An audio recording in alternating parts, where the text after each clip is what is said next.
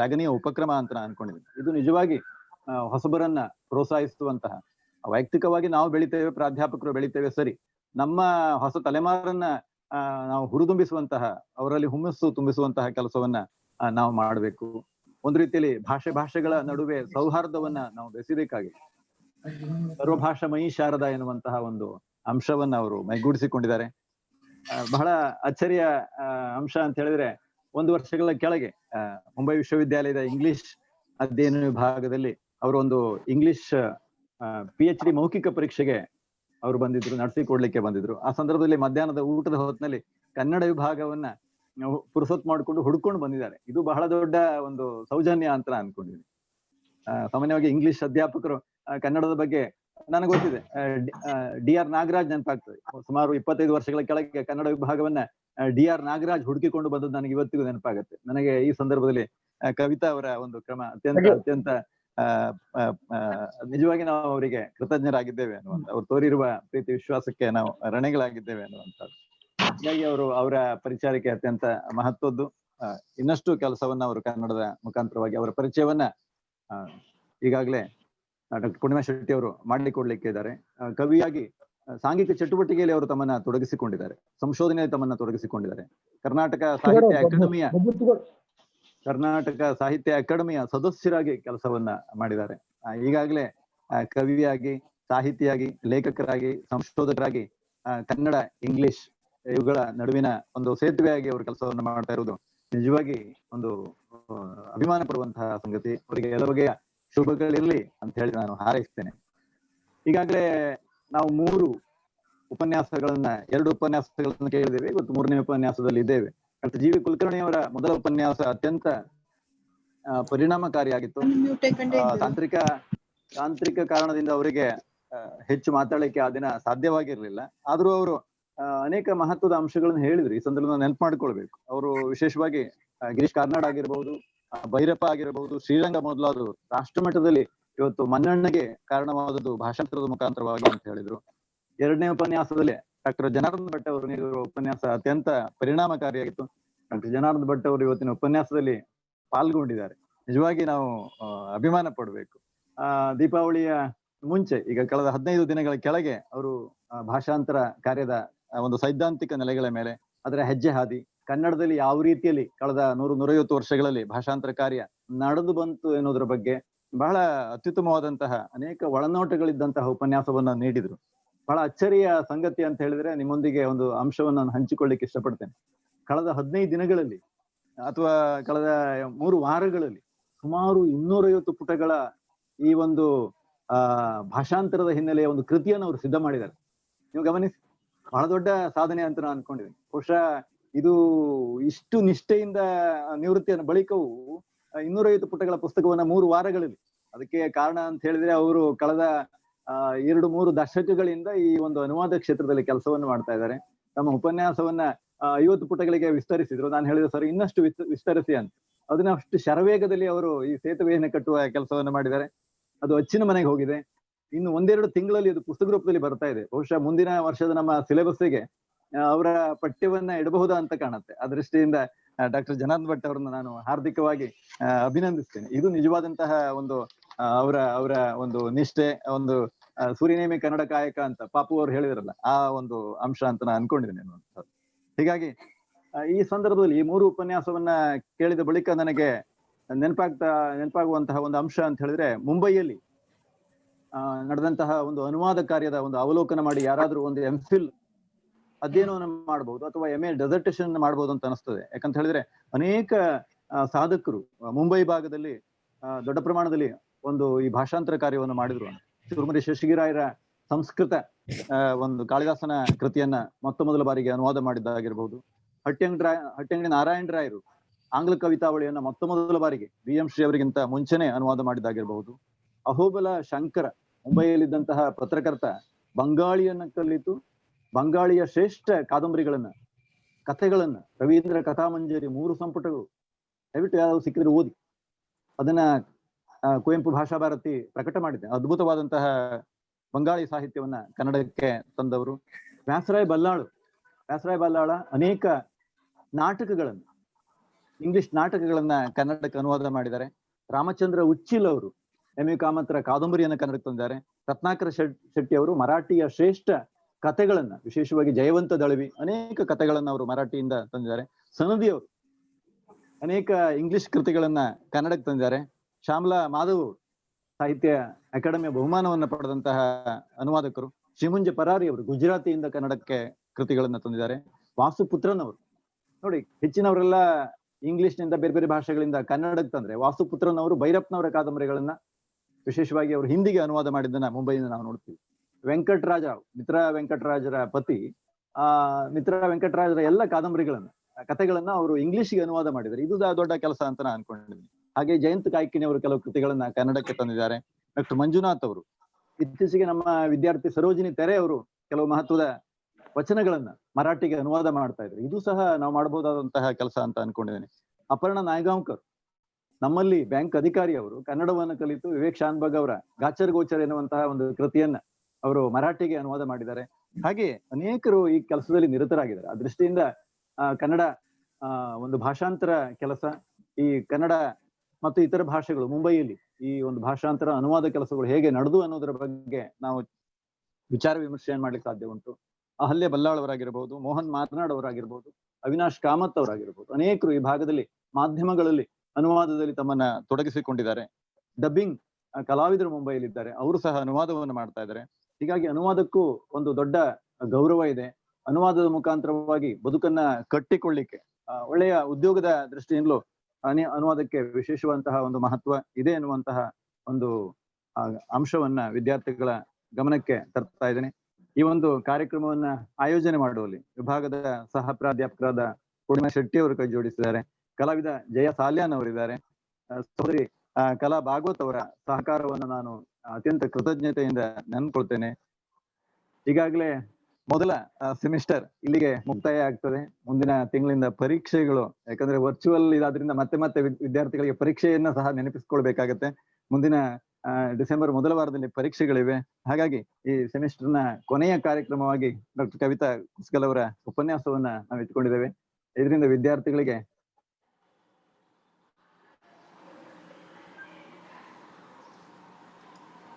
Sir mute ಆಯ್ತು.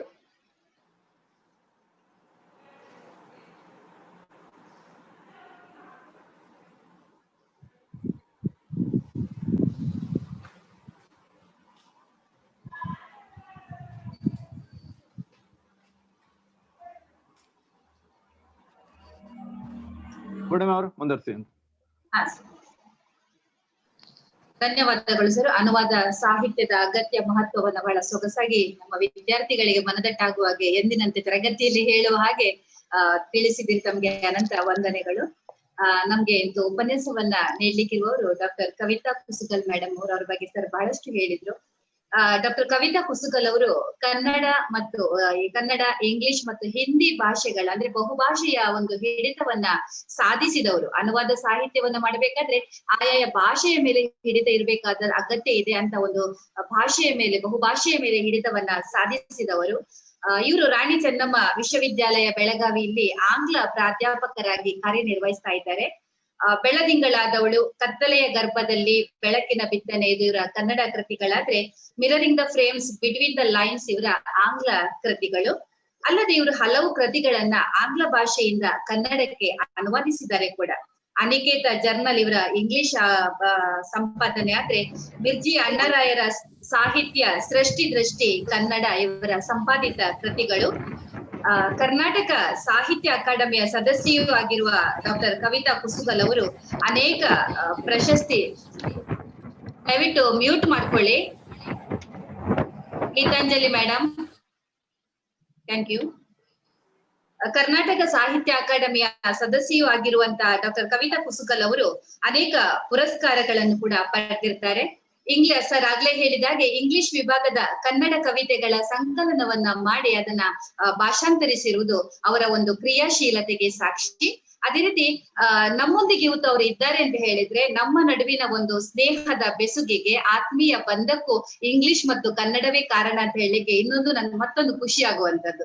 Sir ಆಗ್ಲೇ ಹೇಳಿದ್ರು, ಪದ ಸರ್ ಹೇಳಿದ್ರು, ಆಂಗ್ಲ ವಿಭಾಗಕ್ಕೆ ಅವರು ಮುಂಬೈ ವಿಶ್ವವಿದ್ಯಾಲಯದಂತ ಬೆಳಗಾವಿಯಿಂದ ಮುಂಬೈಗೆ ಆಂಗ್ಲ ವಿಭಾಗದ ಒಂದು ಮೌಖಿಕ ಪರೀಕ್ಷೆಗೆ ಬಂದವರು ನಮ್ಮ ಕನ್ನಡವೇ ಒಂದು ಪುಟ್ಟ ವಿಭಾಗ, ಕನ್ನಡ ವಿಭಾಗವನ್ನ ಹುಡುಕಿಕೊಂಡು ಬಂದಾಗ ಈಗಲೂ ನೆನಪಾಗ್ತದೆ. ನಾವು ಊಟ ಮಾಡ್ತಾ ಇದ್ವಿ, ಪಾಪ ಅವ್ರು ನಮ್ಗೆ ಯಾರಂತ ಗೊತ್ತಿರ್ಲಿಲ್ಲ, ಹೊರಗೆ ಕಾಯಿಸಿ ಅವರ ನಂತರ ನಾವು ಒಳಗೆ ಕರ್ಕೊಂಡಿದ್ವಿ, ನೆನಪಾಗ್ತಾ ಇದೆ. ಆ ಒಂದು ಬೆಸುಗೆಗೂ ಒಂದು ಏನು ಯೋಗ ಅಂತ ನಾನು ಹೇಳಲಿಕ್ಕೆ ಇಷ್ಟಪಡ್ತೇನೆ. ಅಂತಹ ಒಂದು ಡಾಕ್ಟರ್ ಕವಿತಾ ಮೇಡಮ್ ಅವರು ಇವತ್ತು ನಮ್ ಜೊತೆ ಉಪನ್ಯಾಸವನ್ನ ನೀಡ್ಲಿಕ್ಕೆ ಒಪ್ಪಿಕೊಂಡಿರೋದು, ಅವರ ತರಗತಿಯ ವ್ಯಸ್ತ ಕಾರ್ಯದ ನಡುವೆಯೂ ನಮ್ ಜೊತೆ ಸೇರ್ಕೊಂಡಿರೋದು ನಮ್ಗೆ ತುಂಬಾ ಖುಷಿಯನ್ನ ಕೊಟ್ಟಿರುವಂತ ವಿಷಯ. ಮೇಡಮ್, ಮತ್ತೊಮ್ಮೆ ತಮ್ಮನ್ನ ಪ್ರೀತಿಯಿಂದ ಸ್ವಾಗತಿಸ್ತಾ ಈ ಉಪನ್ಯಾಸ ಕಾರ್ಯಕ್ರಮಕ್ಕಾಗಿ ತಮ್ಗೆ ವೇದಿಕೆಯನ್ನ ಅನುವು ಮಾಡಿಕೊಡ್ತಾ ಇದ್ದೇವೆ. ನಮಸ್ಕಾರ, ಥ್ಯಾಂಕ್ ಯು. ಎಲ್ಲರಿಗೂ ಕಾರ್ತಿಕ ಮಾಸದ ಶುಭಾಶಯಗಳು. ತಮಗೂ ಶುಭಾಶಯಗಳು ಮೇಡಮ್. Thank you madam. ಅವತ್ತು ನಾನು ಮುಂಬೈ ಯೂನಿವರ್ಸಿಟಿಗೆ ಬಂದಾಗ ನೀವು ನೀಡಿದ ಆತಿಥ್ಯ ನಿಜವಾಗ್ಲೂ ನನಗೆ ನೀವು ದೂರ ದೂರ ಅಂತ ಇದ್ರೆ ನಂಗೆ ದೂರ ಅನಿಸ್ತಾ ಇಲ್ಲ. ಇಲ್ಲ, ಈಗ ಹತ್ತಿರ ಆಗಿದ್ದೇವೆ ನಾವು. ಮತ್ತೆ ಆವಾಗ ತೋರಿದ ಆತಿಥ್ಯ ಮತ್ತು ಈಗ ತೋರಿದ ನಂಬಿಕೆ, ಇವೆರಡಕ್ಕೂ ನಾನು ಋಣಿಯಾಗಿದ್ದೀನಿ ಅಂತ ಹೇಳ್ತಾ, ಈ ಒಂದು ಉಪನ್ಯಾಸದಲ್ಲಿ ಧಾರವಾಡದಿಂದ ಕುರುಡಿಗಿ ಅವರು ಬಂದಿದ್ದಾರೆ, ನಮ್ಮ ಯೂನಿವರ್ಸಿಟಿಯಿಂದ ಡಾಕ್ಟರ್ ನಾಗರತ್ನ ಪರಾಂಡೆ ಅವರು, ಗಜಪ್ನವರು, ಅನ್ನ ಕೋಲ್ಕರ್ ಅವರು ಆರ್ಪಿಡಿಯಿಂದ, ಹೀಗೆ ಬಹಳಷ್ಟು ಜನ ಸೇರ್ಕೊಂಡಿದ್ದಾರೆ. ಮುಂಬೈದವರಿದ್ದಾರೆ, ಕರ್ನಾಟಕದವರು ಇದ್ದಾರೆ, ಎಲ್ಲಾ ಕಡೆಯಿಂದ ಇಲ್ಲಿ ಸೇರಿದ್ದಾರೆ. ಇದೆಲ್ಲವೂ ಕನ್ನಡದ ಕೆಲಸಕ್ಕಾಗಿ ಅಂತ ಅನ್ಕೊಂಡಿದ್ದೀನಿ. ನಿಮ್ಮೆಲ್ಲರ ನಂಬಿಕೆಗೂ ಕೂಡ ನಾನು ಋಣಿಯಾಗಿದ್ದೀನಿ ಅಂತ ಹೇಳ್ತಾ, ಈಗ ಕೊಟ್ಟಿರುವಂತಹ ಈ ವಿಷಯ ಏನಿದೆ, ಅನುವಾದದ ಅಗತ್ಯ ಮತ್ತು ಮಹತ್ವ ಅಂತ ಏನಿದೆ, ನಾನು ಇದನ್ನೇ ಮಾತಾಡೋಣ ಅಂತ ಹೇಳಿ, ಹೆಚ್ಚಿಗೆ ಥಿಯರಿಗಳನ್ನ ಒಳಗಡೆ ಆಳಕ್ಕೆ ನಾನು ಯಾವುದನ್ನು ಇಳಿಯದೇನೆ ಭಾಷಾಂತರ, ಈ ಭಾಷೆಯ ಇತಿಹಾಸದೊಂದಿಗೆ ಒಳಗೊಂಡು ಆ ಭಾಷಾಂತರದ ಇತಿಹಾಸದ ಜೊತೆಗೆ ಏನೇನು ಚಳವಳಿಗಳಿಗೆ ಬರ್ತಾವೆ ಅದನ್ನ ಇಟ್ಕೊಂಡು ನಾನು ಅಗತ್ಯ ಮತ್ತು ಮಹತ್ವವನ್ನ ಇಷ್ಟನೇ ನಾನು ಒಂದು ಸೀಮೆಯನ್ನ, ಮಿತಿಯನ್ನ ಹಾಕೊಂಡು ಮಾತಾಡುತ್ತಿದ್ದೇನೆ. ಹಾಗಾಗಿ ಯಾವುದೇ ಥಿಯರಿಗಳ ಆಳಕ್ಕೆ ಇಳಿಯೋದಿಲ್ಲ. ಇಷ್ಟ ಒಂದು ಮಿತಿಯನ್ನು ಹಾಕೊಂಡು ನನ್ನ ಮಾತುಗಳನ್ನ ಶುರು ಮಾಡೋದಕ್ಕೆ ಇಷ್ಟಪಡ್ತೇನೆ. ಈ ಭಾಷಾಂತರ ಅನ್ನುವಂಥದ್ದು ಬಹುಶಃ ನಮ್ಮ ಎಕನಾಮಿಸ್ಟ್ಸ್ ಏನ್ ಹೇಳ್ತಾರೆ, necessity is the mother of invention ಅಂತ ಹೇಳಿ. ಆ ಭಾಷೆ ಕೂಡ ಒಂದು ಅವಶ್ಯಕತೆಯಾಗಿನೇ, ಆ ಭಾಷೆ ಹುಟ್ಟಬೇಕಾದ್ರೆ ಅದರ ಅವಶ್ಯಕತೆ ಇತ್ತು ಅಂತ ಭಾಷೆ ಹುಟ್ಟಿತ್ತು. ಹಾಗೇನೆ ಭಾಷಾಂತರದ ಅವಶ್ಯಕತೆಯು ಕೂಡ ಹೇಗೆ ಇತ್ತು ಅಂತ ಹೇಳೋದಾದ್ರೆ, ಮನುಷ್ಯ ಸಂಘಜೀವಿ ಅಂತ ನಮ್ಮ ಸೋಷಿಯಾಲಜಿಗಳಲ್ಲಿ, ಸಮಾಜ ಶಾಸ್ತ್ರದಲ್ಲಿ ಹೇಳ್ತಾರೆ. ಮನುಷ್ಯ ಸಮಾಜ ಜೀವಿ ಯಾವಾಗ ಆಗ್ತಾನೋ ಆವಾಗೆ ಅವನಿಗೆ ಸಂವಹನದ ಅವಶ್ಯಕತೆ ಬೀಳತ್ತೆ ಮತ್ತು ಭಾಷೆಯ ಅವಶ್ಯಕತೆ ಬೀಳತ್ತೆ. ಭಾಷೆ ಬೇರೆ ಅಲ್ಲ, ಸಂಸ್ಕೃತಿ ಬೇರೆ ಅಲ್ಲ. ಆ ಭಾಷೆಯ ಜೊತೆಗೆ ಬಹುಶಃ ಭಾಷೆ ಹುಟ್ಟೋಕ್ಕಿಂತ ಮೊದಲೇ ಮೆಸೊಪೊಟೇಮಿಯಾದಲ್ಲಿ ಏನು ಭಾಷೆ ಹುಟ್ಟಿಕೊಳ್ತು, ಅಲ್ಲಿಂದ ಈ ಅದೊಂದು ಬೇರೆ ಚರಿತ್ರೆ ಸ್ಟಾರ್ಟ್ ಆಗುತ್ತೆ. ಸೊ ಅದಕ್ಕಿಂತ ಮೊದಲೇನೆ ಸನ್ನೆಯ ಮುಖಾಂತರವಾಗಿ ನಮ್ಮ ಸಂವಹನ ಇತ್ತು. ಆ ಸನ್ನೆಯ ಮುಖಾಂತರ ಮತ್ತೆ ಚಿತ್ರಲಿಪಿಗಳನ್ನ ಗವಿಗಳಲ್ಲೆಲ್ಲ ಇವತ್ತಿಗೂ ನಾವು ಕಾಣ್ತೀವಿ. ಸೊ ಅವುಗಳ ಜೊತೆಗೇನೆ ನಮ್ಮ ಭಾವನೆಗಳನ್ನ, ಬಹುಶಃ ಶಬ್ದಗಳು, ಮಾತು ಅನ್ನೋಕ್ಕಿಂತ ಶಬ್ದಗಳನ್ನ ಉಚ್ಚರಿಸ್ತಾ ಇದ್ರು ಅವಾಗಿನ ಮನುಷ್ಯರು. ಅವುಗಳನ್ನ ಅಭಿವ್ಯಕ್ತಿ ಪಡಿಸ್ಕೊಳ್ಬೇಕಾದ್ರೆ ಅದನ್ನ ಚಿತ್ರಲಿಪಿಯಲ್ಲಿ ಬರೆದಿಟ್ರು. ಸೊ ಇವೆಲ್ಲವೂ ಕೂಡ ಭಾಷಾಂತರವೇ ಅಂತ ನಾನು ಅಂದ್ಕೊಳ್ತೀನಿ. ಭಾಷಾಂತರ ಆರಂಭವಾಗಿದ್ದು ಆವಾಗಿಂದ ಅಂತ ಹೇಳಿ.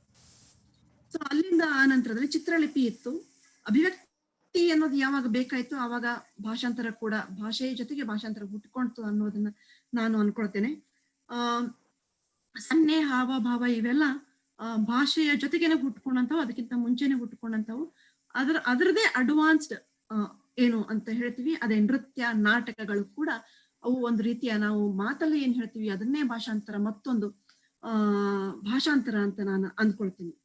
ಹಾಗೇನೆ ಭಾಷೆ ಬೆಳೆಯುವ ಮೊದಲೇ ಇವೆಲ್ಲ ಚಿತ್ರಲಿಪಿ, ನಟನೆ, ಸನ್ನೆ, ಸಂಜ್ಞೆಗಳು ಹುಟ್ಕೊಂಡ್ವು ಅನ್ನುವಂಥದ್ದು. ರೋಮನ್ ಜಾಕಬ್ಸನ್ ಒಂದು ನಿಬಂಧದಲ್ಲಿ ಹೇಳ್ತಾರೆ, on linguistic aspects of translation ಅಲ್ಲಿ ಅವರು 3 ತರಹದ ಭಾಷಾಂತರಗಳನ್ನ ಗುರುತಿಸ್ತಾರೆ. ಅದರಲ್ಲಿ ಇಂಟ್ರಾಲಿಂಗ್ವಲ್ ಟ್ರಾನ್ಸ್ಲೇಷನ್, ಇಂಟರ್ಲಿಂಗ್ವಲ್ ಟ್ರಾನ್ಸ್ಲೇಷನ್ ಮತ್ತು ಇಂಟರ್ಸಿಮಿಯಾಟಿಕ್ ಟ್ರಾನ್ಸ್ಲೇಷನ್ ಅಂತ ಹೇಳಿ 3 ತರದಲ್ಲಿ ಹೇಳ್ತಾರೆ.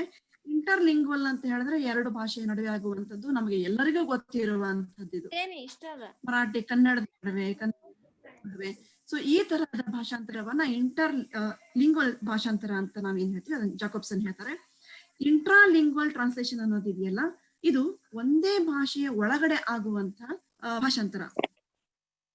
ಇದು ಎಷ್ಟು ಅನಿವಾರ್ಯ ಅಂತ ಹೇಳಿದ್ರೆ, ನಾವು ಭಾಷೆಯನ್ನ ಕಲಿಬೇಕಾದ್ರೆ ಇಂಟರ್ಲಿಂಗ್ವಲ್ ಟ್ರಾನ್ಸ್ಲೇಷನ್ ಬೇಕೇ ಬೇಕು ಅನ್ನೋದು. ಇಂಟ್ರಾಲಿಂಗ್ವಲ್ ಟ್ರಾನ್ಸ್ಲೇಷನ್ ನನ್ನ ಮಗ ಕೇಳ್ತಾನೆ, ಹೇಳ್ತಿರ್ತಾನೆ ಏನಂದ್ರೆ ಅಪ್ಪ ಅಳಿನಿ ಅಂತ ಹೇಳಿ, ಅಲ್ಲಪ್ಪ ಅಳಿನಿ ಅಲ್ಲ ಅತ್ತೆ ಅಂತ ಹೇಳ್ಬೇಕು ಅಂತ ಹೇಳಿ. ಅದೇ ಭಾಷೆಯಲ್ಲಿನ ಚಿಕ್ಕ ಮಕ್ಕಳು ಕಲಿಯೋದೇ ಫಸ್ಟ್ ಅವರು ಈ ಇಂಟ್ರಾಲಿಂಗ್ವಲ್ ಮತ್ತು ಇದರಿಂದ ಕಲಿಬೇಕು. ಯಾಕಂದ್ರೆ ಅವ್ರಿಗೆ ಬೇರೆ ಭಾಷೆ ಇರೋದಿಲ್ಲ, ಒಂದೇ ಭಾಷೆಯ ಇದೆಲ್ಲ ಅವ್ರು ಇಮಿಟೇಷನ್ ಮಾಡ್ತಾ ಮಾಡ್ತಾ ಕೊನೆಗೆ ಅಲ್ಲಿ ಅದೇ ಭಾಷೆಯ ಮತ್ತೊಂದು ಅಂದ್ರೆ ರೀವರ್ಡಿಂಗ್ ಅಂತ ಹೇಳ್ತಾರೆ. ಸೊ ಅದೇ ಭಾಷೆಯ ಮತ್ತೊಂದು ಶಬ್ದವನ್ನ ಹಾಕಿ ಅವರು ಕಲಿತಾ ಇರ್ತಾರೆ. ಸೊ ಇದು ಕೂಡ ಭಾಷಾಂತರವೇ. ಹಾಗೆ ಇಂಟರ್ ಸಿಮಿಯೋಟಿಕ್ ಅಂತ ಹೇಳಿದಾಗ ನಾವು ಸನ್ನೆಯ ಮುಖಾಂತರ, ಮಗುಗೆ ಚಿಕ್ಕ ಮಗುಗೆ ಮಾತು ಬರ್ತಾ ಇರೋದಿಲ್ಲ, ಸನ್ನೆಯ ಮುಖಾಂತರ ಅಳುವುದರ ಮುಖಾಂತರ ಹೇಳ್ತಾ ಇರುತ್ತೆ. ಸೊ ನಾವು ಫಿಲ್ಮ್ ಅಲ್ಲಿ ನೋಡ್ಬೇಕಾದ್ರೆ ನೆರಳು, ಒಂದು ದೀಪ ಆರ್ ಹೋಗ್ಬಿಡುತ್ತೆ. ಸೊ ಅದು ಏನಪ್ಪಾ ನಮ್ಗೆ ಎಲ್ರಿಗೂ ಗೊತ್ತು, ಅದು ಏನು ಅಂತ ಹೇಳಿದ್ರೆ ಅಲ್ಲಿ ಒಂದು ಜೀವ ಹೋಗ್ತಾ ಇದೆ ಅಂತ ದೀಪ ಆರುವ ಒಂದು ಚಿಹ್ನೆಯನ್ನು ತೋರಿಸ್ತಾರೆ. ಅದು ಕೂಡ ಒಂದು ಭಾಷಾಂತರ. ಒಂದು ರಷ್ಯನ್ ಮೂವಿ ಇತ್ತು ದ ಕಾರ್ನ್ ಐಲ್ಯಾಂಡ್ ಅಂತ ಹೇಳಿ, ಅದರಲ್ಲಿ ಇಡೀ ಫಿಲ್ಮ್ ಅಲ್ಲಿ ಒಂದು 4-5 ವಾಕ್ಯಗಳ ಸಂಭಾಷಣೆ ಇರಬಹುದು ಏನೋ, ಅದಕ್ಕೊಂದು ಯಾವ್ದೋ ಅವಾರ್ಡ್ ಕೂಡ ಬಂತು, ಇಂಟರ್ನ್ಯಾಷನಲ್ ಅವಾರ್ಡ್. ಸೊ ಈ ತರದ ಅಲ್ಲಿ ಭಾಷೆ ಇಲ್ವೇ ಇಲ್ಲ. ರಷ್ಯನ್ ಮೂವಿ ಆಗಿದ್ರು ಕೂಡ ಅದು ನಮ್ಮದೇ ಅನ್ನುವಷ್ಟು ಆತ್ಮೀಯತೆಯಿಂದ ನಾವು ಅದನ್ನ ನೋಡ್ತೀವಿ, ಅರ್ಥ ಮಾಡ್ಕೊಳ್ತೀವಿ. ಇಡೀ ಫಿಲ್ಮ್ ತುಂಬಾ ಬರೀ ಹಾವಭಾವಗಳ ಮುಖಾಂತರವಾಗಿಯೇ ನಾವು ಅದನ್ನ ಅರ್ಥ ಮಾಡ್ಕೊಳ್ತೀವಿ. ಹಾಗಾಗಿ ಅದು ಒಂದು ಭಾಷೆ ಅಂತ ನಾವಿಲ್ಲಿ ಅನ್ಕೊಳ್ಬೇಕಾಗತ್ತೆ, ಅದನ್ನ ಕನ್ಸಿಡರ್ ಮಾಡ್ಬೇಕಾಗತ್ತೆ ಅನ್ನೋದನ್ನ ಹೇಳ್ತಾ ನಾನು ಮುಂದುವರಿತೀನಿ. ಅದು ಸುಮ್ನೆ ಒಂದು ಪೀಠಿಕೆ. ಯಾಕೆ ಅಂತ ಹೇಳಿದ್ರೆ ಈ ಮೂರನ್ನು ಭಾಷೆ ಅಂತ ಅನ್ಕೊಂಡೆ ನಾನು ಮುಂದೆ ಒರಿತಾ ಇರೋದ್ರಿಂದ.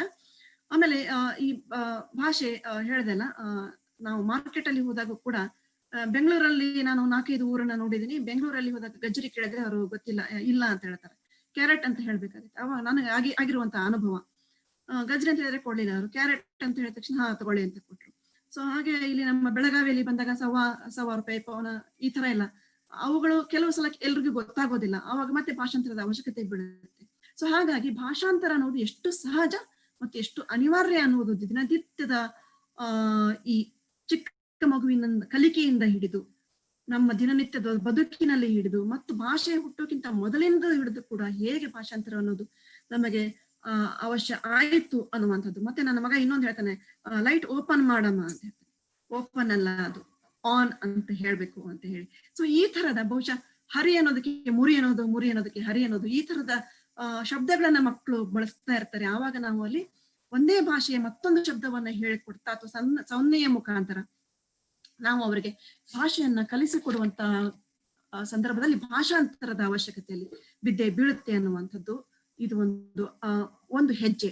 ಹಾಗೇನೆ ನಾವು ಈ ಕನ್ನಡ ನಾಡಿನಲ್ಲಿ ನೋಡ್ಬೇಕಾದ್ರೆ ಅಥವಾ ಯಾವುದೇ ಒಂದು ಭಾಷಿಕ ಪ್ರಾಂತ್ಯ ಇರಬಹುದು, ಅಲ್ಲಿ ಕಮ್ಮಿ ಅಂತಂದ್ರೂ 2 ಭಾಷೆಗಳು ಎಲ್ಲಾ ಊರಲ್ಲೂ ನಾವು ಕಂಡೇ ಕಾಣ್ತೀವಿ. ಕರ್ನಾಟಕದಲ್ಲಿರೋ ಯಾವುದೇ ಬಹುಶಃ ಈ ಗದಗ ಮತ್ತು ನಡುವಿನ ಪ್ರದೇಶಗಳನ್ನ ಬಿಟ್ರೆ ಸುತ್ತಮುತ್ತ ಎಲ್ಲಾ ಊರುಗಳಲ್ಲಿ 2-3 ಭಾಷೆಗಳು ಇದ್ದೇ ಇರ್ತವೆ. ಮಡಿಕೇರಿನಲ್ಲಿ ಹೋದ್ರೆ ತುಳು ಇರುತ್ತೆ, ಆ ಕಡೆ ಕೊಂಕಣಿ ಇರುತ್ತೆ, ಈ ಕಡೆ ಮಲಯಾಳಿ, ತೆಲುಗು ಎಲ್ಲಾ ಭಾಷೆಗಳು ಇರ್ತವೆ. ಸೊ ಹೀಗೆ ನಮ್ಮ ಭಾರತದ ಸೊಗಡೆ ಅದು. ಏನು ಅಂದ್ರೆ ಏನೂ ಇಲ್ಲ ಅಂದ್ರೆ ನಮ್ಗೆ 2 ಭಾಷೆಗಳು ಬಂದೇ ಬರ್ತಿರ್ತವೆ. ಇಂಗ್ಲಿಷನ್ನ ಬಿಟ್ರು ಕೂಡ ಹಿಂದಿ ಕನ್ನಡ ಬರ್ತಾ ಇರುತ್ತೆ, ಮರಾಠಿ ಕನ್ನಡ ಬರ್ತಾ ಇರುತ್ತೆ. ಹೀಗೆ ಬಹುಶಃ ಅದನ್ನ ನಾವು ಹೇಗೆ ಅಂದ್ರೆ ಅದನ್ನ ನಾವು ಎಲ್ರೂ ಭಾರತೀಯರು ಎಂಜಾಯ್ ಮಾಡ್ತಾ ಅದನ್ನ ಭಾಷೆಗಳನ್ನ ಬದುಕ್ತಾ ಇರ್ತೀವಿ. ಭಾಷೆ ಅಂದ್ರೆ ಸಂಸ್ಕೃತಿ ಅಂತ ಏನ್ ಹೇಳಿದ್ವಿ, ಆ ಭಾಷೆಗಳನ್ನೇ, ಆ ಸಂಸ್ಕೃತಿಯನ್ನ ನಾವು ಬದುಕ್ತಾ ಇರ್ತೀವಿ.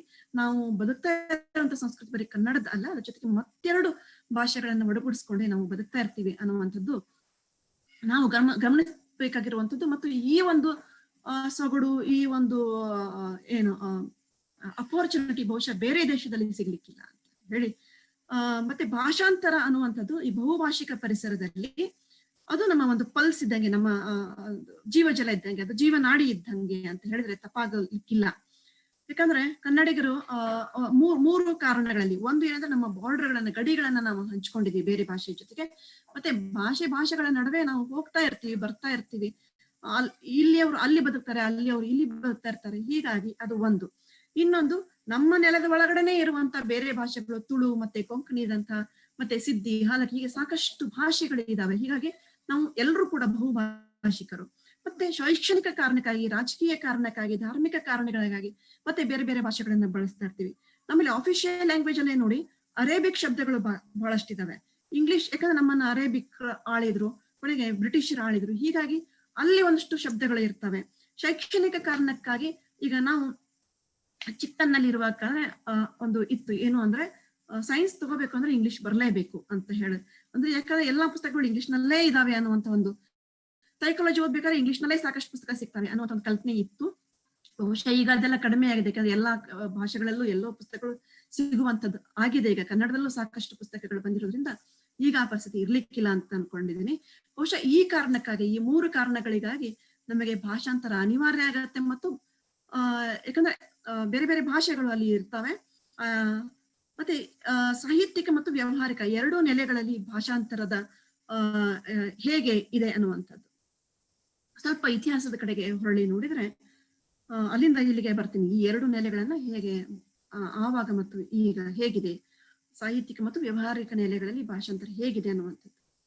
ಕನ್ನಡ ನಾಡಿನ ಶಾಸನಗಳನ್ನ ತೆಗೆದುಕೊಂಡಾಗ ವ್ಯಾವಹಾರಿಕ ಕಾರಣಗಳಿಗಾಗಿ ಅಥವಾ ಆಡಳಿತಾತ್ಮಕ ಕಾರಣಗಳಿಗಾಗಿ ಭಾಷಾಂತರದ ಬಳಕೆಯನ್ನ ಶಾಸನಗಳಲ್ಲಿ ಹೇಗೆ ಮಾಡಿದ್ದಾರೆ ಅನ್ನುವಂಥದ್ದನ್ನ, ಹೇಗೆ ಆರಂಭ ಆಯಿತು ಅನ್ನೋದನ್ನ ಕ್ರಿಸ್ತಶಕ ಪೂರ್ವ 2ನೇ ಶತಮಾನದಲ್ಲಿ ಅಶೋಕನ ಶಾಸನಗಳಲ್ಲಿ ಮತ್ತೆ 4ನೇ ಶತಮಾನದ ಚಂದ್ರವಳ್ಳಿ ಶಾಸನಗಳಲ್ಲಿ ಪಾಳಿ ಭಾಷೆ ಇದೆ, ಲಿಪಿ ಬ್ರಾಹ್ಮಿ ಲಿಪಿ ಇದೆ. ಹಾಗೇನೆ ಕ್ರಿಸ್ತಶಕ 5ನೇ ಶತಮಾನದಲ್ಲಿ ಹಲ್ಮಿಡಿ ಶಾಸನ ಇದೆ. ಇದು ಬ್ರಾಹ್ಮಿ ಲಿಪಿ ಅಥವಾ ಇದನ್ನ ಕದಂಬರ ಕನ್ನಡ ಅಂದ್ರೆ ಆ ಕನ್ನಡ ಸ್ವಲ್ಪ ಬೇರೆ ಇದೆ. ಸೊ ಭಾಷೆ ಕನ್ನಡ ಇದೆ, ಕದಂಬರ ಕನ್ನಡ ಅಂತ ಲಿಪಿ, ಕನ್ನಡ ಲಿಪಿ ಇದೆ. 7ನೇ ಶತಮಾನಕ್ಕೆ ಬಂದ್ರೆ ಐಹೊಳೆ ಶಾಸನದ ಲಿಪಿ ಕನ್ನಡ ಭಾಷೆ, ಭಾಷೆ ಸಂಸ್ಕೃತ ಮತ್ತೆ ಲಿಪಿ ಕನ್ನಡದಾಗಿದೆ. 9ನೇ ಶತಮಾನದ ಗಂಗಾಧರಂ ಶಾಸನ ಏನಿದೆ, ಇದು ಕನ್ನಡ ಲಿಪಿಯನ್ನು ಹೊಂದಿರುವಂತ ಕನ್ನಡ, ಸಂಸ್ಕೃತ ಮತ್ತು ತೆಲುಗು ಭಾಷೆಗಳ ಒಂದು ಮಿಶ್ರಣ. ಅಲ್ಲಿ ಹೇಗೆ ನಮ್ಮ ಇವತ್ತಿನ ಕನ್ನಡ ಕವನಗಳು ನ್ಯೂಸ್ ಪೇಪರ್ ನೋಡ್ಬಿಟ್ರೆ ಇಂಗ್ಲಿಷ್ ಅನ್ನು ಮಿಶ್ರಿತ ಆಗಿದ್ದಾವೆ, ಹಾಗೆ ಆವಾಗ ಪಾಳಿ ಸಂಸ್ಕೃತ ಭಾಷೆಗಳ ಒಂದು ಮಿಶ್ರಣವಾಗಿ ಈ ಗಂಗಾಧರಂ ಶಾಸನ ಸಿಗುತ್ತೆ. ಲಿಪಿಯಲ್ಲಿ ಕನ್ನಡ ಇದೆ.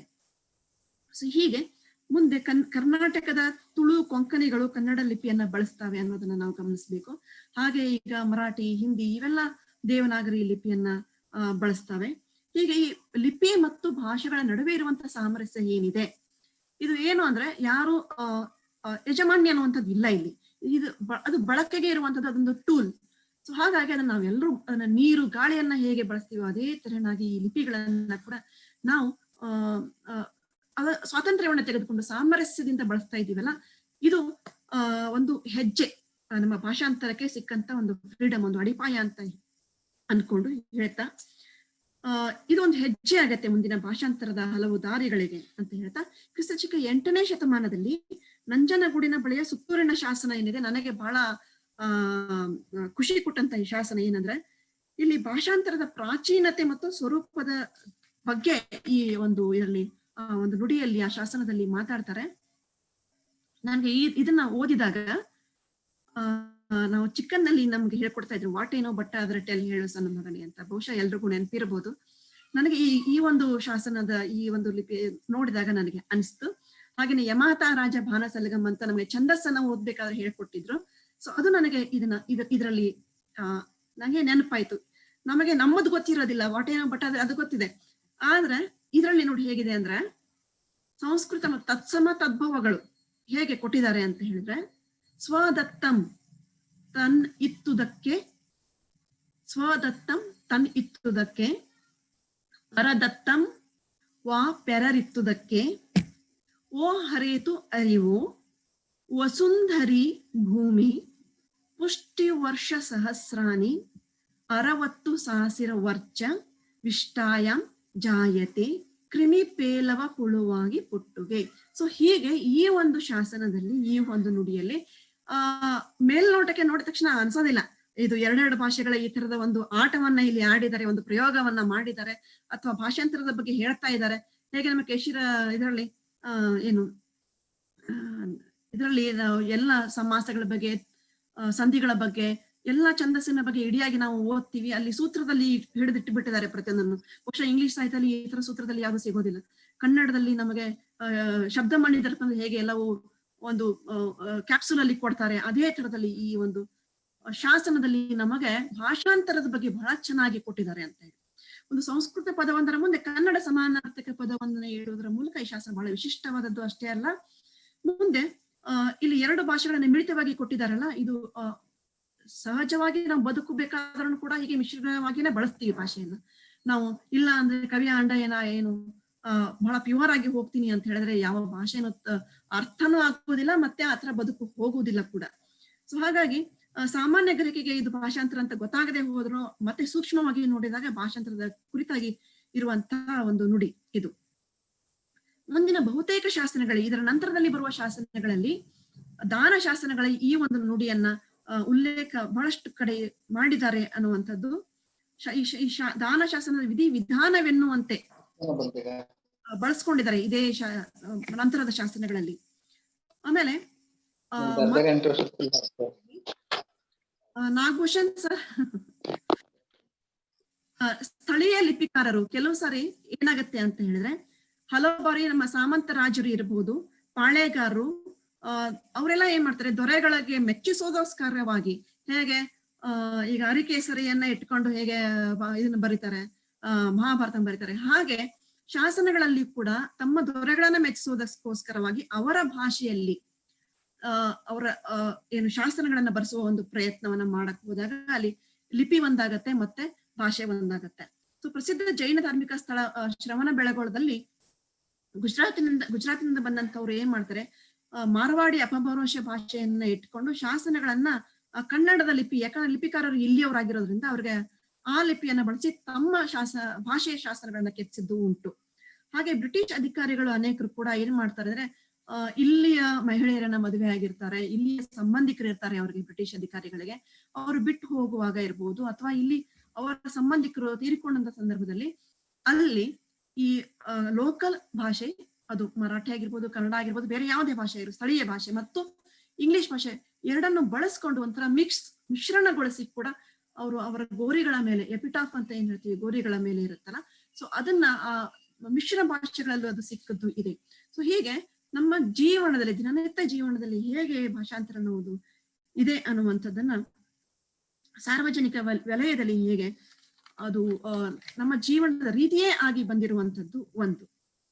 ಆಮೇಲೆ ಧಾರ್ಮಿಕ ಭಾಷಾಂತರ ಅನ್ನೋದು ಹೇಗೆ ಆರಂಭ ಆಯ್ತು? ಭಾರತ ಮೊದಲು ಬ್ರಿಟಿಷರ್ ಬರೋಕ್ಕಿಂತಲೇ ಮುಂಚೆ ಬೌದ್ಧ ಧಾರ್ಮಿಕ ಸಾಹಿತ್ಯದ ಚೀನಿ ಭಾಷಾಂತರಗಳಿಂದ, ನಾನು ಇತ್ತೀಚೆಗೆ ಓದಿದ್ದೆ, ನಮ್ಮ ರಾಮಾಯಣದ ಮೂಲ ಪ್ರತಿ ಚೀನಿಯಲ್ಲಿ ಇದೆ, ಒಂದು ಅದರ ಒಂದು ಕೃತಿ ಚೀನಿ ಮತ್ತು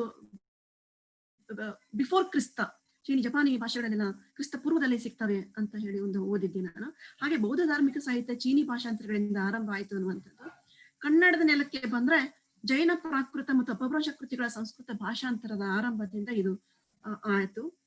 ತುಂಬುಲಾಚಾರ್ಯ ಮತ್ತು ಶ್ಯಾಮಕುಂದಾಚಾರ್ಯ ಮುಂತಾದವರು ಪ್ರಾಕೃತ ಸಂಸ್ಕೃತ ಸಾಹಿತ್ಯ ಚಟುವಟಿಕೆಯೊಂದಿಗೆ ಜೈನ ಕೃತಿಗಳ ಕನ್ನಡ ವ್ಯಾಖ್ಯಾನ ಪರಂಪರೆಯನ್ನ ಆರಂಭಿಸ್ತಾರೆ. ಭಾಷಾಂತರ ಅನ್ನೋದು ಇವತ್ತಿನ ರೀತಿಯೇ ಇರ್ಲಿಲ್ಲ, ಅದು ಬೇರೆ ಬೇರೆ ರೀತಿಯಲ್ಲಿ ಹುಟ್ಕೊಂಡು ಬಂತು. ಅದು ವ್ಯಾಖ್ಯಾನಗಳನ್ನ ಮಾಡ್ತಾ ಮಾಡ್ತಾ ಕೂಡ ಅದು ಒಂದು ರೀತಿಯ ಭಾಷಾಂತರದ ಒಂದು ನೆಲೆ ಅಂತ ಹೇಳ್ಬೋದು. ಆಮೇಲೆ ಟೀಕು ವ್ಯಾಖ್ಯಾನಗಳನ್ನ ಮಾಡ್ತಾ ಆರಂಭಗೊಂಡಂತ ಈ ಕನ್ನಡದ ಆಸಕ್ತಿ, ಈ ತುಂಬಲಾಚಾರ್ಯ ಮತ್ತು ಶ್ಯಾಮಕುಂದಾಚಾರ್ಯರು ಹೀಗೆ ಸಾಕಷ್ಟು ಜನ ಈ ಧಾರ್ಮಿಕ ಕೃತಿಗಳನ್ನ ಶಬ್ದಶಃ ಭಾಷಾಂತರ ಮಾಡದೇನೆ ಅದಕ್ಕೆ ವ್ಯಾಖ್ಯಾನವನ್ನು ಕೊಡ್ತಾ ಅದನ್ನ ರೀಪ್ರೊಡ್ಯೂಸ್ ಅಂದ್ರೆ ರೂಪಾಂತರವನ್ನ ಮಾಡ್ತಾನೋ, ಅದಕ್ಕೆ ವ್ಯಾಖ್ಯೆಗಳನ್ನ ಕೊಡ್ತಾನೋ, ನಮಗೆ ಅದನ್ನ ಮರುರಚಿಸಿ ಕೊಟ್ಟದ್ದು. ಸೊ ಹಾಗೆ ಮರುರಚಿಸಿ ಕೊಟ್ಟಂತ ಸಂದರ್ಭದಲ್ಲಿ, ವ್ಯಾಖ್ಯಾನಗಳನ್ನ ಕೊಟ್ಟಂತ ಸಂದರ್ಭದಲ್ಲಿ ಆ ವ್ಯಾಖ್ಯಾನಗಳನ್ನ ಕನ್ನಡದಲ್ಲಿ ಓದಿದವರು ಹಾಗಾದ್ರೆ ಮೂಲ ಕೃತಿ ಏನಿದೆ ಅನ್ನುವಂತ ಆಸಕ್ತಿ ಹುಟ್ಟಿ ಅವರು ಆ ಸಂಪೂರ್ಣವಾಗಿ ಅದನ್ನ ಭಾಷಾಂತರಗೊಳಿಸ್ಬೇಕು ಅನ್ನುವಂತ ಒಂದು ಕುತೂಹಲವನ್ನ, ಆ ತರದ ಕುತೂಹಲಗಳ ಮೂಲ ಕೃತಿ ಎಡೆಗೆ ಕುತೂಹಲವನ್ನ ಹುಟ್ಟಿಸಿದ್ದು ಈ ವ್ಯಾಖ್ಯಾನಗಳು. ಸೊ ಹಾಗಾಗಿ ಈ ವ್ಯಾಖ್ಯಾನಗಳು ಕೂಡ ಭಾಷಾಂತರದ ಹಂತದಲ್ಲಿ ಬಹಳ ಮುಖ್ಯವಾದ ಪಾತ್ರಗಳನ್ನು ವಹಿಸ್ತವೆ, ಒಂದು ಮೈಲಿಗಲ್ಲು ಅಂತ ಹೇಳ್ಬಹುದು. ಕವಿರಾಜ ಮಾರ್ಗಕಾರರಂತವರು ದಂಡಿಯ ಲಕ್ಷಣ ಗ್ರಂಥವನ್ನ ಕನ್ನಡಕ್ಕೆ ತರುವ ಆಶಯವನ್ನ ತಮ್ಮ ಕೃತಿಯಲ್ಲಿ ಹೇಳ್ತಾರೆ. ಶಾಸ್ತ್ರ ಕಾವ್ಯಗಳ ಭಾಷಾಂತರದ ಪರಂಪರೆ ಬೆಳೀತದೆ ಆ ಒಂದು ಕಾಲದಲ್ಲಿ. ಕಾಮಶಾಸ್ತ್ರ, ಗಣಿತಶಾಸ್ತ್ರ, ವೈದ್ಯಶಾಸ್ತ್ರ, ಹೀಗೆ ಎಲ್ಲ ಶಾಸ್ತ್ರಗಳ, ಎಲ್ಲ ಧಾರ್ಮಿಕ ಕೃತಿಗಳ ಭಾಷಾಂತರಗಳು ಇವತ್ತು ಲಭ್ಯ ಇದ್ದಾವೆ. ಹಾಗೆ ನಂತರದಲ್ಲಿ ಬಂದ್ರೆ ಈಗ ಅರೇಬಿಯನ್ ಕಾಲದಲ್ಲೂ ಕೂಡ, ಮೊಘಲರ ಕಾಲದಲ್ಲೂ ಕೂಡ ಸಾಕಷ್ಟು ಭಾಷಾಂತರಗಳಾಗಿದ್ದಾವೆ. ಅವರು ಕೂಡ ಕನ್ನಡ ಕೃತಿಗಳನ್ನ ರಚಿಸಿದ್ದಾರೆ. ಅಲ್ಲಿ ಬೇರೆ ಬೇರೆ ಭಾಷೆಗಳ ಮಿಳಿತವನ್ನ ನಾವು ನೋಡ್ತೀವಿ. ಆ ನಂತರದಲ್ಲಿ ಬಂದ್ರೆ ನಾವು ಬ್ರಿಟಿಷ್ ವಸಾಹತು ಕಾಲದಲ್ಲಿ ಬಂದ್ರೆ ಪುನರುಜ್ಜೀವನ ಮತ್ತು ಸ್ವಾತಂತ್ರ್ಯ ಚಳುವಳಿಯ ಅವುಗಳ ವೇಗವನ್ನ ವರ್ಧಿಸುವಲ್ಲಿ ನಮಗೆ ಭಾಷಾಂತರ ಬಹಳ ದೊಡ್ಡ ಕೆಲಸವನ್ನ ಮಾಡಿದೆ ಅಂತ ಹೇಳ್ಬೋದು. ಮೊದಲು ಸಂಸ್ಕೃತ ಏನೋ ಒಂದು ಪಾತ್ರವನ್ನ ನಮ್ಮ ಭಾರತದಲ್ಲಿ ವಹಿಸಿತ್ತು, ಅದೇ ಒಂದು ಸ್ಥಾನವನ್ನ ಇಂಗ್ಲಿಷ್ ಇಲ್ಲಿ ಪಡ್ಕೊಳ್ಳುತ್ತೆ ಈ ಒಂದು ವಸಾಹತು ಕಾಲದಲ್ಲಿ.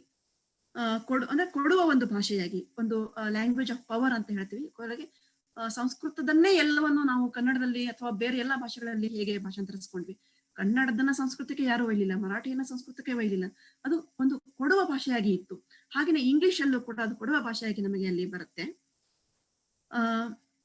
ಆರಂಭದಲ್ಲಿ ಬ್ರಿಟಿಷರೇ ಅವರ ಪುಸ್ತಕಗಳನ್ನ, ನಮ್ಮ ಎಜುಕೇಶನ್ ಶಿಕ್ಷಣ ಯಾವಾಗ ಬ್ರಿಟಿಷರು ನಮಗೆ ಶಿಕ್ಷಣವನ್ನು ಕೊಟ್ಟಿದ್ದು ಭಾಷಾಂತರಿಸ್ಕೊಳ್ಳಿ ಅಂತ ಅಲ್ಲ, ಅವರು ಕೊಟ್ಟದ್ದು ಒಂದಿಷ್ಟು ಕ್ಲರ್ಕ್ಸ್ ಗಳನ್ನ ಕ್ರಿಯೇಟ್ ಮಾಡೋದಕ್ಕಾಗಿ, ಒಂದು ಹಂತದ ಕಾರ್ಕೂನರನ್ನ ಹುಟ್ಟಿಸೋದಕ್ಕಾಗಿ ಅವರು ಏನು ಕನ್ನಡ ಅವರು ಇಂಗ್ಲಿಷ್ ಎಜುಕೇಶನ್ ಅನ್ನ, ಶಿಕ್ಷಣವನ್ನ ಏನು ಕೊಟ್ಟರು, ಅದು ಅವರ ಉದ್ದೇಶ ಬೇರೆ ಇತ್ತು. ಅವರು ನಮ್ಮಲ್ಲಿ ಒಂದಿಷ್ಟು ಭಾಷಾಂತರಗಳನ್ನ, ಅಧಿಕಾರಿಗಳನ್ನ ನೇಮಿಸಿ ಭಾಷಾಂತರಗಳನ್ನ ಮಾಡ್ತಾರೆ, ಡಿಕ್ಷನರಿಗಳನ್ನ ಮಾಡಿಸ್ತಾರೆ.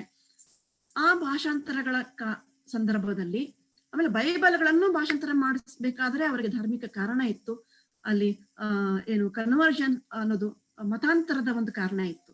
ಸೊ ಅದೆಲ್ಲದರ ಜೊತೆಗೆ ನಾವು ಅದನ್ನ ಹೇಗ್ ಬಳಸ್ಕೊಂಡ್ವಿ ಅನ್ನೋದು ಬಹಳ ಮುಖ್ಯ ಆಗುತ್ತೆ ಇಲ್ಲಿ. ಸೊ ಇಂಗ್ಲಿಷರ ಭಾಷಾಂತರಕ್ಕೆ 4 ವಲಯಗಳನ್ನ ಗುರುತಿಸ್ಕೊಳ್ತಾರೆ. ಮತಾಂತರಕ್ಕಾಗಿ ಬೈಬಲ್ವನ್ನ ಬಳಸ್ತಾರೆ. ಎರಡನೇದು ಶಿಕ್ಷಣಕ್ಕಾಗಿ, ಯಾಕೆ ಶಿಕ್ಷಣವನ್ನು ಕೊಟ್ಟರು ಅನ್ನೋದಕ್ಕೆ ಅವ್ರದ್ದೇ ಆದ ಕಾರಣ ಇದೆ. ಮೂರನೇದಾಗಿ ಆಡಳಿತಾತ್ಮಕ ಅನುಕೂಲತೆಗಾಗಿ ದುಭಾಷೆಗಳ ಮೂಲಕ. ಕರ್ನಾಟಕದಲ್ಲಿ ಬ್ರಿಟಿಷ್ ಅಧಿಕಾರಿ ಇದ್ದಾನೆ ಅಂದ್ರೆ ಅವ್ನು ಕನ್ನಡದಲ್ಲಿ ಮಾತಾಡೋದಿಲ್ಲ, ಮತ್ತೆ ಹೇಗೆ ಆಡಳಿತ ಮಾಡ್ಬೇಕು? ಅಲ್ಲಿ ಒಂದು ಮೀಡಿಯೇಟರ್ಸ್ ಗಳನ್ನ ಇಟ್ಕೊಂಡಾಗ ಅಲ್ಲಿ ಭಾಷಾಂತರ ಅನ್ನೋದು ಸಣ್ಣದಾಗಿ ಶುರು ಆಗುತ್ತೆ. ಯಾವ ತರದ ಭಾಷಾಂತರ ಅನ್ನೋದು ಅಲ್ಲಿ ಅವಶ್ಯಕತೆ, ಹೇಗೆ ಮಾಡ್ಬೇಕು ಭಾಷಾಂತರ, ಯಾವುದನ್ನ ಭಾಷಾಂತರ ಮಾಡ್ಬೇಕು, ಏನ್ ಬೇಕು ಅನ್ನುವಂಥದ್ದು ಅನಿವಾರ್ಯವಾಗಿ ಆಗತ್ತೆ. ಮತ್ತೆ ಈ ಆಡಳಿತಾತ್ಮಕವಾದಂತಹ ಈಗ ಯುರೋಪಿನಲ್ಲೇ ಸಂಸ್ಕೃತವನ್ನ ಕಲ್ಕೊಂಡು ಇಲ್ಲಿ ಬಂದಂತವ್ರು, ಇಲ್ಲಿ ಬಂದು ನಮ್ಮ ಸ್ಥಳೀಯ ಭಾಷೆಗಳನ್ನ ಕಲಿತಂತವ್ರು, ಹೀಗೆ ಮ್ಯಾಕ್ಸ್ ಮುಲ್ಲರ್ ಇರ್ಬೋದು, ಜೋನ್ಸ್ ಇರ್ಬೋದು, ಹೀಗೆ ಬಹಳಷ್ಟು ಅಧಿಕಾರಿಗಳು ಆ ಒಂದು ಕೆಲಸವನ್ನ ಮಾಡ್ತಾರೆ. ಇದೇ ಆಡಳಿತಾತ್ಮಕವಾದ ಭಾಷಾಂತರಗಳೇ ಮುಂದೆ ಸಾಂಸ್ಕೃತಿಕ ತಿಳುವಳಿಕೆಯ ಆಸಕ್ತಿಯನ್ನು ಕೂಡ ಅದು ಕಾರಣ ಆಗತ್ತೆ. ಸಾಹಿತ್ಯ ಪಠ್ಯಗಳ ಭಾಷಾಂತರವೂ ಕೂಡ ಆರಂಭ ಆಗತ್ತೆ. ಸೊ ಸಾಹಿತ್ಯ ಪಠ್ಯಗಳ ಇದು ಮೊದಲು ಇಂಗ್ಲಿಷ್ ಪಠ್ಯಗಳ ಭಾಷಾಂತರವನ್ನ ಮಾಡ್ತಾರೆ. ಯಾಕಂದ್ರೆ ಇಲ್ಲಿ ಭಾರತದಲ್ಲಿ ಇಂಗ್ಲಿಷ್ ಶಾಲೆಗಳು ಶುರು ಆಗ್ತವೆ. ಅದೇ ಸಂದರ್ಭದಲ್ಲಿ ಇಲ್ಲಿ ಮತ್ತೆ ಪ್ರಾಂತೀಯ ಭಾಷೆಗಳ ಶಾಲೆಗಳು ಆರಂಭವಾದ ಸಂದರ್ಭದಲ್ಲಿ ಇಂಗ್ಲಿಷ್ ಸಾಹಿತ್ಯದ ಮತ್ತು ಪ್ರಾಂತೀಯ ಸಾಹಿತ್ಯದ ಈ ಭಾಷಾಂತರವು ಕೂಡ ಆ ಸಂದರ್ಭದಲ್ಲಿ ಆಗುತ್ತೆ ಅನ್ನುವಂಥದ್ದು. ಮತ್ತೆ ಪೌರ್ವಾತ್ಯ ಚಟುವಟಿಕೆಯ ಭಾಗವಾಗಿ ಏನು ಓರಿಯೆಂಟಲಿಸಂ ಅಂತ ಏನ್ ಹೇಳ್ತೀವಿ, ಅವರು ಕನ್ನಡದ ಹಸ್ತಪ್ರತಿಗಳನ್ನ, ಶಾಸನ ಇತ್ಯಾದಿಗಳನ್ನ ಸಂಗ್ರಹಿಸಿ ಸಂಪಾದಿಸಿ ಪ್ರಕಟಿಸುವುದರೊಂದಿಗೆ ಇಂಗ್ಲಿಷ್ ಭಾಷಾಂತರ ಕೆಲಸಕ್ಕೂ ಅವರು ಆರಂಭ ಮಾಡ್ತಾರೆ. ಅವ್ರ ಆರಂಭ ಯಾವ ಕಾರಣಕ್ಕೆ ಮಾಡಿದ್ರು, ಆದ್ರೆ ಅವರಿಗೆ ಕುತೂಹಲ ಹುಟ್ಟಿ ಅದನ್ನ ಬೇರೆ ಬೇರೆ ರೀತಿಯ ಸಂಶೋಧನೆಗೆ ಅದನ್ನ ತೊಡಗಿಸ್ಕೊಂಡು ಹೋಗ್ತಾರೆ. ಮತ್ತು ಅದು ನಮ್ಮ ಕನ್ನಡದ ಅಥವಾ ಇಲ್ಲಿಯ ಪ್ರಾಂತೀಯ ಸಂಶೋಧನೆಗೆ, ಅಂದ್ರೆ ಬ್ರಿಟಿಷರೇ ನಮ್ಮ ಬಗ್ಗೆ ಇಷ್ಟೆಲ್ಲ ಹೇಳ್ತಾ ಇದಾರೆ, ನಮ್ಮದು ಇನ್ನೂ ಏನೇನಿದೆಯೋ ಅಂತ ಹೇಳಿ ನಮ್ಮ ಸಂಶೋಧನೆಗೆ ನಾವು ಆರಂಭ ಮಾಡ್ತೀವಿ, ನಮ್ಮ ನೆಲದ ಸಂಸ್ಕೃತಿಯ ಇದಕ್ಕೆ ಅದನ್ನ ಮತ್ತೆ ಇಂಗ್ಲಿಷ್ ನಲ್ಲಿ ಟ್ರಾನ್ಸ್ಲೇಟ್ ಮಾಡುವ ಕೆಲಸವನ್ನು ಕೂಡ ಆಗತ್ತೆ. ಸೊ ಈ ಭಾಷಾಂತರ ಕ್ರಿಯೆ ಹೇಗೆ ಅಂದ್ರೆ, ವಸಾಹತು ರಾಜಕಾರಣ ಹೇಗಿತ್ತೋ ಹಾಗೇನೆ ಈ ಭಾಷಾಂತರ ಅನ್ನೋದು ಕೂಡ ಆಗಿನ ಒಂದು ರಾಜಕಾರಣದ ಆಡಳಿತದ ಭಾಗವಾಗಿ ನಮಗೆ ಕಾಣಸಿಗುತ್ತೆ. ಮತ್ತೆ ದೇಶಿ ಭಾಷಾಂತರಕಾರರ ಚಟುವಟಿಕೆಗಳನ್ನ ನೋಡ್ಬೇಕು ಅಂತ ಹೇಳಿದ್ರೆ, ವಸಾಹತು ಘಟ್ಟದ ಬ್ರಿಟಿಷ್ ಬೌದ್ಧಿಕ ಚಟುವಟಿಕೆಗಳು, ಮಿಷನರಿಗಳ ಭಾಷಾಂತರ ಇರ್ಬೋದು, 18 ಟೀಕು ವ್ಯಾಖ್ಯಾನಗಳ ಪರಂಪರೆ, ಮತ್ತೆ ಐರೋಪ್ಯರ ಭಾಷಾಂತರದ ಪರಿಕಲ್ಪನೆ ಏನಿತ್ತು ಅದನ್ನೇ ಆಧಾರವಾಗಿಟ್ಕೊಂಡು ನಮ್ಮಲ್ಲಿ ರಾಮಾಯಣ ಮಹಾಭಾರತಗಳ ಭಾಷಾಂತರವನ್ನ ನಮ್ಮ ಭಾಷೆಗಳಲ್ಲಿ ನಾವು ಮಾಡೋದಕ್ಕೆ ಶುರು ಮಾಡ್ತೀವಿ. ಆನಂತರ ವೇದ ಉಪನಿಷತ್ತುಗಳ ಭಾಷಾಂತರ ನಾವು ನಮ್ಮ ಭಾಷೆಗಳಲ್ಲಿ ಮಾಡೋದಕ್ಕೆ ಆರಂಭ ಮಾಡ್ತೇವೆ. ಈ ಎಲ್ಲ ತರಹದ ಭಾಷಾಂತರಗಳಿಗೆ ಮೈಸೂರಿನ ಮಹಾರಾಜರು ಪೋಷಕರಾಗಿದ್ರು, ಅವರು ಶಿಕ್ಷಣಕ್ಕೂ ಅಷ್ಟೇ ಒತ್ತನ್ನು ಕೊಟ್ಟಿದ್ರು ಅನ್ನುವಂಥದ್ದು ಒಂದು ಬಹಳ ಮುಖ್ಯ ವಿಷಯ ಇಲ್ಲಿ. ಸೊ ಇಂಗ್ಲಿಷ್ ಅನ್ನ ಹೇಗೆ ಬ್ರಿಟಿಷರು ಕಾರ್ಕೂನರನ್ನ ಕ್ರಿಯೇಟ್ ಮಾಡೋದಕ್ಕೆ ಏನೋ ಒಂದು ಶಿಕ್ಷಣ ಕೊಡೋದಕ್ಕೆ ಆರಂಭ ಮಾಡಿದ್ರು, ಅಲ್ಲಿ ಒಂದು ಮಧ್ಯಮ ವರ್ಗ ಒಂದು ಕ್ರಿಯೇಟ್ ಆಗತ್ತೆ.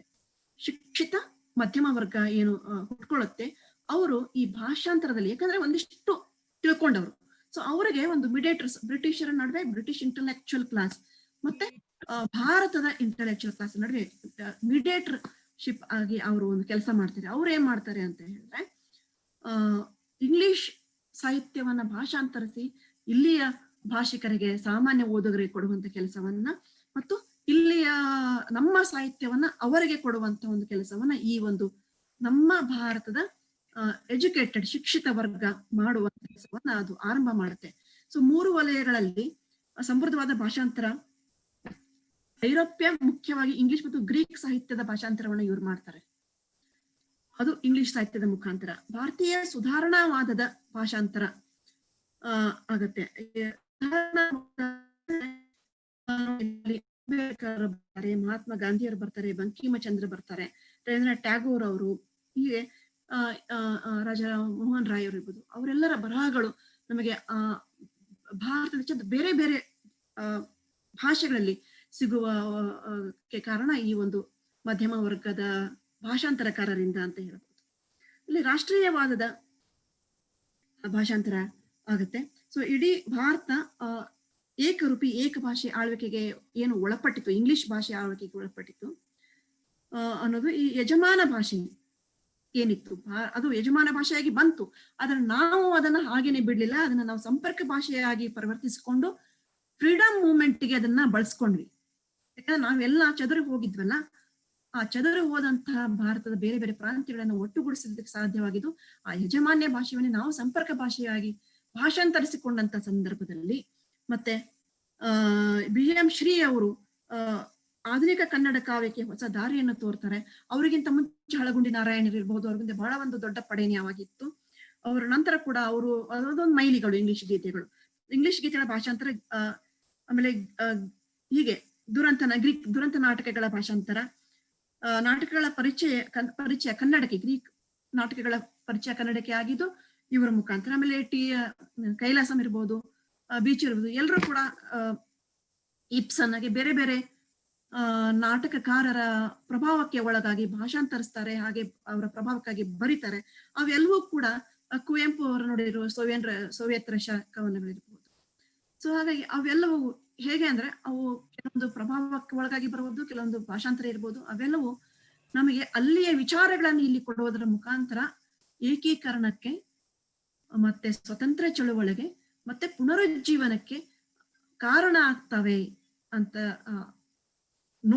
ನೋಡಿದಂತ ಸಂದರ್ಭದಲ್ಲಿ ಭಾಷಾಂತರ ಎಷ್ಟು ಮಹತ್ವದಾಯ್ತು ಆ ಕಾಲದಲ್ಲಿ ಅನ್ನುವಂಥದ್ದು.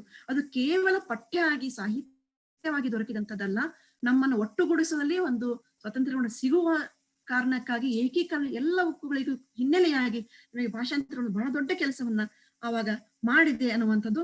ಮರಾಠಿ, ತೆಲುಗು, ಬಂಗಾಳಿಯಿಂದ ಎಲ್ಲಾ ಕಡೆಯಿಂದಲೂ ವಿಧವಾ ವಿವಾಹ, ಸ್ತ್ರೀ ಶಿಕ್ಷಣ ಇತ್ಯಾದಿ ಸುಧಾರಣಾ ಪಠ್ಯಗಳು ಬರ್ತವೆ, ಭಾಷಾಂತರವಾಗಿ ಬರ್ತವೆ ಅನ್ನುವಂಥದ್ದನ್ನ ನಾವು ನೋಡ್ಬೇಕಾಗಿದೆ.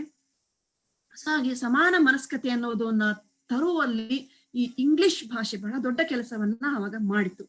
ಸೊ ಶಿಕ್ಷಣ, ಧರ್ಮ, ರಾಜಕೀಯ ಸಂಗತಿಗಳಿಗೆ ಎಲ್ಲವುಗಳಿಗೆ ಬೆನ್ನೆಲುಬಾಗಿ ಕನ್ನಡ ಶಾಸ್ತ್ರೀಯ ಭಾಷೆ ಎನ್ನಿಸಿಕೊಳ್ಳುವ, ಕನ್ನಡದಲ್ಲಿ ಎಷ್ಟು ದುಡಿದ್ರು ನಮ್ಮ ಕನ್ನಡದ ಬರಹಗಾರರು ಅಂದ್ರೆ ಭಾಷಾಂತರವನ್ನ ಮಾಡಿಕೊಂಡ್ರು.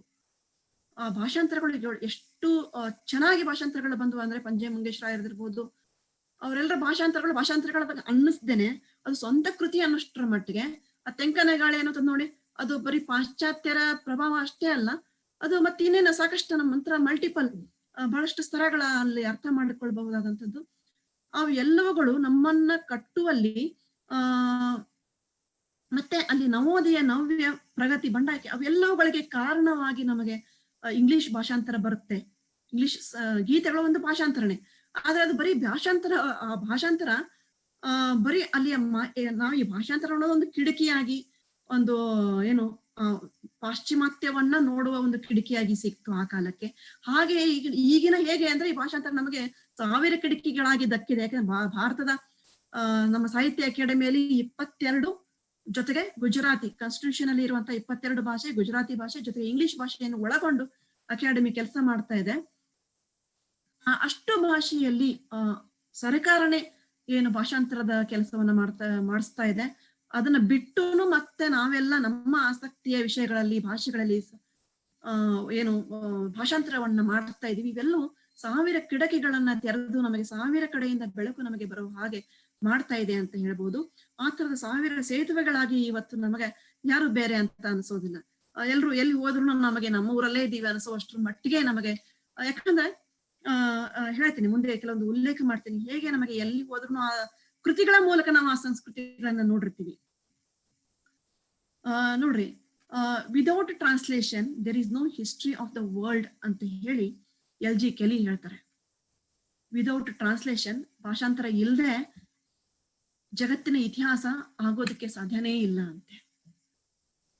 ಬಹಳ ಸತ್ಯ ಅನ್ಸುತ್ತೆ. ಇತಿಹಾಸವನ್ನ ಬರೀಬೇಕು ಅಂದ್ರೆ ಬೇರೆ ಬೇರೆ ಯಾವುದೋ ಭಾಷೆಯ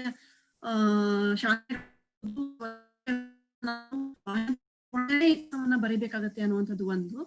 ಮತ್ತೆ ಇನ್ನೂ ಒಂದು ಸಾಂಸ್ಕೃತಿಕ ಭಾಷಾಂತರ ಅನ್ನುವಂಥದ್ದು. ಒಂದು ಸಂಸ್ಕೃತಿಯನ್ನು ಅರ್ಥ ಮಾಡ್ಕೊಳ್ಳೋದಕ್ಕೆ ಕೂಡ ಒಂದು ಭಾಷಾಂತರನೇ. ಸಂಸ್ಕೃತಿ ಅಂದ್ರೆ ಭಾಷೆ ಅಂತ ಹೇಳ್ಬೇಕಾದ್ರೆ ಸಂಸ್ಕೃತಿನ ಅರ್ಥೈಸಿಕೊಳ್ಳುವುದು ಒಂದು ಭಾಷಾಂತರ ಅನ್ನುವಂಥದ್ದು.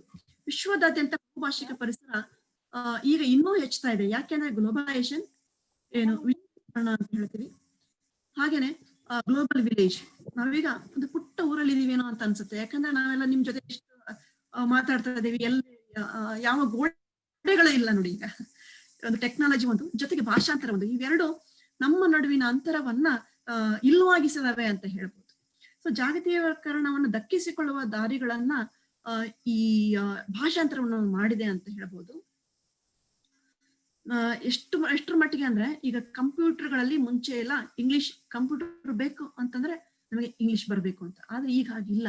ಆ ಸಾಫ್ಟ್ವೇರ್ ಅಲ್ಲೂ ಕೂಡ ಕನ್ನಡ ತನ್ನ ಕಾಲನ್ನು ನಿಂತಿದೆ. ಕನ್ನಡ ಲಿಪಿ ಇದೆ. ಕನ್ನಡದಲ್ಲಿ ಎಲ್ಲವನ್ನು ಈಗ ಇಂಗ್ಲಿಷ್ ಏನು ಬರ್ದೇ ಹೋದ್ರೂ ಕೂಡ ನಾವು ಗಣಕಯಂತ್ರದಲ್ಲಿ ಎಲ್ಲ ಕೆಲಸವನ್ನು ಮಾಡಬಹುದಾದಷ್ಟು ಹೀಗೆ ನಮ್ಮ ಟೆಕ್ನಾಲಜಿ ಇಂಪ್ರೂವ್ ಆಗಿದೆ, ತಂತ್ರಜ್ಞಾನ ಇಂಪ್ರೂವ್ ಆಗಿದೆ, ಬೆಳವಣಿಗೆ ಆಗಿದೆ ಅಂತ ಹೇಳ್ಬೋದು. ಆಮೇಲೆ ಜಗತ್ತಿನ ಯಾವ ಮೂಲೆಯಲ್ಲಿ ಹೋದ್ರೂ ಕೂಡ ನಾವು ಕನ್ನಡವನ್ನೇ ಇಟ್ಕೊಂಡು ಕೂಡ ಹೇಗೆ, ಯಾಕಂದ್ರೆ ಎಲ್ಲ ಕಡೆಗೂ ಕೂಡ ನಮ್ಮ ಭಾಷಾಂತರಕಾರರು ಸಿಗ್ತಾರೆ. ಟೆಕ್ನಾಲಜಿ ನಮಗೆ ಹೆಲ್ಪ್ ಮಾಡುತ್ತೆ. ಕೈಯಲ್ಲಿರುವ ಮೊಬೈಲ್ ಕೂಡ ನಮಗೆ ಭಾಷಾಂತರಕ್ಕೆ ಹೆಲ್ಪ್ ಮಾಡ್ತಾ ಇರುತ್ತೆ. ಸೊ ಹಾಗಾಗಿ ಅಷ್ಟು ಸರಳ ಆಗಿದೆ ಈಗ ಜೀವನ. ಯಾಕಂದ್ರೆ ಭಾಷಾಂತರದ ಟೂಲ್ಸ್ ನಮ್ಮ ಕೈಯಲ್ಲೇ ಇದಾವೆ. ಸೊ ವ್ಯಕ್ತಿಗಳ, ಸಮುದಾಯಗಳ ಮತ್ತು ದೇಶಗಳ ನಡುವಿನ ಪರಸ್ಪರ ಸಂವಹನ, ಅರಿವು ಮತ್ತೆ ಸಹಬಾಳ್ವೆ, ಇವೆಲ್ಲಕ್ಕೂ ಭಾಷಾಂತರ ಅನ್ನೋದು ಒಂದು ಸೇತುವೆನ ನಿರ್ಮಾಣ ಮಾಡಿದೆ. ಸರ್ಕಾರ ಬ್ರಿಟಿಷರ ಕಾಲದಲ್ಲೂ ಇರ್ಬೋದು, ಇವತ್ತು ಇರ್ಬೋದು, ಭಾಷಾಂತರ ಒಂದು ಪಾಲಿಸಿ ಮ್ಯಾಟರ್ ಆಗಿತ್ತು. ವಸಾಹತುಶಾಹಿತ್ವದ ಚಟುವಟಿಕೆಯಾಗಿ ಅದೊಂದು ಪಾರ್ಟ್ ಆಗಿ ಭಾಷಾಂತರ ಅನ್ನೋದು ಶುರುವಾಯಿತು. 1950ರ ದಶಕದಲ್ಲಿ ಭಿನ್ನ ಭಾರತೀಯ ಭಾಷೆಗಳ ಅಥವಾ ಸಂಸ್ಕೃತಿಗಳ ನಡುವಿನ ರಾಷ್ಟ್ರೀಯ ಏಕತೆಯ ಸಾಧನವಾಗಿ ನಾವು ಅದನ್ನ ಮಾರ್ಪಡಿಸ್ಕೊಳ್ತೀವಿ. ಭಾಷಾಂತರ ಇಲಾಖೆ ಅನ್ನೋದು ಇವತ್ತು ನಮ್ಮ ಜೊತೆಗೆ ಇದೆ. ಆಕ್ಚುಲಿ ಬ್ರಿಟಿಷರ ಕಾಲಕ್ಕೆ ಈ ಒಂದು ಸಾಹಿತ್ಯ ಅಕಾಡೆಮಿ ಸ್ಥಾಪನೆಗೆ ಅದು 1967ರ ಮುಂಚೆನೆ ಅದರ ಒಂದು ಬ್ರಿಟಿಷ್ ಸರ್ಕಾರದ್ದೇ ಅದು ರಾಯಲ್ ಸೊಸೈಟಿ ಆಫ್ ಇಂಡಿಯಾ ಅಂತ ಏನಿರುತ್ತೆ, ಅಲ್ಲಿ ಅದು ಶುರುವಾಗಿದ್ದು ಅದರ ವಿಚಾರ. ಭಾಷಾಂತರ ಇಲಾಖೆ ಇದೆ, ಸಾಹಿತ್ಯ ಅಕಾಡೆಮಿ ಇದೆ, ನ್ಯಾಷನಲ್ ಬುಕ್ ಟ್ರಸ್ಟ್ ಇದೆ. ಇವೆಲ್ಲವೂ ಕೂಡ ಭಾಷಾಂತರಕ್ಕಾಗಿ ದುಡಿತಾ ಇರುವಂತದ್ದು. ಭಾರತ ಸರ್ಕಾರ ರಾಷ್ಟ್ರೀಯ ಅನುವಾದ ಮಿಷನ್, ನ್ಯಾಷನಲ್ ಟ್ರಾನ್ಸ್ಲೇಷನ್ ಮಿಷನ್ ಅನ್ನುವಂಥದ್ದನ್ನ ಸ್ಥಾಪಿಸಿದೆ. ಭಾಷಾಂತರ ಎಂದು ಸಮಾಜದ ಎಲ್ಲ ಸ್ತರಗಳನ್ನು ಪ್ರವೇಶಿಸಿದೆ. ಅದು ಉನ್ನತ ಶಿಕ್ಷಣದಲ್ಲೂ ಕೂಡ ಇವತ್ತು ಭಾಷಾಂತರ ಅನ್ನುವಂಥ ವಿಭಾಗಗಳು ನಮ್ಮ ಹಂಪಿ ವಿಶ್ವವಿದ್ಯಾಲಯದಲ್ಲಿದೆ. ನಮ್ಮ ರಾಣಿ ಚೆನ್ನಮ್ಮ ವಿಶ್ವವಿದ್ಯಾಲಯದಲ್ಲಿ ಕನ್ನಡ ವಿಭಾಗದಲ್ಲಿ translation department, diploma in translation ಅಂತ ಹೇಳಿ ಮಾಡ್ಕೊಂಡಿದೆ. ಹಾಗೆ ನಿಮ್ಮ ಮುಂಬೈ ಯೂನಿವರ್ಸಿಟಿನಲ್ಲಿ ಇರ್ಬೋದು, ಎಲ್ಲವೂ ವಿಶ್ವವಿದ್ಯಾಲಯಗಳಲ್ಲಿ ಇರ್ಬೋದು, ಎಲ್ಲ ಕಡೆಯಿಂದ, ಅಥವಾ ಟ್ರಾನ್ಸ್ಲೇಷನ್ MA ಕೂಡ ಇದೆ. ಸೊ ಹೀಗೆ ಒಂದು ಶಿಸ್ತಾಗಿ ಅಧ್ಯಯನ ಶಿಸ್ತಾಗಿ ಕೂಡ ನಮಗೆ ಭಾಷಾಂತರ ಇವತ್ತು ಬೆಳೆದು ನಿಂತಿದೆ. ಇದು ಭಾಷಾಂತರಕ್ಕೆ ಕ್ರಿಯಾತ್ಮಕವಾದ ಜವಾಬ್ದಾರಿಗಳು ಕೂಡ ಹುಟ್ಟುಕೊಂಡಿದೆ ಅಂತ ಹೇಳ್ಬೋದು. ಅದೆಷ್ಟು ಭಾಷೆ ವ್ಯಾಪಕವಾಗಿ ಬೆಳೀತಾ ಇದೆ, ಹಾಗೇನೆ ಅದರ ಜವಾಬ್ದಾರಿ ಕೂಡ ಬಹಳಷ್ಟು ಹೆಚ್ಚಿಗೆ ಆಗ್ತಾ ಇದೆ ಅನ್ನೋದನ್ನ ನಾವು ನೋಡಬಹುದು. ಸೊ ಒಂದು ಭಾಷಾ ಅದ್ರ ಹೆಚ್ಚಿಗೆ ಮಾತಾಡೋದಿಲ್ಲ, ಯಾಕಂದ್ರೆ ಅದು ಮತ್ತೆ ಬೇರೆ ವಿಷಯ ಆಗುತ್ತೆ. ಜವಾಬ್ದಾರಿ ಅಂತ ಬಂದಾಗ ನಾವು ಸ್ಥಳೀಯ ನಿಷ್ಠೆಯನ್ನು ಕಾಯ್ದುಕೊಳ್ಬೇಕು, ಮೂಲ ನಿಷ್ಠೆಯನ್ನು ಕಾಯ್ದುಕೊಳ್ಬೇಕು ಅನ್ನುವಂಥದ್ದು ಸಾಕಷ್ಟು ಬರುತ್ತೆ. ಸೊ ಅದ್ರ ಬಗ್ಗೆ ನಾನು ಹೆಚ್ಚಿಗೆ ಮಾತಾಡಿದೆ. ಮತ್ತೆ ಮೂಲ ನಿಷ್ಠೆ ಅಲ್ಲಿ ನಾವು ಮೂಲ ಕೃತಿಗೆ ಏನಾದ್ರು ಅದರ ಆಶಯಕ್ಕೆ ಭಂಗ ತರದೇ ಇರೋ ಹಾಗೆ ಮಾಡ್ಕೊಳ್ಳೋದು ಒಂದು ಭಾಷಾಂತರದ ಹೊಣೆಗಾರಿಕೆ ಆಗುತ್ತೆ. ಸುಜಿತ್ ಮುಖರ್ಜಿ ಅವರು craft not salon art of translation ಲೇಖನದಲ್ಲಿ ತಮ್ಮ ತಲೆಮಾರು ಭಾಷಾಂತರದ ಮೂಲಕವೇ ಇಂಗ್ಲಿಷ್ ಕಲ್ತದನ್ನ ನೆನಪಿಸ್ಕೊಳ್ತಾರೆ. ಸೊ ನಾವು ಎಲ್ಲ ನೆನಪಿಸ್ಕೊಂಡ್ರೆ ಬಹುಶಃ ಭಾಷಾಂತರ ಅನ್ನೋದು ಕಲಿಕಾ ಕ್ರಮವಾಗಿ ಯಾವಾಗ ಇತ್ತು ಅನ್ನುವಂಥದ್ದು. ನಾನು ಚಿಕ್ಕನ್ನಲ್ಲಿ ನಮ್ಮ ಅಜ್ಜಿ ಟೀಚರ್ ಇದ್ಲು, ಅವಳು ಹತ್ರ ಇದ್ದಂತ ಪುಸ್ತಕಗಳು ನನಗೆ ಸಿಕ್ಕಿದ್ವು. ಆವಾಗಿನ ಇಂಗ್ಲಿಷ್ ಅನ್ನು ಹೇಗೆ ಕಲಿಸ್ತಾ ಇದ್ರು ಅಂತ ಹೇಳಿದ್ರೆ, ಬಹುಶಃ ನನಗಿಂತ ಹಿರಿಯರಿಲ್ಲಿದ್ದೀರಿ, ನಾನು ಬರೀ ನೋಡಿದ್ದು ಆ ಪುಸ್ತಕಗಳನ್ನ ಕೈಯಲ್ಲಿ ತಗೊಂಡು. ಮೇಲೆ ಒಂದು ಸಾಲು ಕೊಟ್ರೆ ಅದಕ್ಕೆ ಸಂವಾದಿಯಾಗಿ ಕೆಳಗಡೆ ಕನ್ನಡದ ಶಬ್ದಗಳನ್ನ ಅಲ್ಲಿ ಕೊಟ್ಟು ಅದರ ಮೂಲಕ ಇಂಗ್ಲಿಷ್ ಅನ್ನ ಕಲಿಯುವ ಪದ್ಧತಿಯನ್ನ ಅದು ಪ್ರಿಂಟೆಡ್ ಟೆಕ್ಸ್ಟ್ ಬುಕ್ ಅಲ್ಲಿ ಇರ್ತಾ ಇತ್ತು. ಇವತ್ತು ಆ ಸಂವಾದಿಯಾದ ಭಾಷೆಯ ಬದಲಾಗಿ ಚಿತ್ರಗಳನ್ನ ಕೊಡ್ತಾರೆ ನಮ್ಮ ಮಕ್ಕಳಿಗೆ. ನಮ್ಮಲ್ಲಿ direct method of learning, English ಅನ್ನ ಕಲಿಬೇಕು ಅಂತ ಹೇಳಿದ್ರೆ ಡೈರೆಕ್ಟ್ ಮೆಥಡ್ ಅನ್ನ ಅಳವಡಿಸ್ತಾ ಇದ್ದಾರೆ. ಇಂಗ್ಲಿಷ್ ಸ್ಕೂಲಲ್ಲಿ ಹೋದ್ರೆ ಅವ್ರು ಕನ್ನಡದಲ್ಲಿ ಮಾತಾಡಿದ್ರೆ ಬೈತಾರೆ. ಅವ್ರಿಗೆ ಡೈರೆಕ್ಟ್ ಇಂಗ್ಲಿಷ್ ಅಟ್ಮಾಸ್ಫಿಯರ್ ಅನ್ನ ಕ್ರಿಯೇಟ್ ಮಾಡ್ಕೊಂಡು ಇಂಗ್ಲಿಷ್ ಅನ್ನ ಕಲಿಬೇಕು ಅನ್ನುವಂಥದ್ದು, ಚಿತ್ರಗಳನ್ನು ಬಳಸಿ, ವಿಡಿಯೋಗಳನ್ನ ಬಳಸಿ. ಆದ್ರೆ ಆವಾಗಿನ ಕಾಲದಲ್ಲಿ ಅದು ಕಲಿಕಾ ಪದ್ಧತಿಯಾಗಿತ್ತು ಭಾಷಾಂತರ ಅನ್ನುವಂಥದ್ದು. ಅದು ಈಗಲೂ ಅದು ಇದೆ. ಅನೌಪಚಾರಿಕ ವಲಯದಲ್ಲಿ ನಾವು ಭಾಷೆಯನ್ನ ಕಲಿಬೇಕಾದ್ರೆ ಭಾಷಾಂತರವನ್ನೇ ಬಳಸ್ಕೊಳ್ತೀವಿ ಅನ್ನೋದು. ಇನ್ನು ಭಾಷಾ ಕಲಿಕೆಯ ಈ ಒಂದು ಮಾದರಿಯನ್ನ ಬಿಟ್ಟು ನಾವು ಹೊಸ ಪಾಠಗಳನ್ನ, ಹೊಸ ರೀತಿಯ ಪಾಠಗಳನ್ನ ಶುರು ಮಾಡ್ಕೊಂಡಿದ್ದೇವೆ. ಇಂಗ್ಲಿಷ್ ಮತ್ತು ಸಂಸ್ಕೃತದಂತೆಯೇ ಕನ್ನಡದ ಸಮಪಾತಳಿಯ ಭಾಷೆಗಳಿಗೂ ಕೂಡ ಸಂಸ್ಕೃತ ಒಂದು ದಾಟಿತು, ನಂತರ ಇಂಗ್ಲಿಷ್ ಕೂಡ ಆಯ್ತು. ಈಗ ನಮ್ಮಲ್ಲಿ ಏನಂದ್ರೆ ಮೊದ್ಲೆಲ್ಲ ಏನಿತ್ತು ಭಾಷಾಂತರ English Kannada, English Marathi, English Telugu, ಹೀಗೆ ವಸಾಹತೋತ್ತರ ಸಂದರ್ಭಗಳಲ್ಲಿ ಬಂದಾಗ ಸಮಪಾತಳಿಯ ಭಾಷೆಗಳು ಕನ್ನಡದಿಂದ ತೆಲುಗು, ತೆಲುಗುದಿಂದ ಮರಾಠಿ, ಮರಾಠಿಯಿಂದ ಗುಜರಾತಿ, ಹೀಗೆ ಅಂತೆಯ ಭಾಷೆಗಳ ನಡುವೆ ಒಂದು ಸೇತುವೆಯ ನಿರ್ಮಾಣಕ್ಕೆ ನಾವು ಹೆಚ್ಚಿಗೆ ಒತ್ತಡಗಳನ್ನ ಕೊಟ್ಟದ ಫಲವಾಗಿ ನಮ್ಮಲ್ಲಿ ಇವತ್ತು ಇಂಡಿಯನ್ ಲಿಟ್ರೇಚರ್ಸ್ ಇನ್ ಟ್ರಾನ್ಸ್ಲೇಷನ್ ಅನ್ನುವಂತಹ ಒಂದು ಪೇಪರ್ ಅನ್ನ ನಾವು ಅಳವಡಿಸಿಕೊಳ್ಳೋದಕ್ಕೆ ಸಾಧ್ಯ ಆಗಿದ್ದು ಈ ತರಹದ ಭಾಷಾಂತರ ಆರಂಭ ಆದಂತ ಸಾಕಷ್ಟು ಭಾಷಾಂತರ ಆ ತರದಲ್ಲಿ ಆಗಿರುವುದಕ್ಕೆ ಕಾರಣದಕ್ಕಾಗಿ. ಸೊ ಮಧ್ಯಕಾಲೀನ ಭಕ್ತಿ ಚಳವಳಿ ಇರ್ಬೋದು, ವಚನ ಚಳವಳಿ ಇರ್ಬೋದು, ಜ್ಞಾನೇಶ್ವರ್, ಕಬೀರರಂತವರು, ನಾಮದೇವ್, ಮೀರಾಬಾಯಿ, ಈ ಎಲ್ಲ ವಚನಕಾರರು, ಕನಕದಾಸರು, ಈ ದಾಸಪಂಥ, ಈ ಎಲ್ಲರೂ ನಮಗೆ ಎಲ್ರಿಗೂ ಯಾರಿಗೂ ವಚನ ಅಂದ್ರೆ ಬರೀ ಕನ್ನಡದ್ದು ಅಂತ ಅನ್ಸೋದಿಲ್ಲ. ಯಾಕಂದ್ರೆ ಇಂಗ್ಲಿಷ್ ನಲ್ಲಿ ಎ.ಕೆ. ರಾಮಾನುಜರು ಇಂಗ್ಲಿಷ್ ನಲ್ಲಿ ಅವುಗಳನ್ನೆಲ್ಲ ಕೊಟ್ಟಿದ್ದಾರೆ. ಹಾಗೇನೆ ಈ ಸದ್ಯದ ಭಾಷಾಂತರಗಳು ಸಾಕಷ್ಟಿದಾವೆ ವಚನಗಳದ್ದು. ಸೊ ಆ ವಚನಗಳ ಮೂಲಕ ಅವ್ರು ಎಲ್ಲರನ್ನು ತಲುಪಿರುವಾಗ ಅದು ಬರೀ ಕನ್ನಡದ ಅನ್ಸೋದಿಲ್ಲ. ಆಮೇಲೆ ಈ ಜ್ಞಾನೇಶ್ವರ ಕವಿರು ಕೂಡ ಅವರು ಬರೀ ಮಹಾರಾಷ್ಟ್ರದವರು ಅಂತ ಯಾರಿಗೂ ಅನ್ಸೋದಿಲ್ಲ. ಅವ್ರುಗಳನ್ನ ನಾವು ಓದಿದೀವಿ, ನಮ್ಮ ಪತ್ರಿಕೆಯಲ್ಲಿ ಬೆಳಗಾವಿಯಲ್ಲಿ ಕೂತ್ಕೊಂಡು ರಾಣಿ ಚೆನ್ನಮ್ಮ ನಾವು ಓದಿದೀವಿ, ರಾಣಿ ಚೆನ್ನಮ್ಮ. ಸೊ ಹಾಗಾಗಿ ಅವರು ಯಾವುದೋ ಒಂದು ಭಾಷೆ ಇದ್ದವರು ಅಂತ ನಮಗೆ ಅನ್ಸೋದಿಲ್ಲ, ಅದು ನಮ್ಮವರೇ ಅಂತ ಭಾಷಾಂತರಗಳ ಮೂಲಕ ನಾವು ಓದೋದಕ್ಕೆ ಸಾಧ್ಯ ಆಗಿದ್ದು ಈ ಸಮಪಾತಳಿಯ ಭಾಷಾಂತರ. ಯಾಕಂದ್ರೆ ಅದು ಅಷ್ಟು ಮಹತ್ವದ ಆಯ್ತು, ನಮ್ಮನ್ನೆಲ್ಲ ಬೆಸೆಯುವಂತ ಒಂದು ಕೆಲಸವನ್ನು ಅದು ಮಾಡಿತ್ತು ಅನ್ನುವಂಥದ್ದು. ಭಗವದ್ದಜ್ಜುಕಂ ಅನ್ನುವಂಥದ್ದು ಸಂಸ್ಕೃತವನ್ನ ನಾವು ಶಿಲಪದಿಕಾರಂ ನಮ್ಮಲ್ಲಿ ನಾವು ಓದಿದೀವಿ ಇಂಗ್ಲಿಷ್ ಪಠ್ಯದಲ್ಲಿ. ಮಹಾಶ್ವೇತ ದೈವರ ಬ್ರಿಸ್ಟ್ ಗಿವರನ್ನ ನಾವು ಓದಿದೀವಿ. ಸೊ ಇವೆಲ್ಲವೂ ಕೂಡ ಯಾವ ತರ ಅಂತ ಹೇಳಿದ್ರೆ ಆಮೇಲೆ ಇನ್ನೂ ಒಂದು ಯೂನಿಟ್ ಕಂಪ್ಲೀಟ್ ಆಗಿ 7 ಸಿಸ್ಟರ್ಸ್ ಏನಿ ಮಣಿಪುರ್ ಏನಿದಾವೆ, ನಮ್ಮ ಈ ಕಡೆಯ 7 ಸಿಸ್ಟರ್ಸ್, 7 ರಾಜ್ಯಗಳು, ಆ ಎಲ್ಲಾ 7 ರಾಜ್ಯಗಳ ಕೃತಿಗಳನ್ನ, ಅಲ್ಲಿ ಕವನ ಇರ್ಬೋದು, ಅವೇನೋ ಒಂದಿಷ್ಟು ಕಥೆಗಳು, ಅವುಗಳ ಭಾಷಾಂತರವನ್ನ ಸ್ಯಾಂಪಲ್ ಒಂದು ರಿಪ್ರೆಸೆಂಟೇಷನ್ ಅನ್ನ ಒಂದು ಯೂನಿಟ್ ಅಲ್ಲಿ ನಮ್ಮಲ್ಲಿ ಆ ಪೇಪರ್ ನಲ್ಲಿ ಇಟ್ಟಿದ್ದಾರೆ. ಸೊ ಹಾಗಾಗಿ ಅವುಗಳನ್ನೆಲ್ಲ ಓದ್ಕೊಂಡಿರೋದ್ರಿಂದ ಒಂದಿಷ್ಟು ಅಲ್ಲಿಯ ಕಲ್ಚರ್ ಬಗ್ಗೆ, ಅಲ್ಲಿ ಒಂದಿಷ್ಟು ಆ ಸಂಸ್ಕೃತಿ ಬಗ್ಗೆ ನಮ್ಗೆ ಗೊತ್ತಾಗಿರೋದ್ರಿಂದ ಅಲ್ಲಿ ಹೋದಾಗ ಅದು ನನ್ಗೆ ಗೊತ್ತಿದೆ ಅಂತ ಹೇಳುವಷ್ಟರ ಮಟ್ಟಿಗೆ ನಾವು ಅಲ್ಲಿ ಒಂದಾಗ್ಬಿಡ್ತೀವಿ. ಸೊ ಹೀಗೆ ಬೆಸೆಯುವ ಕೆಲಸವನ್ನ ಈ ಒಂದು ಭಾಷಾಂತರ ಮಾಡಿದೆ ಅಂತ ಹೇಳ್ಬೋದು. ಭಾಷಾಂತರ ಸಿದ್ಧಾಂತಗಳ ತಿಳುವಳಿಕೆ ಏನಿದೆ, ಕೆಲವರು ಅದು ಬಹಳ ಮುಖ್ಯ ಭಾಷಾಂತರಕಾರರಿಗೆ ಅಂತ ಹೇಳಿ, ಇನ್ ಕೆಲವರು ಅದೇನೋ ಬೇಕಾಗಿಲ್ಲ ಅಂತ 2 ತರಹದ ಇದೆ. ಸೊ ಅದು ನೆರವಾಗ್ಲಿಕ್ಕಿಲ್ಲ. ಭಾಷಾಂತರ ಒಂದು ಸೃಜನಶೀಲ ಕಲೆ. ಪ್ರತಿಯೊಂದು ಭಾಷಾಂತರವೂ ತನ್ನ ವಸ್ತು ಉದ್ದೇಶಗಳಿಗೆ ಅನುಗುಣವಾಗಿ ತನ್ನದೇ ಆದ ಮಾದರಿಯನ್ನ ಆವಿಷ್ಕರಿಸಿಕೊಳ್ಳಬೇಕಾಗತ್ತೆ. ನಾನು ಒಂದು ಕೃತಿಯನ್ನ ಭಾಷಾಂತರಿಸಿಕೊಳ್ಬೇಕಾದ್ರೆ ನನ್ನದೇ ಒಂದು ಸ್ಟೈಲ್ ಅನ್ನ ನಾನು ಹುಡ್ಕೊಳ್ಬೇಕಾಗತ್ತೆ. ನಾನು ಕುವೆಂಪುನೇ ಆಗ್ತೀನಿ ಅಂದ್ರೆ ನಾನು ಕುವೆಂಪು ಆಗೋದಿಲ್ಲ, ನನ್ನ ತರದಲ್ಲೇ ನಾನು ಗಮನ ಬರೀಬೇಕಾಗತ್ತೆ, ಅದು ಸಾಧ್ಯ ಆಗೋದಿಲ್ಲ. ಹಾಗೇನೆ ಭಾಷಾಂತರ ಕೂಡ ಹೀಗೇನೆ ಮಾಡ್ಬೇಕು ಅಂತ ಆಗೋದಿಲ್ಲ.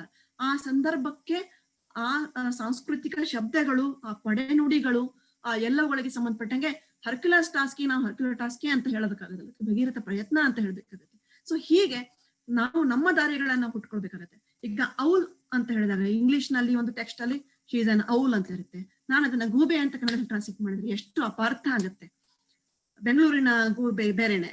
ಸೊ ಹಾಗಾಗಿ ಇಂಗ್ಲಿಷ್ ನಲ್ಲಿ ಇರೋ ಗೂಬೆ ಅರ್ಥನೇ ಬೇರೆ, ಆ ಪಡೆ ನುಡಿಗಳು ಎಷ್ಟು. ಸೊ ಹಾಗಾಗಿ ಅದನ್ನ ಅರ್ಥೈಸಿಕೊಂಡು ನಮ್ಮದೇ ಆದ ದಾರಿಯನ್ನು ಹುಡುಕೊಂಡು ನಾವು ಭಾಷಾಂತರವನ್ನು ಮಾಡ್ಬೇಕಾಗತ್ತೆ. ಈ ತರದ ಹೊಣೆಗಾರಿಕೆ, ಅರಿವು, ಪ್ರಜ್ಞೆಯನ್ನ ಇಟ್ಕೊಂಡು ನಾವು ಭಾಷಾಂತರವನ್ನ ಮಾಡ್ಬೇಕಾಗತ್ತೆ ಅನ್ನುವಂಥದ್ದು. ಸೊ ಹೀಗೆ ಒಂದು ಭಾಷಾಂತರ ಅನ್ನುವಂಥದ್ದು ನಮ್ಮ ಅನುಭವ, ನಮ್ಮ ಭಾಷಾಂತರಗಳಿಗೆ ಪಕ್ವತೆ ಬರುತ್ತೆ. ಅದು ಆರಂಭದಲ್ಲಿ ಅದೊಂದು ಲಿಟ್ರಲ್ ಟ್ರಾನ್ಸ್ಲೇಷನ್ ಆಗ್ಬೋದು, ಆ ನಂತರ ಅದು ರೂಪಾಂತರ ಆಗ್ಬೋದು, ಆ ನಂತರ ಅದು ಇವರು ಪಿ ಲಾಲ್ ಹೇಳಿದ ಹಾಗೆ ಅದೊಂದು ಟ್ರಾನ್ಸ್ಕ್ರಿಯೇಷನ್ ಆಗಿ ನಮಗೆ ದಕ್ಕಬಹುದು. ಟ್ರಾನ್ಸ್ಕ್ರಿಯೇಷನ್ ಅನ್ನೋದಕ್ಕೆ ಏನು ಕನ್ನಡ ಶಬ್ದ ಇದೆ ಅಂತ ನಮಗೆ ಗೊತ್ತಿಲ್ಲ, ಡಿಕ್ಷನರಿಯಲ್ಲಿ ಸಿಗ್ಲಿಲ್ಲ. ಅದು ಅವರು ಹುಟ್ಟಿಸಿದಂತ ಒಂದು ಶಬ್ದ ಪಿ ಲಾಲ್ ಅವರು.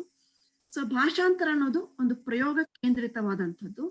ಭಾಷಾಂತರದ ಅಧ್ಯಯನ ಅನ್ನುವಂಥದ್ದಿದೆ, ಆ ಅದು ಈ ಪ್ರಯೋಗಗಳ ಮೇಲೆ ಹುಟ್ಕೊಂಡಿರುವಂತ ಒಂದು ಥಿಯರಾಟಿಕಲ್ ಅಧ್ಯಯನ. ಅದು ಭಾಷಾಂತರ ಪ್ರಕಟಣೆ, ಮಾರುಕಟ್ಟೆ ಇವೆಲ್ಲವೂ ಇವತ್ತು ಮೊದಲಿಗಿಂತಲೂ ಹೆಚ್ಚಿಗೆ ವ್ಯಾಪಕವಾಗಿ ಬೆಳೀತಾ ಇದಾವೆ. ಯಾಕಂದ್ರೆ ಮುದ್ರಣ ಇದೆ, ಓದುಗರು ಜಾಸ್ತಿ ಇದ್ದಾರೆ, ಭಾಷಾಂತರ ಹೀಗೆ ಸಾಂಸ್ಥಿಕವಾಗಿಯೂ ಕೂಡ ವಿಶ್ವವಿದ್ಯಾಲಯಗಳು ಮತ್ತೆ ಸರ್ಕಾರ ಕೂಡ ಈ ಒಂದು ನೆಲೆಯಲ್ಲಿ ಕೆಲಸ ಮಾಡ್ತಾ ಇದೆ.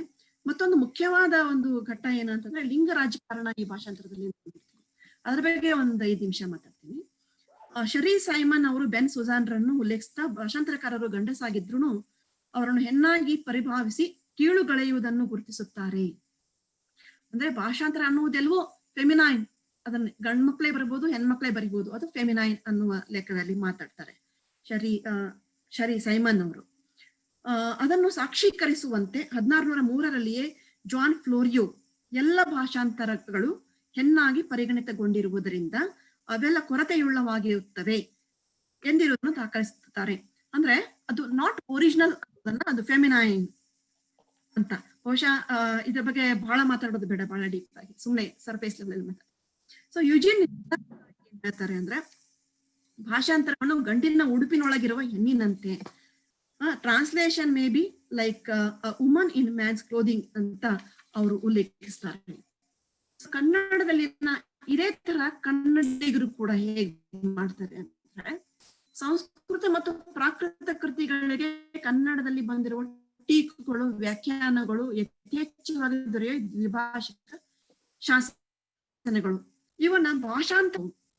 ಅದಕ್ಕೆ ಸಂಸ್ಕೃತ ಒಂದು ವಚನ ನೋಡಿ: ಇಂತು ನಾಗವರ್ಮ ಕವಿ ಕಾಮಾದಿಗಳ ಮಾರ್ಗದಿಂ ರಸಭಾವ ಭಾಸಂಗಳನ್ನೆಲ್ಲ ವಿದ್ವತ್ ಸಭೆಗಂ ಉಭಯ ಭಾಷೆಗಂ ಇಷ್ಟಂ ಅಪ್ಪಂತು ಕನ್ನಡಿಸಿದ್ ಎನದೆಂದೊಡೆ. ಮುಂದೆ ರಸರತ್ನಾಕರದಲ್ಲಿ ಬರುವಂತದ್ದು: ಮುನ್ನೊರೆವ ಕೃತಿಗಳಿರೆ ಬಳಿಕಿನ್ನೇವುದೋ ಕಬ್ಬಂ ಎನ್ನದಿರ್. ಮುಂಚೆ ಕೃತಿ ಇದೆ, ಮತ್ತೆ ನಾನು ಹೇಳ್ತಾ ಇದ್ದೀನಿ, ಮತ್ತೇಕೆ ಅನ್ಬೇಡ. ಕನ್ನೆಗೆ ಮುನ್ನಂ ನಗೆಗನ್ ನೆಗಾಳ್ದಾರೆ. ಅವಳಿಗೆ ಕಣ್ಣಿತ್ತು, ಕನ್ನಿ ಬಾಲ್ಯದಲ್ಲಿ ಅವಳು ಚೆನ್ನಾಗೇ ಇದ್ಲು, ಆದ್ರೆ ಬಳಿಯಂ ನೆಲೆ ಮೊಲೆ ಮೂಡವೇ ಮೋಹನಂ. ಅವಳು ಯೌವನದಲ್ಲಿ ಇನ್ನೂ ಚೆನ್ನಾಗಿ ಕಾಣ್ತಾಳೆ. ಹಾಗೇನೆ ಭಾಷಾಂತರ. ಮೂಲ ಕೃತಿ ಅವಳ ಬಾಲ್ಯ ಆದ್ರೆ ಬೆಳೆದು ನಿಂತ ಯುವತಿಯ ತೊಂದರೆ, ಅದನ್ನ ಭಾಷಾಂತರಕ್ಕೆ. ಸೊ ಇಲ್ಲಿ ಕೂಡ ಲಿಂಗೀಕರಣ ಇದೆ. ಮುನ್ನ ಸತ್ಕವಿ ಕೃತಿಗಳಿರ್ದಂ ತಿನ್ ಇದೇತಕ್ಕೆ ಪೇಳ್ ಎನದಿರಿ ಮುನ್ನಿರಿ ಭುವನಮನ್ ಸುತ್ತಿರ್ದಂತೆ. ನದಿ ಹೇಗೆ ಸುತ್ತುತ್ತೆ ಭುವನವನ್, ಹಾಗೆ ನದಿ ಏಕೆ ಎನ್ನಬಹುದೇ ಇಳೆಯ ಬಳಕೆಗೆ ಮುನ್ನಿರ್ ಏನ್ ಬಂದಪ್ಪುದೆ ಕಣ್ಗಳ್ ಚೆನ್ನೆಯರಿಗಿರ್ದಂತೆ ಮಲೆಗಳು ಮೋಹಿಸಪೆ. ಹೀಗೆ ಚಂದ್ರಪ್ರಭಾ ಚರಿತ್ರೆಯಲ್ಲಿ ಸೊ ಕಣ್ಣುಗಳನ್ನ, ಸೊ ಈ ತರ ಭಾಷಾಂತರ ಕೃತಿಗಳನ್ನ ಒಂದು ಯುವತಿಗೆ ಹೋಲಿಸುವಂತದ್ದು ಇದೆಯಲ್ಲ, ಇದು ಜೆಂಡರೈಸಿಂಗ್ ಭಾಷಾಂತರವನ್ನ. ಆಧುನಿಕ ಕಾಲದಲ್ಲಿಯೂ ಕೂಡ ಇದು ಇದೆ. ಒಂದು ಭಾಷೆಯಿಂದ ಮತ್ತೊಂದಕ್ಕೆ ಅಂತರಿಸುವ, ಇದು ನಾನು ಕೋಟ್ ಮಾಡ್ತಾ ಇದ್ದೀನಿ ಗೋವಿಂದ್ ಪೈ ಅವರ ಮಾತುಗಳನ್ನ. ಗೋವಿಂದ್ ಪೈ ಅವರು ಹೇಳ್ತಾರೆ, ಒಂದು ಭಾಷೆಯಿಂದ ಮತ್ತೊಂದಕ್ಕೆ ಅಂತರಿಸುವ, ಅದರಲ್ಲೂ ಕವಿತೆಯಲ್ಲೇ ಭಾಷಾಂತರಿಸುವ ಪರಿವರ್ತನೆ, ಭಾಷಾಂತರವನ್ನ ಪರಿವರ್ತನೆ ಅಂತ ಇವರು ಶಬ್ದ ಬಳಸ್ತಾರೆ. ಮಾತೃಕೆಗೆ ಎತ್ತಿ ಹಿಡಿದ ಕನ್ನಡಿಯಂತಿರಬೇಕು. ಮಾತೃಕೆ ಅಂದ್ರೆ ಮೂಲ ಕೃತಿಗೆ ಮಾತೃಕೆ ಅಂತ ಕರೀತಾರೆ. ಮಾತೃಕೆ ಎತ್ತಿ ಹಿಡಿದ ಕನ್ನಡಿಯಂತಿರಬೇಕು. ಹಾಗೂ ಮಾತೃಕೆ ಪ್ರಾಯಶಃ ಕ್ಲಿಷ್ಟವಾದರೂ ಅದರ ಪುತ್ರಿಕೆ ಸರಳವಾಗಿರಬೇಕು. ಟ್ರಾನ್ಸ್ಲೇಷನ್ ಅನ್ನೋದು ಸರಳ ಆಗಿರ್ಬೇಕಂತೆ. ಸೊ ಮಾತೃಕೆ ಪುತ್ರಿಕೆ ಅಂದ್ರೆ ಇಲ್ಲಿ ಕೂಡ ಒಂದು ಜೆಂಡರೈಸೇಷನ್ ಇದೆ. ಜೊತೆಗೆ ಮಾತೃಕೆಯ ಓಜೆಯೂ ಧೋರಣೆಯೂ ಪುತ್ರಿಕೆಯಲ್ಲಿ ಯಥಾವತ್ತಾಗಿ ಇಲ್ಲವೇ ಬಹುಮಟ್ಟಿಗಾದ್ರೂ ಬಿಂಬಿಸುವಂತಿರಬೇಕು ಎನ್ನುವಂಥದ್ದು. ಕನ್ನಡದ ವ್ಯಾಕರಣದ, ಇದು ಬಹಳಷ್ಟು ವಿಷಯದ ಸ್ವಲ್ಪ ಬೇಗ ಹೋಗ್ತಾ ಇದೆ. ಕನ್ನಡದ ವ್ಯಾಕರಣದ ಸೂತ್ರಗಳಿಗೆ ಬದ್ಧವಾಗಿ ಉಚ್ಚಾರಣ ಸಂಪ್ರದಾಯಕ್ಕೆ ಹೊಂದಿಕೊಂಡು ದೇಜೆಗೌರು ಹೇಳಿದ್ದು, ಕೊಟ್ಟೆಯನ್ನು ಕುಲಕ್ಕೆ ಹೊರಗೆಂಬ ಗಾದೆಯಂತೆ ಸಂಸ್ಕೃತ ಕುಟುಂಬದಿಂದ ತದ್ಭವಗಳು ಕನ್ನಡದ ಕುಟುಂಬವನ್ನೇ ಆಶ್ರಯಿಸಬೇಕಾಗುತ್ತದೆ. ಕನ್ನಡದ ಮುದ್ರೆ ಅಂಕಿತವಾಯಿತೆಂದರೆ ಅವು ಮತ್ತೆ ಪೂರ್ವ ಜನ್ಮದ ಕುಲಗೋತ್ರಗಳನ್ನು ನೆನೆದುಕೊಂಡು ಹಿಂದಿರುಗುವುದಿಲ್ಲ. ಈಗ ರೈಲು, ಕಪ್ಪು, ಶರ್ಟು, ಕೋಟು, ಜಾಕೀಟು ಪದಗಳು ಆಂಗ್ಲ ಪದಗಳಲ್ಲ, ಅವು ಅಚ್ಚಗನ್ನಡ ಶಬ್ದಗಳು. ಅವು ಕನ್ನಡದ ಮನೆಯ ಭಾಗ್ಯವನ್ನು ತುಂಬಲಿಕ್ಕಾಗಿ ಬಂದ ಹೆಣ್ಣುಗಳು, ಕನ್ನಡತನವನ್ನು ಮೆರೆಯಲಿಕ್ಕಾಗಿ ಬಂದ ಸೊಸೆಯರು. ಆದ್ದರಿಂದ ಅವೆಲ್ಲ ಅಚ್ಚಗನ್ನಡದ ಪದಗಳು. ಪ್ರಪಂಚದ ಯಾವ ಮೂಲೆಯ ಯಾವ ಭಾಷೆಯಿಂದ ಬಂದಿರಲಿ, ಮೂಲ ಗೋತ್ರದ ಬಿಂಕ ಬಿಗುಮಾನಗಳನ್ನು, ವೇಷಭೂಷಣಗಳನ್ನು ತೊರೆದು ಕನ್ನಡದೊಡನೆ ಒಂದಾಗಿ ಬಾಳಲು ಬಂದುವೆಂದರೆ ಅವು ಅಚ್ಚಗನ್ನಡವೆಂಬ ಅಭಿಧಾನಕ್ಕೆ ಪಾತ್ರವಾಗುತ್ತವೆ. ಸೊ ಹೀಗೆ ದೇಜೇಗೌಡರು ಕೂಡ ಈ ತರ ಹೇಳ್ತಾರೆ. ಈ ಫೆಮಿನೈನಿಟಿಯನ್ನ ಕೆಲವರು ನೆಗೆಟಿವ್ ಆಗಿ ಪಾಶ್ಚಾತ್ಯದಲ್ಲಿ ಹೇಳಿದ್ರೆ, ಇಲ್ಲಿ ದೇಶಗಳು ಬಹಳ ಪಾಸಿಟಿವ್ ಆಗಿ ಬಹಳ ಚಂದಾಗಿ ಖುಷಿಯಾಗುವ ಹಾಗೆ ಹೇಳ್ತಾರೆ. ಸೊ ಹೀಗೆ ಆಧುನಿಕ ಕಾಲದಲ್ಲಿ ಭಾಷಾಂತರ ಲಿಂಗೀಕರಣ ಪ್ರಕ್ರಿಯೆ ಮುಂದುವರೆದಿದೆ. ಸರಸ್ವತಿ ಅಂತ ಹೇಳ್ತೀವಿ, ಕಾವ್ಯ ಬದುಕು, ಕಾವ್ಯ ಕನೆ, ವನಿತೆ, ಹೀಗೆ ಭಾಷೆಯ ಲಿಂಗೀಕರಣ ಆಗಿದೆ ಅನ್ನೋದನ್ನ ನೋಡಬಹುದು. 1980ರ ದಶಕದಲ್ಲಿ ಭಾಷೆಯ ಲೈಂಗಿಕತಾ ರಾಜಕಾರಣದಿಂದ ಇನ್ನೊಂದು ಬೇರೆ ಮುಖ, ಲೈಂಗಿಕ ರಾಜಕಾರಣದ ಬೇರೆ ಮುಖ ಏನು ಅಂತ ಹೇಳಿದ್ರೆ, ತೀವ್ರವಾದ ಭಾಷಾಂತರದಲ್ಲೂ ಆಸಕ್ತಿಯನ್ನ ತೋರುತ್ತೆ. ಇಂಡಸ್ಟ್ರಿಯಲ್ ರೆವಲ್ಯೂಷನ್ ಮಾರ್ಕ್ಸಿಸಂ ಅದರ ಜೊತೆಗೆ ಸ್ತ್ರೀವಾದ ಹುಟ್ಕೊಳ್ಳುತ್ತೆ. ಅದೇ ಪಾಶ್ಚಾತ್ಯರಲ್ಲೂ ಮತ್ತು ಭಾರತದಲ್ಲಿಯೂ ಅದೇ ತರನಾಗಿ ಆಗುತ್ತೆ. ಅಲ್ಲಿ ಎಲ್ಲಿ ಫೆಮಿನಿಸಂ ಹುಟ್ಟುತ್ತೆ ಅಲ್ಲಿ ಶಿಕ್ಷಣ ಸಿಗುತ್ತೆ. ಅದರ ಜೊತೆಗೆ ಇಲ್ಲಿ ನೋಡಿ, ಶೆರ್ರಿ ಸೈಮನ್ ಅವ್ರೇನ್ ಹೇಳ್ತಾರೆ, ಇಲ್ಲಿ ಲಿಹಾಫ್ ಅನ್ನ ನೋಡ್ಬೋದು. ಅವೆಲ್ಲ ಭಾಷೆಯಲ್ಲಿ ಸಾಮಾಜಿಕ, ಲೈಂಗಿಕ ಮತ್ತು ಐತಿಹಾಸಿಕ ವ್ಯತ್ಯಾಸಗಳು ಇರ್ತವೆ. ಹಾಗೆ ಹೆಣ್ಣಿನ ಭಾಷೆ ಬೇರೆ ಆಗಿರುತ್ತೆ, ಭಾಷೆಗೂ ಜೆಂಡರ್ ಇರುತ್ತೆ ಅನ್ನುವಂತ ಒಂದು ವಾದ ಇದೆ. ಭಾಷಾಂತರಕಾರರಿಂದ ಮತ್ತು ಮಹಿಳೆಯರಿಂದ ಸಮಾಜವು ಯಾವ ರೀತಿ ವಿಧೇಯತೆಯನ್ನು ನಿರೀಕ್ಷಿಸುತ್ತೆ. ಒಂದು ಬೆಂಗಳೂರು ನಾಗರತ್ನ ಯಾರು ನನ್ ಸರಿಯಾಗಿ ನೆನಪು ಬರ್ತಾ ಇಲ್ಲ, ಅವರ ಒಂದು ತಮಿಳಿನ ಇವುಗಳನ್ನ, ಕೃಷ್ಣನ ಬಗ್ಗೆ ಕವನಗಳೆಲ್ಲ ಬರ್ತವೆ ಕನ್ನಡದಲ್ಲಿ ಭಾಷಾಂತರಗೊಳಿಸಿದಂತ ಸಂದರ್ಭದಲ್ಲಿ. ಭಾಷಾಂತರ ಅದು ಹೇಗೆ, ಅದು ಯಾಕೆ ಈ ತರದ ಎಕ್ಸೋಟಿಕ್, ಬಹಳ ರಸವತ್ತಾಗಿ ಬರೆದಂತ ಈ ತರದ ಭಾಷೆಯನ್ನ ಹೆಣ್ಮಕ್ಳು ಬಳಸಬಾರ್ದು ಅನ್ನುವಂತ ಒಂದು ಇದು ಬರುತ್ತೆ. ಸೊ ಅವಳು ಏನ್ ಕೇಳ್ತಾಳೆ, ಗಂಡು ಮಕ್ಕಳು ಈ ತರದ ವರ್ಣನೆಯನ್ನ ಮಾಡಬಹುದು, ಅದು ಹೆಣ್ಮಕ್ಳು ಯಾಕೆ ಆ ತರದ ವರ್ಣನೆಯನ್ನ ಮಾಡಬಾರ್ದು? ಗಂಡು ಮಕ್ಕಳು ಆ ತರದ ಭಾಷೆಯನ್ನ ಬಳಸಬಹುದು, ಯಾಕೆ ಹೆಣ್ಮಕ್ಳು ಬಳಸಬಾರ್ದು? ಇದನ್ನೇ ನಾವು ಭಾಷಾಂತರದಲ್ಲೂ ಕೂಡ, ಗಂಡು ಮಕ್ಕಳು ಆ ತರದ ಕೃತಿಯನ್ನ ಭಾಷಾಂತರ ಮಾಡಬಹುದು, ಆದ್ರೆ ಹೆಣ್ಮಕ್ಳು ಯಾಕೆ ಈ ತರದ ಕೃತಿಗಳನ್ನ ಭಾಷಾಂತರ ಮಾಡಬಾರ್ದು? ಸೊ ಹೀಗೆ ಲೈಂಗಿಕ ರಾಜಕಾರಣ ಕೂಡ ಈ ಭಾಷಾಂತರದ ಸಂದರ್ಭದಲ್ಲಿ ಬರುತ್ತೆ ಅನ್ನುವಂಥದ್ದನ್ನ. ಆಮೇಲೆ ಭಾಷಾಂತರಕ್ಕೆ 2ನೇ ದರ್ಜೆ, ಹೇಗೆ ಹೆಣ್ಣಿಗೆ 2ನೇ ದರ್ಜೆಯ ಸ್ಥಾನವನ್ನ ಕೊಟ್ಟಿದ್ದಾರೆ, ಅದೇ ತರದ ಇದಕ್ಕೂ ಕೂಡ ಕೆಲವು ಕಾಲಘಟ್ಟದಲ್ಲಿ ಅದು ಆಯ್ತು ಅನ್ನುವಂಥದ್ದು. ಜೂಲಿಯಾ ಸ್ಮಿತ್ ಎಲಿಜಾಬೆತ್ ಬೈಬಲ್ ಅನ್ನ ಭಾಷಾಂತರಿಸ್ತಾರೆ. ಭಾಷಾಂತರದ ಸಂದರ್ಭದಲ್ಲಿ ಇಲ್ಲಿ ಫ್ರಾನ್ಸಿಸ್ ವಿಲ್ಲಾರ್ಡ್ ಅನ್ನುವಂಥವ್ರು ಒಂದು ಮಾತನ್ನು ಹೇಳ್ತಾರೆ ನೋಡಿ, ಎಲ್ಲಿಯವರೆಗೆ ಮಹಿಳೆಯರು ಬೈಬಲಿನ ಭಾಷಾಂತರದಲ್ಲಿ ಸಮಾನವಾಗಿ ತೊಡಗಿಸಿಕೊಳ್ಳುವುದಿಲ್ಲವೋ ಅಲ್ಲಿಯವರೆಗೆ ಮಹಿಳೆಯರ ಚರ್ಚಿನ ಭಾಗವಹಿಸುವಿಕೆ ಕುರಿತಂತೆ ಸರಿಯಾದ ದಾಖಲೆ ದೊರೆಯಲು ಸಾಧ್ಯವಿಲ್ಲ ಅಂತ ಘೋಷಿಸ್ತಾರೆ. ಇದನ್ನ ನಾವು ಎಲ್ಲಾ ಧರ್ಮಗಳಿಗೂ ಕೂಡ, ಅಂದ್ರೆ ಹೆಣ್ಣು ಏನನ್ನು ಅಂತ ಹೇಳೋದಕ್ಕೆ ಈ ಒಂದು ಮಾತು. ಸೊ ಸ್ತ್ರೀ ಸುಧಾರಣೆ ಇಂದಿರೆ ಅನ್ನುವಂತ ರಮ ಅನ್ನುವಂತ ಪಾತ್ರ ಅಲ್ಲಿ ಬರುತ್ತೆ. ಇಲ್ಲಿ ಬಹಳಷ್ಟು ಇದಾವೆ, ಸಮಯದ ಕೊರತೆಯಿಂದ ನಾನು ಸ್ವಲ್ಪ ಬೇಗನೆ ಓದ್ತಾ ಇದ್ದೀನಿ. 80ರ ದಶಕದಿಂದ ಈಚೆಗೆ ಭಾಷಾಂತರಗೊಂಡ ಕೆಲವು ಭಾರತದ ಸ್ತ್ರೀವಾದಿ ಚಿಂತಕರಂದ್ರೆ ಕಮಲಾದೇವಿ ಚಟ್ಟೋಪಾಧ್ಯಾಯ, ಮಧುಕೀಶ್ವರ ಓಲ್ಗಾ, ತೇಜಸ್ವಿನಿ ನಿರಂಜನ್, ಕಮಲಾ ಬಾಸಿನ್, ಮೈಥಿಲಿ ಶಿವರಾಮನ್, ಶರ್ಮಿಳಾ ರೇಗೆ, ಅಶ್ವಿನಿ ಧೋಂಗಡೆ, ಪಾರ್ಥಾ ಚಟರ್ಜಿ, ಸುಸಿ ತಾರು ಅವರ ಬಹಳ ದೊಡ್ಡ ಕೆಲಸ ಮಾಡಿದ್ದಾರೆ, ಅದನ್ನ ಇಲ್ಲಿ ಹೇಳ್ಬೋದು. ವಂದನಾ ಶಿವ, ವಿನಾದ, ಕಲ್ಪನಾ ಶರ್ಮಾ, ತಾರಾ ರೆಡ್ಡಿ, ಇರಾವತಿ ಕರ್ವೆ, ತಾರಾಬಾಯಿ ಶಿಂದೆ, ಸ್ವಾತಿ ಘೋಷ್, ನಿಲಂದನ ಬಿಸ್ವಾಸ್, ಮೃಣಾಲ್ ಪಾಂಡೆ, ಉಮಾ ಚಕ್ರವರ್ತಿ, ನಿಖತ್, ಸೈದ್ ಖಾನ್, ಸ್ವಾತಿ ಜೋಶಿ, ಜಾವೇದ್ ಮಲಿಕ್ ಇತ್ಯಾದಿಗಳೆಲ್ಲರೂ ಹೆಣ್ಮಕ್ಳು. ಪಶ್ಚಿಮದ ಚಿಂತಕರಂದ್ರೆ Simon the Buwa, ಜಮೈನ್ ಗ್ರೀರ್, Kate millet, alias, ಹೀಗೆ ಬಹಳ ದೊಡ್ಡ ಪಟ್ಟಿ ಇದೆ. ಸೊ ಹೀಗೆ ಲಿಂಗ ಫೆಮಿನೈನಿಟಿಯನ್ನ, ಈ ಸ್ತ್ರೀವಾದವನ್ನ ನಾವು ಇಲ್ಲಿ ನೋಡ್ಬೋದು. ಮುಂದೆ ಕುವೆಂಪುರ ರಕ್ತಾಕ್ಷಿ ಕೂಡ ನಮಗೆ ಇಲ್ಲಿ ಒಂದು ನೋಡಿದ್ರೆ, ಹ್ಯಾಮ್ಲೆಟ್ನ ಭಾಷಾಂತರ ಅಂತ ಹೇಳ್ತಾರೆ, ಆದ್ರೆ ಮೂಲ ಕೃತಿ ಅನ್ನೋಷ್ಟು ಇದು ಬಿದಿನೂರಿನ ಕಥೆಯೂ ಹೌದು. ಹ್ಯಾಮ್ಲೆಟಿನ ಪ್ರಭಾವ ಕೂಡ ಇಲ್ಲಿ ಆಗಿದೆ. ನೋಡಿ ಯಾವ ತರ ಇದೆ ಅಂತ ಹೇಳಿದ್ರೆ, 15ನೇ ಶತಮಾನದಲ್ಲಿ ರಾಮಾಯಣ ಲಂಡನ್ ಲೈಬ್ರರಿನಲ್ಲಿ ಇತ್ತು, ಹಾಗೆ ಮಹಾಭಾರತಗಳ ಇದ್ರೂ ಸಾಧ್ಯತೆ ಇದೆ. ಸೊ ಅವುಗಳನ್ನೆಲ್ಲ ಶೇಕ್ಸ್ಪಿಯರ್ ಓದಿರ್ಲಿಕ್ಕೆ ಸಾಕು. ಸೊ ಅವುಗಳ ಪ್ರಭಾವ ಅವ್ರ ಮೇಲೆ ಆಗಿರ್ಬೋದು. ಹ್ಯಾಮ್ಲೆಟ್ ಅನ್ನ ಓದ್ಬೇಕಾದ್ರೆ ನನಗೆ ಅಗ್ನಿ ಮತ್ತು ಮಳೆ ನೆನಪಾಗತ್ತೆ. ಸೊ ಅಗ್ನಿ ಮತ್ತು ಮಳೆ ಅಂದ್ರೆ ಬೇರೆ ಏನೂ ಅಲ್ಲದು, ಮಹಾಭಾರತದ ಭಾಗನೇ ಅದು. ಸೊ ಹೀಗೆ ಒಂದಕ್ಕೊಂದು ಹೇಗೆ ಕನೆಕ್ಟ್ ಆಗ್ತಾ ಇದೆ ಅಂದ್ರೆ, ಇವೆಲ್ಲವೂ ಭಾಷಾಂತರಗಳೇ ಅಂತ, ರೂಪಾಂತರಗಳೇ, ಅವರನ್ನು ಬೇಯಿಸಿಟ್ಕೊಂಡೆ ಶೇಕ್ಸ್ಪಿಯರ್ ಕೂಡ ಮಾಡಿದ್ನೋ ಏನೋ ಅಂತ ಅನ್ಸುತ್ತೆ. ಸೊ ಹಾಗೆ ಅದನ್ನ ಇಟ್ಕೊಂಡು ಇವರು ಕುವೆಂಪು ಅವರು ಮಾಡಿದ್ದ ಅಲ್ಲ. ಬಿದನೂರಿನ ಕಥೆಯನ್ನ ಹೇಳ್ತಾ ಅವರು ಶೇಕ್ಸ್ಪಿಯರ್ನ ಹ್ಯಾಮ್ಲೆಟ್ ನಲ್ಲಿ ಬಂದಂತ ಆ ಪ್ರೇತವನ್ನ ಇಲ್ಲಿ ತರ್ತಾರೆ. ಅಲ್ಲಿಯೇ ಕೆಲವೊಂದು ಡೈಲಾಗ್ ಗಳನ್ನ ಯಥೇಚ್ಛವಾಗಿ ಇಲ್ಲಿ ಬಳಸ್ಕೊಳ್ತಾರೆ. ಹಾಗೆ ಬಳಸ್ಕೊಂಡ್ರು ಕೂಡ ಅಲ್ಲಿಯ ಪಾತ್ರವನ್ನು ಕೂಡ, ಒಫೀಲಿಯಾನ ಪಾತ್ರವನ್ನು ಇಲ್ಲಿ ತಾವು ಬಳಸ್ಕೊಂಡ್ರು, ಕ್ರಿಯೇಟ್ ಮಾಡ್ಕೊಂಡ್ರು ಕೂಡ ಅಲ್ಲಿಯ ಒಫೀಲಿಯಾನೇ ಬೇರೆ, ಇಲ್ಲಿಯ ರಕ್ತಾಕ್ಷಿಯೇ ಬೇರೆ, ಇಲ್ಲಿಯ ರುದ್ರಾಂಬಿಯೇ ಬೇರೆ. ಅಲ್ಲಿ ಅದು ಆ ರಾಜಕುಮಾರ ಹ್ಯಾಮ್ಲೆಟಿನ ಕತೆ ಆದ್ರೆ, ಕುವೆಂಪುನ ರಕ್ತಾಕ್ಷಿ ಇದು ಆ ರಕ್ತಾಕ್ಷಿಯ ಕಥೆ ಆಗುವುದಿದೆಯಲ್ಲ, ಈ ಒಂದು ಭಾಷಾಂತರ, ಇದು ಭಾಷಾಂತರ ಅಲ್ಲ, ಇದು ರೂಪಾಂತರ. ಇದ್ರ ಬಗ್ಗೆ ಬಹಳಷ್ಟು ಚರ್ಚೆ ಇದೆ, ಅದನ್ನು ಬಿಡೋಣ. ಸೊ ಇಲ್ಲಿ ಅದು ಒಂದು ಹೆಣ್ಣಿನ ಕಥೆಯಾಗಿ ನಮಗೆ ಸಿಗುವುದಿದೆಯಲ್ಲ, ಸೊ ಇದು ಕೂಡ ಭಾಷಾಂತರದಲ್ಲಿ ನಮಗೆ ಈ ತರದ ಬಹಳಷ್ಟು ಇದೆ. ಮೇಯರ್ ಆಫ್ ಕ್ಯಾಸ್ಟರ್ಬ್ರಿಡ್ಜ್ ನೋಡಿ, ಥಾಮಸ್ ಹಾರ್ಡಿ ಮೇಯರ್ ಆಫ್ ಕ್ಯಾಸ್ಟರ್ಬ್ರಿಡ್ಜ್ ಅನ್ನ ತಗೊಂಡಾಗ ಅಲ್ಲಿ ಬದಲಾವಣೆಗಳನ್ನ ಮಾಡ್ಕೊಳ್ತೀವಿ. ಕನ್ನಡಕ್ಕೆ ಕಸ್ತೂರಿ ನಿವಾಸ್ ಆಗಿ ಬಂದಂತ ಮೇಯರ್ ಆಫ್ ಕ್ಯಾಸ್ಟರ್ಬ್ರಿಡ್ಜ್, ಅಲ್ಲಿ ಮೇಯರ್ ಆಫ್ ಕ್ಯಾಸ್ಟರ್ ಆರಂಭದಲ್ಲಿ ಅವನೊಬ್ಬ ಕುಡುಕ, ಆದ್ರೆ ರಾಜ್ಕುಮಾರ್ ಅವರಿಗೆ ಅದನ್ನ ಹೇಳೋದು ಆತರ ಮಾಡೋದಕ್ಕೆ ಸಾಧ್ಯ ಇಲ್ಲ. ಅದನ್ನ ನಾವು ಅಡಾಪ್ಟ್ ಮಾಡ್ಕೊಂಡಾಗ ಬಹಳಷ್ಟು ಬದಲಾವಣೆಯನ್ನ ಮಾಡ್ಕೊಳ್ತೀವಿ.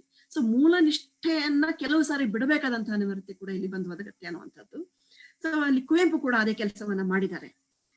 ಸೊ ಈ ತರದನ್ನ ಟ್ರಾನ್ಸ್ಲೇಷನ್ ಪಿ ಲಾಲ್ ಹೇಳ್ತಾರೆ ನೋಡ್ರಿ, ಮೂಲ ನಿಷ್ಠೆನ ಇಟ್ಕೊಂಡೇ ಹೋದ್ರೆ ನಾವು ಕೆಲವು ಸಲ ನಮ್ಮ ಓದುಗರಿಗೆ ನ್ಯಾಯ ಒದಗಿಸ್ಕೊಳ್ಳೋದಕ್ಕಾಗೋದಿಲ್ಲ. ಹಾಗಾಗಿ ಕಸ್ತೂರಿ ನಿವಾಸದಲ್ಲಿ ಆ ತರದ ಬದಲಾವಣೆಯನ್ನ ಮಾಡ್ಕೊಳ್ಬೇಕಾಗತ್ತೆ. ಹಾಗೇನೆ ರಕ್ತಾಕ್ಷಿಯಲ್ಲೂ ಕೂಡ ಆ ತರದ ಬದಲಾವಣೆಗಳನ್ನ ಮಾಡ್ಕೊಳ್ಬೇಕಾಗತ್ತೆ. Translation by itself is not possible ಅಂತ ಹೇಳ್ತಾನೆ P Lal. And what is done in the name of it is only transcreation ಅಂತ ಹೇಳ್ತಾರೆ. ಇಲ್ಲಿ ಓ ರುದ್ರ ಜ್ವಾಲಗಳೇ ನೀವಂತೆ ನಮ್ಮ ಪ್ರೇಮ ಪ್ರತೀಕಗಳು ಅಂತ ನಿಂಬಯ್ಯ ಹೇಳ್ಬೇಕಾದ್ರೆ ಅಲ್ಲಿ ಹ್ಯಾಮ್ಲೆಟ್ಟಿನ ಇದರಲ್ಲಿ ಅವನೊಬ್ಬ ವಿಲನ್ ಆಗಿ ಕಂಡ್ರೆ ಇಲ್ಲಿ ನಮಗೆ ನಿಂಬಯ್ಯ ಒಬ್ಬ ದೊಡ್ಡ ಪ್ರೇಮಿಯಾಗಿ ಕಾಣ್ತಾನೆ. ಇದು ಕುವೆಂಪು ಅವರ ಒಂದು ಮ್ಯಾಜಿಕ್ ಅಂತ ಹೇಳ್ಬೋದು. ಹಾಗೆ KS ಭಗವಾನ್ ಅವರು ಓಥೆಲೋ, ಜೂಲಿಯಸ್ ಸೀಸರ್, ವೆನಿಸ್ ನ ವರ್ತಕ, ನಿಮಿಷ್ಟ ಆಸ್ ಯು ಲೈಕ್ ಇಟ್ ಅನ್ನೋದನ್ನ ಸೊ ಭಾಷಾಂತರಗಳು ಆಗಿದ್ದಾವೆ. ರಹಮತ್ ತೆರಿಕೆರೆ ಅವರು ಗುಗಿ ವಾ ತಿಯಾಂಗೋ ಅವರ ಡಿಕೊಲೊನೈಸಿಂಗ್ ದ ಮೈಂಡ್, ವಸಾಹತು ಪ್ರಜ್ಞೆ ಮತ್ತು ವಿಮೋಚನೆ, ಇದನ್ನ ಭಾಷಾಂತರ ಮಾಡ್ತಾರೆ.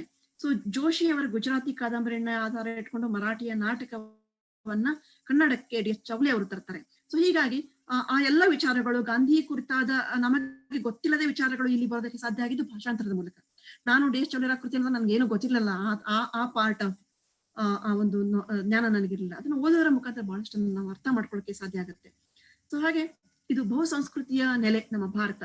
ಇಲ್ಲಿ ಸಾಂಸ್ಕೃತಿಕವಾಗಿ ಹೇಗೆ ಭಾಷಾಂತರ ಕೆಲಸ ಮಾಡುತ್ತೆ ಅನ್ನೋಂಥದ್ದು ತಲಾಲ್ ಅಸದ್ ನ ಒಂದು ಲೇಖನ the concept of cultural translation in British social anthropology ಅನ್ನೋದಲ್ಲಿ ಸಂಸ್ಕೃತಿಯ ಅಧ್ಯಯನವೇ ಭಾಷಾಂತರ ಕ್ರಿಯೆ ಅಂತ ಹೇಳ್ತಾರೆ. ಏನ್ ಹೇಳ್ತಾರೆ? ಸಂಸ್ಕೃತಿಯ ಅಧ್ಯಯನವೇ ಭಾಷಾಂತರ ಪ್ರಕ್ರಿಯೆ. ಭಾಷಾಂತರವನ್ನ ಮಾಡ್ತಾ ಇದೀವಿ ಅಂದ್ರೆ ಬೇರೆ ಏನೋ ಮಾಡ್ತಾ ಇಲ್ಲ, ಸಂಸ್ಕೃತಿಯ ಅಧ್ಯಯನವನ್ನ ಮಾಡ್ತಾ ಇದೀವಿ ಅಂತ ಅರ್ಥ. ಸೊ ಇಲ್ಲಿ ಬೇರೆ ಬೇರೆ ವಿಚಾರಗಳನ್ನ, ಬೇರೆ ಸಂಸ್ಕೃತಿಯ ಬೇರೆ ಭಾಷೆಯ ವಿಚಾರಗಳನ್ನ ನಾವು ಓದ್ತಾ ಅದನ್ನ ಅರ್ಥೈಸಿಕೊಂಡು ಆಮೇಲೆ ಭಾಷಾಂತರವನ್ನ ಮಾಡ್ಬೇಕಾಗತ್ತೆ. ಸೊ ಆ ಹಂತದಲ್ಲಿ ಅದಕ್ಕೆ ಸಂಬಂಧಪಟ್ಟಂತ ಪರಿಕಲ್ಪನೆಗಳನ್ನ, ಕನ್ಸೆಪ್ಟ್ಗಳನ್ನ, ಹರ್ಕ್ಯುಲಸ್ ಟಾಸ್ಕ್ ಅನ್ನ ಹೇಗೆ ನಾವು ಬಗೆಹರಿತ ಪ್ರಯತ್ನ ಅಂತ ಮಾಡ್ಕೊಂಡ್ವಿ, ಹಾಗೆ ಬಹಳಷ್ಟು ತೊಂದರೆಗಳು ಆಗ್ತವೆ. ಸೊ ಅಲ್ಲಿ ಕೆಲವೊಂದು ಹಲವನ್ನು ನಮ್ಮ ಸಂಸ್ಕೃತಿಯ ಅಂದ್ರೆ ಸ್ಥಳೀಯ ನಿಷ್ಠೆಯನ್ನ ಕಾಯ್ದುಕೊಳ್ಳಬೇಕಾದಂತ ಸಂದರ್ಭದಲ್ಲಿ ನಾವು ಒಂದಷ್ಟು ಹುಟ್ಟಿಸ್ಕೊಳ್ಬೇಕಾದಂತ ಶಬ್ದಗಳನ್ನ, ಪಳೆನುಡಿಗಳನ್ನ ಕೂಡ ಹುಟ್ಟಿಸ್ಕೊಳ್ಳುವಂತ ಅನಿವಾರ್ಯತೆ ಅಲ್ಲಿ ಬರುತ್ತೆ. ಸೊ ತಾರಕೇಶ್ವರ್ ಅವರು ಹೇಳ್ತಾರೆ, ಸಂಸ್ಕೃತಿಯ ನಿರ್ವಚನ ಭಾಷೆಯ ಮೂಲಕ ಆಗಬೇಕಾಗುತ್ತದೆ. ನಿರ್ವಚನಕ್ಕೆ ಮುಂಚೆ ಅದು ಸಂಘಟಿತವಾಗಿರುವುದಿಲ್ಲ. ಭಾಷೆ ಅದಕ್ಕೊಂದು ರೂಪ, ಆಕಾರ ಕೊಟ್ಟು ಹೆಸರಿಸಿ ಅದನ್ನು ಸಂಘಟಿಸುತ್ತದೆ. ಅಂದ್ರೆ ಭಾಷೆಗೆ ಮುಂಚೆ ಸಂಸ್ಕೃತಿ ಇರುವುದಿಲ್ಲ, ಭಾಷೆಯ ಜೊತೆಗೆ ಸಂಸ್ಕೃತಿ ಅನ್ನೋದು ಹುಟ್ಕೊಳ್ಳುತ್ತೆ ಅಂತ ಅವರು ತಾರಕೇಶ್ವರ್ ಹೇಳ್ತಾರೆ. ಸೊ ಈಗ ಒಂದು ಸಂಸ್ಕೃತಿ ಇದೆ ಅಂದ್ರೆ ಇದು ಹೀಗೆ ಇರಬೇಕು, ಅದು ಹಾಗೆ ಇರಬೇಕು ಅಂತ ಹೇಳುವಂತ ಸಂದರ್ಭದಲ್ಲಿ ಭಾಷೆಯ ಮೂಲಕ ಒಂದು ಸಂಸ್ಕೃತಿಯನ್ನ ನಾವು ಕನ್ಸ್ಟ್ರಕ್ಟ್ ಮಾಡ್ತೀವಿ, ನಿರ್ದೇಶನ ಮಾಡ್ತೀವಿ, ಇದು ಹೀಗೆ ಇರಬೇಕು ಅಂತ. ಹಾಗಾಗಿ ಭಾಷೆಯ ಸಂಸ್ಕೃತಿ ಅನ್ನುವಂಥದ್ದನ್ನ ತಾರಕೇಶ್ವರ್ ಅವರು ಹೇಳ್ತಾರೆ. ಸಂಸ್ಕೃತಿ ಅನ್ನುವಂಥದ್ದು ನಿಂತ ನೀರು ಅಲ್ಲ, ಅದು ಒಂದು ಜಂಗಮ. ಸಂಸ್ಕೃತಿ ಅನ್ನೋದು ಜಂಗಮ. ಹಾಗೇನೆ ಭಾಷಾಂತರವೂ ಕೂಡ. ಸೊ ಸಂಸ್ಕೃತಿಯ ಉಳಿವಿಗಾಗಿ ನಾವು ಬೇರೆ ಬೇರೆ ಭಾಷೆಗಳಿಂದ ಎರಗುವ ಸವಾಲನ್ನು ಎದುರಿಸ್ತಾ ನಾವು ಅನುವಾದಿಸಿಕೊಳ್ಬೇಕಾಗತ್ತೆ. ರಾಷ್ಟ್ರೀಯ ಗಡಿಗಳನ್ನ ಮೀರಿ ನಾವು ಕೊಟ್ಟು ಕೊಡುವ ಗಿವ್ ಅಂಡ್ ಟೇಕ್, ಆ ಒಂದು ವಿನಿಮಯವನ್ನ ಮಾಡಿಕೊಳ್ಬೇಕಾಗತ್ತೆ ಅಂತ ಬಾಬಾ ಅವರು ಹೇಳ್ತಾರೆ. ಸಂಸ್ಕಾರ ಕಾದಂಬರಿಯಲ್ಲಿ ನೋಡ್ಬೇಕಾದ್ರೆ ಬ್ರಾಹ್ಮಣ ಸಂಸ್ಕೃತಿ ಆಧುನಿಕತೆಗೆ ಭಾಷಾಂತರಿಸಿಕೊಳ್ಳುವ ಒಂದು ಸಂಸ್ಕೃತಿ, ಮತ್ತೊಂದು ಸಂಸ್ಕೃತಿ, ಅದು ಒಂದು ಭಾಷಾಂತರವೇ. ನಾವೇನು ಟ್ರಾನ್ಸಿಷನ್ ಪೀರಿಯಡ್ ಅಂತ ಹೇಳ್ತೀವಿ, ಸಂಧಿಕಾಲ ಅಂತ ಏನ್ ಹೇಳ್ತೀವಿ, ಅದನ್ನ ಅವರು ಭಾಷಾಂತರ ಅಂತ ಹೇಳ್ತಾರೆ. ಸೊ ಅದು ಆ ಒಂದು ಪ್ರಯತ್ನದ ಭಾಗವೇ ಆಗಿ ನಮಗೆ ಇಲ್ಲಿ ಕಾಣಸಿಗುತ್ತೆ. ಸೊ ಒಂದು ಸಂಸ್ಕೃತಿಯ ಬದಲಾವಣೆಯಲ್ಲಿ ಭಾಷಾಂತರ ಮತ್ತು ಪ್ರವಾಸ. ಸೊ ಪ್ರವಾಸ ಅಂದ್ರೆ ಅದು ನಾವು ಜಂಗಮ ಅಂತ ಹೇಳ್ತೀವಿ. ಹಾಗೇನೆ ಭಾಷಾಂತರ ಕೂಡ ಪ್ರವಾಸದಲ್ಲಿ ಬೇರೆ ಬೇರೆ ಊರುಗಳಿಗೆ ಹೋಗಿ ನಾವು ಅಲ್ಲಿಯ ಸಂಸ್ಕೃತಿಯನ್ನ ನೋಡ್ತಾ ಇರ್ತೀವಿ, ಅಲ್ಲಿಯ ಗಾಳಿಗೆ ಹೋಗಿಕೊಳ್ತೀವಿ, ಅಲ್ಲಿಯ ಊಟವನ್ನ ಮಾಡ್ತೀವಿ, ಅಲ್ಲಿಯ ಕನಸುಗಳನ್ನ ಕಾಣ್ತೀವಿ. ಹಾಗೇನೆ ಭಾಷಾಂತರದಲ್ಲೂ ಕೂಡ ಭಾಷೆಯ ಮುಖಾಂತರವಾಗಿ ಹಲವು ಸಂಸ್ಕೃತಿಗಳನ್ನ ನೋಡಿ. ಸ್ವೀಡನ್ನಿನ ಒಂದು ಕೃತಿಯನ್ನ ಸಿಬಿಲ್ ಅನ್ನುವಂತ ಒಂದು ಕಾದಂಬರಿಯನ್ನ DR ಮಿರ್ಜಿ ಅವರು, ನನ್ನ ಗುರುಗಳು, ಭಾಷಾಂತರಿಸಿದ್ರು. ಅದನ್ನ ಅವರ ಭಾಷಾಂತರಿಸಿದ ಕೃತಿಯನ್ನ ನಾನು ಹಲವು ವರ್ಷಗಳ ಹಿಂದೆ, ಬಹುಶಃ ಒಂದು 15 ವರ್ಷದ ಹಿಂದೆ ನಾನು ಓದಿದ್ದೆ. ಅದನ್ನ ಓದ್ತಾ ನನಗೆ ಅನ್ಸಿದ್ದು, ಅರೆ ಮುಂಚೆ ಎಲ್ಲ ನಾನು ಈ ಎಲ್ಲಮ್ಮನ ಈ ದೇವದಾಸಿ ಪದ್ಧತಿಗಳಿಗೆ ಭಾರತದಲ್ಲಿ ಎಂತೆಂಥದ್ದೆಲ್ಲ ಇದೆಯಲ್ಲ ಅಂತ ಬೇಸರ ಪಟ್ಕೊಳ್ತಿದ್ದೆ. ಆದ್ರೆ ಅದನ್ನ ಓದ್ತಾ ಅರೆ ಇದೆಲ್ಲ ಇದೆಯಲ್ಲ, ಇದೇನು ದೇವದಾಸಿ ಇದೇ ಇಲ್ಲಿ ಕಾಣಿಸ್ತಾ ಇದೆಯಲ್ಲ ಅಂತ, ಅದೇನೋ ಬೇರೆ ಇಲ್ಲ, ಅಲ್ಲೇ ನಮ್ ಥರನೇ ಇದಾರಲ್ಲ, ನಮ್ ಥರದ ಸಮಸ್ಯೆಗಳೇ ಅಲ್ಲಿ ಇದಾವಲ್ಲ ಅಂತ ಅನ್ಸೋದಕ್ಕೆ ಶುರು ಆದ ತಕ್ಷಣ ನೋಡಿ ಹೇಗೆ ನಮ್ಮ ಮಿಡಿತ ಹೇಗಿದೆ, ಅಲ್ಲಿ ಹೆಣ್ಮಗಳು ಪಡುವ ಕಷ್ಟ. ಆಮೇಲೆ ನಾಕೊಂದ ಹುಡುಗಿ ನೆನಪಾಯ್ತು. ಆ ನಂತರ ಇತ್ತೀಚೆಗೆ ಮೊನ್ನೆ ಶಬರಿ ಓದೆ, ಬರಗೂರು ಅವರು ಶಬರಿನ ಓದ್ತಾ ಅಲ್ಲಿ ಅವಳಿಗೆ ಮದುವೆಯಾದ ದಿನ ಗಂಡನ ಜೊತೆ ಕೂಡ ಮೊದ್ಲು ಗುಡಿಗೆ ಹೋಗ್ಬೇಕಂತೆ. ಸೊ ಗುಡಿಯಲ್ಲಿ ದೇವರ ಜೊತೆಗೆ ಒಂದು ರಾತ್ರಿ ಇರಬೇಕಂತೆ. ಅವಳಿಗೆ ಗೊತ್ತಿಲ್ಲ ಅದು ದೇವರು ಅಂದ್ರೆ ಏನು ಅಂತ ಗೊತ್ತಿಲ್ಲ. ಇಲ್ಲಿ ಸಿಬಿಲ್ ಕಾದಂಬರಿಯಲ್ಲಿ ಕೂಡ ದೇವರಿಗೆ ಬಿಡೋದು ಅಂದ್ರೆ ಬಹಳ ಖುಷಿಯಿಂದ ಹೋಗ್ತಾಳೆ ಆ ಹೆಣ್ಮಗಳು, ಮುಗ್ಧೆ. ಅವಳಿಗೆ ಗೊತ್ತೇ ಇಲ್ಲ ದೇವರ ಸೇವೆ ಅಂದ್ರೆ ಏನು ಅನ್ನೋದೇ ಗೊತ್ತಿಲ್ಲದ ಮುಗ್ಧೆ ಅವಳು. ಸೊ ಹೀಗೆ ಆ ಮುಗ್ಧತೆಯ ಒಂದು ಎಕ್ಸ್ಪ್ಲಾಟೇಷನ್. ಈ ಭಾಷಾಂತರಗಳು ಏನಿದಾವೆ ಅಂದ್ರೆ, ನಾನು ಕನ್ನಡದನ್ನ ಹೇಳಿದೆ, ಆ ಕಡೆ ನಾಲ್ಕೊಂದ ಹುಡುಗಿ ಹೇಳಿದೆ, ಮತ್ತೆ ಸಿಬಿಲ್ ಹೇಳಿದೆ. ಇವು 3 ಒಂದೇ ಕೃತಿ ಅಂತ ನನಗೆ ಅನ್ಸೋದಕ್ಕೆ, ಮತ್ತೆ ಕೃತಿಗಳು ಒಂದೇ ಆದ್ರೆ ಆ 3 ಜೀವನಗಳು ಕೂಡ ಒಂದೇ ಅಂತ ಅನ್ಸೋದಕ್ಕೆ ಆರಂಭವಾಗೋದು ಈ ಭಾಷಾಂತರದ ಮೂಲಕವೇ ಅಂತ ಹೇಳುದು. ಸೊ ಹೀಗೆ ಬೇರೆ ಬೇರೆ ಚಿಂತನೆಗಳ ಪ್ರವೇಶ ನಮ್ಮ ಒಳಗೆ ಆಗೋದು ಭಾಷಾಂತರದ ಮುಖಾಂತರ. ಸೊ ಯಾವ ಮಡಿ ಮೈಲಿಗೆ ಇಲ್ದೇನೆ ನಾವು ಅವುಗಳನ್ನ ಸ್ವೀಕರಿಸಬೇಕಾಗತ್ತೆ. ಆವಾಗ ಮಾತ್ರ ನಮ್ಮ ಸಂಸ್ಕೃತಿ ಬೆಳೆಯೋದಕ್ಕೆ ಸಾಧ್ಯ, ನಮ್ಮ ಭಾಷಾಂತರದ ಮೂಲಕ ನಾವು ಬೆಳೆಯೋದಕ್ಕೆ ಸಾಧ್ಯ ಅನ್ನುವಂಥದ್ದು. ಅದು ಒಂದು ಜೀವಂತಿಕೆಯ ಲಕ್ಷಣ ಅನ್ನುವಂಥದ್ದನ್ನು ಕೂಡ ಇತ್ತೀಚೆಗೆ ನಾನು ಡಾಕ್ಟರ್ ಸಂಜೀವ್ ಕಾಟ್ಕರ್ ಅವರ ಕಥೆಗಳನ್ನ ಭಾಷಾಂತರ ಮಾಡ್ಬೇಕಾದ್ರೆ ನನಗೆ ಒಂದಿಷ್ಟು ಸಂದಿಗ್ಧತೆಗಳು. ನೋಡ್ರಿ, ಹಾಲು ಉಕ್ಕಿಸುವುದು ಬರುತ್ತೆ. ಸೊ ಅದಕ್ಕೆ ಏನ್ ಹೇಳ್ಬೇಕು, ಹಾಲು ಉಕ್ಕಿಸೋದು ಅನ್ನೋದಕ್ಕೆ ಇಂಗ್ಲಿಷ್ ನಲ್ಲಿ.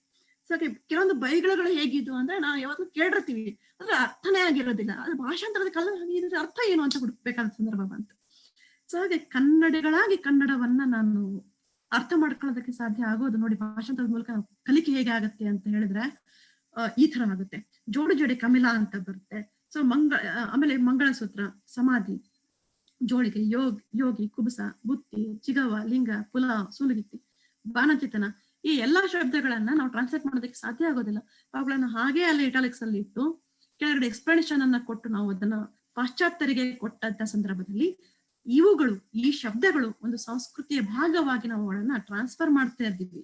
ಇಂಗ್ಲಿಷ್ ಓದುಗರಿಗೆ ಅದನ್ನ ನಾವು ಇಂಗ್ಲಿಷ್ ಕೃತಿಯಲ್ಲಿ, ಭಾಷಾಂತರಗೊಂಡಂತ ಕೃತಿಯಲ್ಲಿ ಈ ಒಂದು ಶಬ್ದಗಳನ್ನ ಅಲ್ಲಿ ಕೊಟ್ಟಾಗ, ಚಿಗಾವ ಅನ್ನೋದು ಅದರಲ್ಲಿ ಒಂದು ಸಂಸ್ಕೃತಿ ಇದೆ. ಆಂಟಿ ಅಂತ ಹೇಳಿದಾಗ ಅದು ಬರೋದಿಲ್ಲ.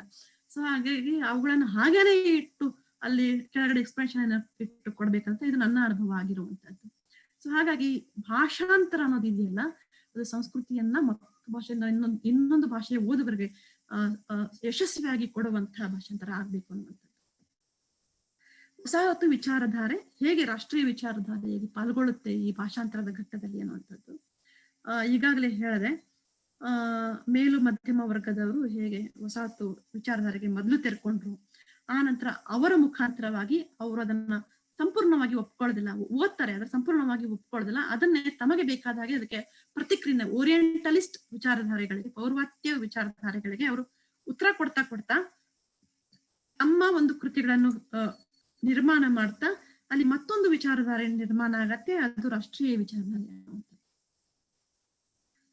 ಸೊ ಅವರನ್ನು ಈ ವಿಚಾರಧಾರೆ ಎಷ್ಟು ಮುಖ್ಯ ಆಯ್ತು ಅಂತ ಹೇಳಿದ್ರೆ, ಇಲ್ಲಿ ಭಾಷಾಂತರ ಈ ಕಾಲಘಟ್ಟದಲ್ಲಿ ಟ್ಯಾಗೋರ್ ಅವರು ನೊಬೆಲ್ ಪ್ರೈಸ್ ಅನ್ನ ತಗೊಳ್ಬೇಕಾದ್ರೆ ಬಹುಶಃ ಅವರ ಈ ಗೀತಾಂಜಲಿ ಕೃತಿ ಬೆಂಗಾಲಿನಲ್ಲೇ ಉಳಿದ್ ಬಿಟ್ಟಿದ್ರೆ ಅದಕ್ಕೆ ಸಾಧ್ಯ ಇರಲಿಲ್ಲ, ಅದು ನೊಬೆಲ್ ಪ್ರೈಸ್ ಅನ್ನ ತಗೊಳ್ಳೋದಕ್ಕೆ. ಅವರೇ 1910ರಲ್ಲಿ ಅವರು ಬರೀತಾರೆ, 1913ರಲ್ಲಿ ಅದನ್ನ ಭಾಷಾಂತರಗೊಳಿಸ್ತಾರೆ. 1913ರಲ್ಲಿ ಅದಕ್ಕೆ ಇಂಟ್ರೊಡಕ್ಷನ್ WB Yeats ಇಂದ ಅಂದ್ರೆ ಬರೀತಾರೆ. ಅದು ಮುಖ್ಯ ಆಗುತ್ತೆ ನಮಗೆ. ಒಬ್ಬ ಪಾಶ್ಚಾತ್ಯ ವ್ಯಕ್ತಿಯಿಂದನೇ ಅದಕ್ಕೆ ಮುನ್ನುಡಿಯನ್ನ ಬರೆಸಿ, ಪಾಶ್ಚಾತ್ಯ ಭಾಷೆಯಲ್ಲಿಯೇ ಅದನ್ನ ಭಾಷಾಂತರಿಸಿ ಪಾಶ್ಚಾತ್ಯರಿಗೆ ಕೊಟ್ಟಾಗ ಅವರನ್ನು ಓದಿ ಅರ್ಥೈಸಿಕೊಂಡ ನಂತರ ಮಾತ್ರ ಅವರಿಗೆ ಅದು ನೊಬೆಲ್ ಪ್ರೈಸ್ ಬರೋದಕ್ಕೆ ಸಾಧ್ಯ ಆಗುತ್ತೆ. ಸೊ ಹೀಗೆ ನಾವು ಜಾಗತಿಕ ಮಟ್ಟದಲ್ಲಿ ನಮ್ಮನ್ನು ಗುರುತಿಸ್ಕೊಳ್ಬೇಕು.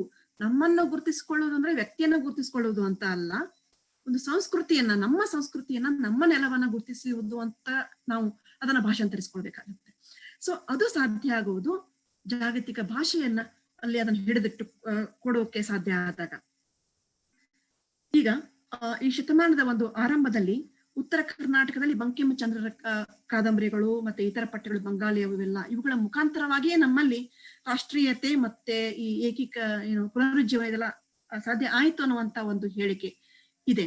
ಆದ್ರೆ ವಿ ತಾರಕೇಶ್ವರ್ ಅದನ್ನ ಒಪ್ಕೊಳ್ದೇನೆ ಅದಕ್ಕಿಂತ ಮೊದಲನೇ ನಮ್ಮಲ್ಲಿ ಇಂಗ್ಲಿಷ್ ಭಾಷಾಂತರಗಳು ನೇರವಾಗಿ ಆಗಿದ್ದು ಅನ್ನೋದನ್ನ ಹೇಳ್ತಾರೆ.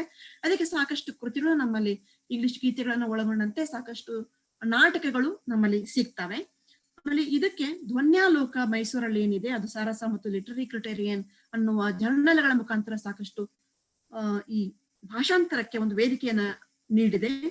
ನಮ್ಮಲ್ಲಿ ಕಂಪ್ಯಾರಿಟಿವ್ ಲಿಟ್ರೇಚರ್ ತೌಲನಿಕ ಸಾಹಿತ್ಯ ಅನ್ನುವಂತ ಪೇಪರ್ ಅನ್ನ ಕನ್ನಡ ವಿಭಾಗದವರು ಆಯ್ತು, ಇಂಗ್ಲಿಷ್ ವಿಭಾಗದವರಾಯ್ತು, ಮರಾಠಿ ವಿಭಾಗದಲ್ಲಿರ್ಬೋದು, ಹಿಂದಿ ವಿಭಾಗದವರು ಈ ತರದ ಒಂದು ಪೇಪರ್ನ ಪರಿಚಯಿಸುವುದರ ಮುಖಾಂತರ ನಾವು ಬರೀ ನಮ್ಮ ಭಾಷೆಯ ಸಾಹಿತ್ಯವಷ್ಟೇ ಅಲ್ಲದೆ ಬೇರೆ ಬೇರೆ ಭಾಷೆಯ ಸಾಹಿತ್ಯವನ್ನ ಓದೋದಕ್ಕೆ ನಾವೆಲ್ಲ ತುಡಿತಾ ಇದೀವಿ ಅನ್ನೋದು ಬಹಳ ಒಂದು ಆಶಾದಾಯಕ ಖುಷಿಯ ವಿಷಯ.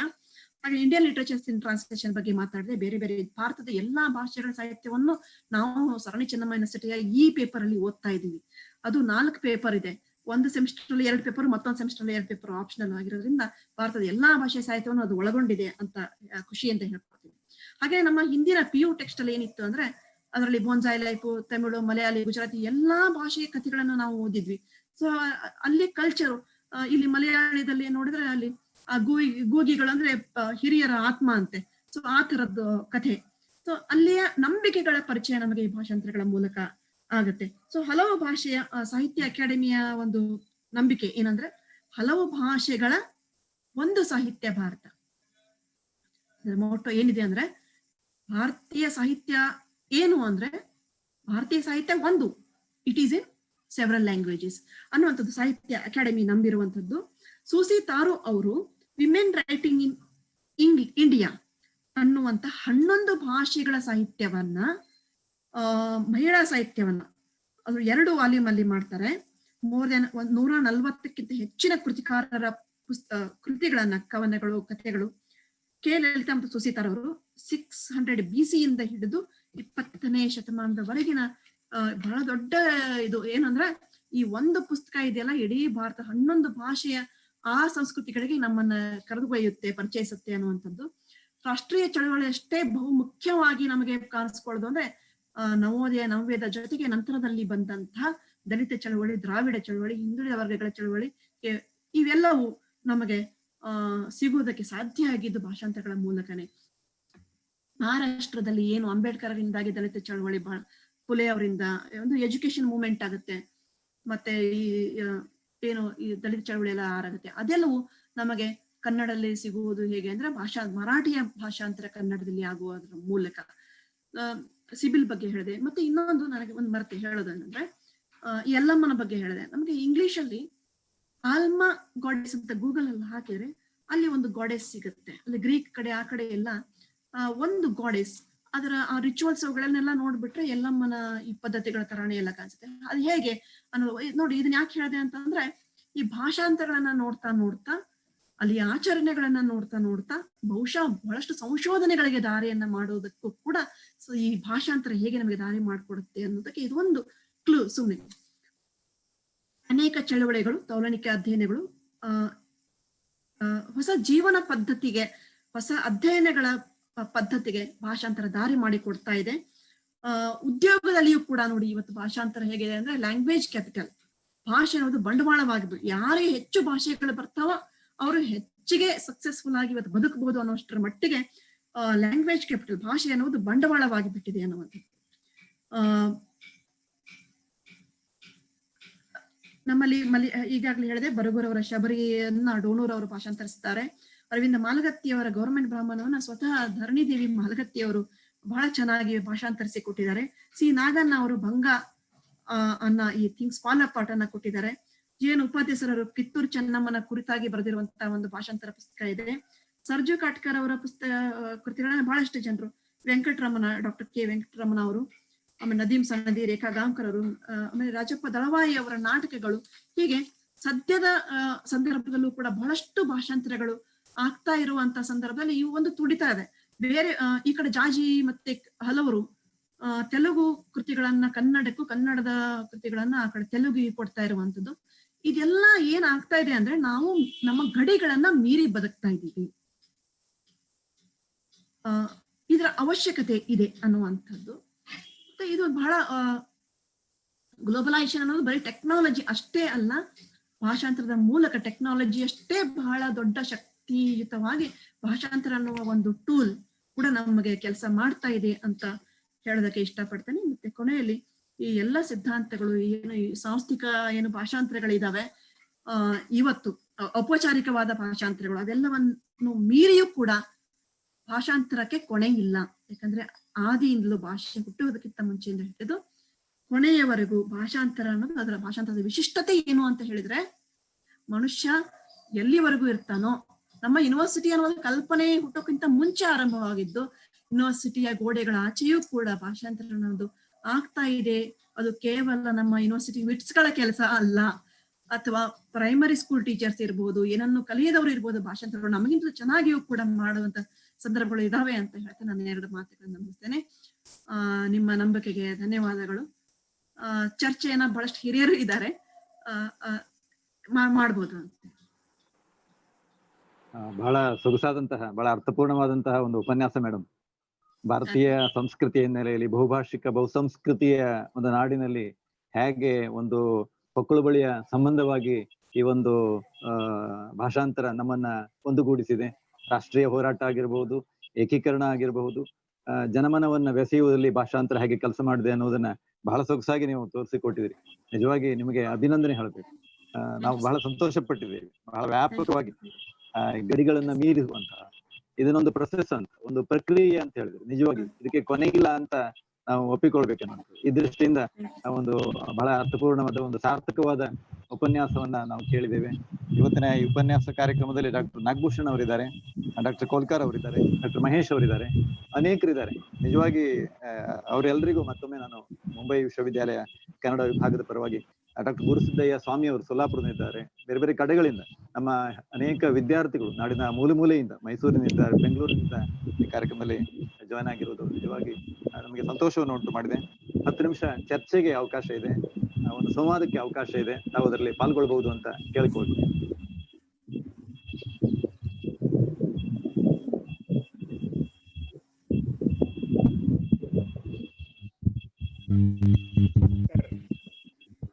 ಪ್ರಶ್ನೆ ಇದ್ರೆ ದಯವಿಟ್ಟು ಕೇಳಬಹುದು.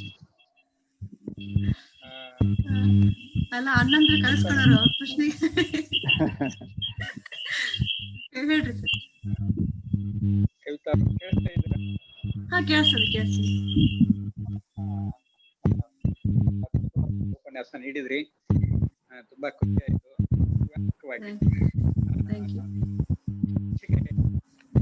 ಸರ್ ನಿಮ್ಮ ಫೋನ್ ಚಾಲಿದೆ ನೋಡಿ, ಫೋನ್ ಸೈಡ್ ಅಲ್ಲಿ ಇದೆ, ಈಗೂ ಆಗ್ತಾ ಇದೆ. ಹಾ ನೋಡಿ ಮೇಡಮ್, ಈಗ ಕೇಳ್ತಾ ಇದ್ದಾರೆ. ಹಾ ಹೇಳಿ ಹೇಳಿ.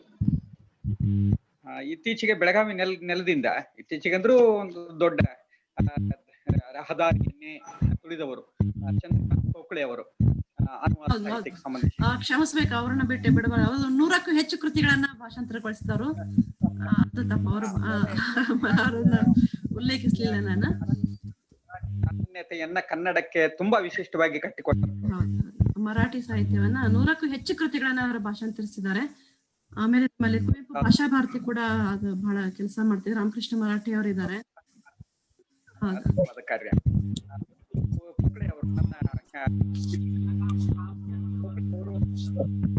ಭಾವಾನುವಾದ, ಛಾಯಾನುವಾದ, ರೂಪಾನುವಾದ, ಸಾರಾನುವಾದ, ಎಲ್ಲ ಅನುವಾದ ಯಾವ್ಯಾವ ಬಗೆಯ ಯಾವ್ಯಾವ ಸ್ವರೂಪದಲ್ಲಿ ಅದು ವಿಸ್ತರಿಸಿಕೊಳ್ಳುತ್ತದೆ ಅನ್ನೋದನ್ನ ತುಂಬಾ ಚೆನ್ನಾಗಿ ನಿವೇದಿಸಿದ್ರಿ. ಮತ್ತು ಒಂದೇ ಭಾಷೆಯೊಳಗಿನ ವಾದವನ್ನ ಸಂವಾದಕ್ಕೆ ಪೂರಕವಾಗಿ ಅನುವಾದ, ಒಂದೇ ನಮ್ಮ ಒಂದೇ ಭಾಷೆಯೊಳಗಿನ ಕಟ್ ಇದ್ದೀರಾ? ನನ್ನ ಮೊಬೈಲ್ ಚಾರ್ಜ್ ಹೋಗ್ತಾ ಇದೆ, ಡೌನ್ ಆಗ್ತಾ ಇದೆ ನೋಡಿ. ಒಂದೇ ಭಾಷೆಯೊಳಗಿನ ವಾದ ಏನಿದೆಯೋ ಅದನ್ನ ಸಂವಾದಕ್ಕೆ ಪೂರಕವಾಗಿ ಅನುವಾದ ಮಾಡುವಂತದ್ದು ಒಂದು ಬಗೆ. ಭಾಷೆಯೊಳಗಿನ ವಾದ ಏನಿದೆಯೋ ಆ ವಾದ ಪೂರಕವಾಗಿ ಅನುವಾದ ಮಾಡುವುದು ಇನ್ನೊಂದು ಬಗೆ. ಸೊ ಒಂದೇ ಭಾಷೆಯೊಳಗಿನ ವಾದವನ್ನ ಸಂವಾದಕ್ಕೆ ಎಳೆಯುವುದು ಭಾವಾನುವಾದ ಅಂತ ನಿಮ್ಮ ವಾದವೇ, ಅನ್ಯ ಭಾಷೆಯೊಳಗಿನ ವಾದವನ್ನ ಸಂವಾದಕ್ಕೆ ಎಳೆಯುವುದು ಭಾಷಾಂತರ ಎನ್ನುವುದು ವಾದವೇ? ಬಹುಶಃ ಇವೆಲ್ಲವನ್ನು ಕೂಡ ನಿವೇದಿಸಿದರೆ ನೀವು ತುಂಬಾ ತುಂಬಾ ಸುಂದರವಾಗಿ. ಸರ್ ಇದು ಒಂದೇ ಭಾಷೆ ಒಳಗೆ ಅಂತ ಅದು ಬಹುಶಃ ಯಾವ ಭಾಷೆಯಿಂದಲೂ ನಾವು ಭಾವ ಮಾಡ್ಕೋಬಹುದು. ನಮ್ಮದೇ ಈಗ ಮಹಾದೇವರ ಮಹಾದೇವರ ಕೃತಿಯನ್ನ ಭಾಷಾಂತರಿಸಬೇಕು ಅಂತ ಹೇಳ್ತಾರೆ. ಸೊ ಈಗ ಒಂದೇ ಭಾಷೆಯಿಂದ ನಾವು ನೀವು ಹೇಳಿದ್ರಿ ವ್ಯಾಖ್ಯಾನ, ಟೀಕು, ವಿವರಣೆ ಎಲ್ಲವೂ ಇವೆಲ್ಲವೂ ಒಂದೇ ಭಾಷೆಯೊಳಗೆ ಬಂದಿವೆ ನಮ್ಗೆ. ಒಂದು ಭಾಷೆ ಒಂದು ಭಾಷೆಯೊಳಗೆ ಇವೆಲ್ಲವೂ ಕೂಡ ಹೆಚ್ಚಾಗಿ ತೆರೆದುಕೊಂಡಿವೆ. ಅನ್ಯ ಭಾಷೆಗಳನ್ನು ತೆಗೆದುಕೊಂಡಾಗ ಅವು ಅವು ಭಾಷಾಂತರದ ಸ್ವರೂಪಕ್ಕೆ ಎಷ್ಟು ವ್ಯಾಪ್ತಿ ಬೇಕೋ ಅಷ್ಟೇ ಮಾತ್ರ ಹೀಗಿವೆ.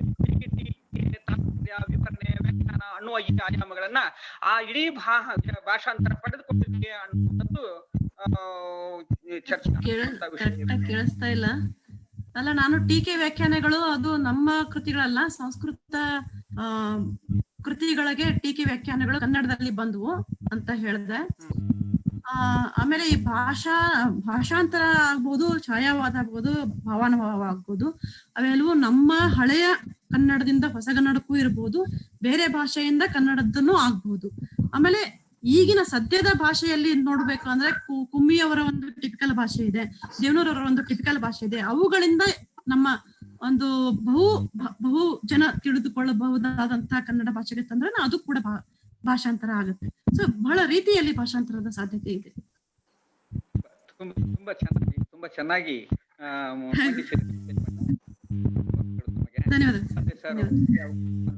ನಮ್ಮೆಲ್ಲರಿಗೂ ಒದಗಿಸಿದ ಪೂರ್ವಕವಾದ ಅಭಿವಂದನೆಗಳನ್ನು ಈ ಸಂದರ್ಭದಲ್ಲಿ ಹೇಳ್ತಾ ಇದ್ದೇನೆ. ಧನ್ಯವಾದಗಳು ಸರ್, ಧನ್ಯವಾದಗಳು. ಬೇರೆ ಯಾರಾದ್ರೂ ಪ್ರಶ್ನೆ ಕೇಳೋರಿದ್ರೆ ಕೇಳಿ, ಅನ್ಮ್ಯೂಟ್ ಮಾಡ್ಕೊಳ್ಳಿ, ಕೇಳಿ ಪ್ರಶ್ನೆ.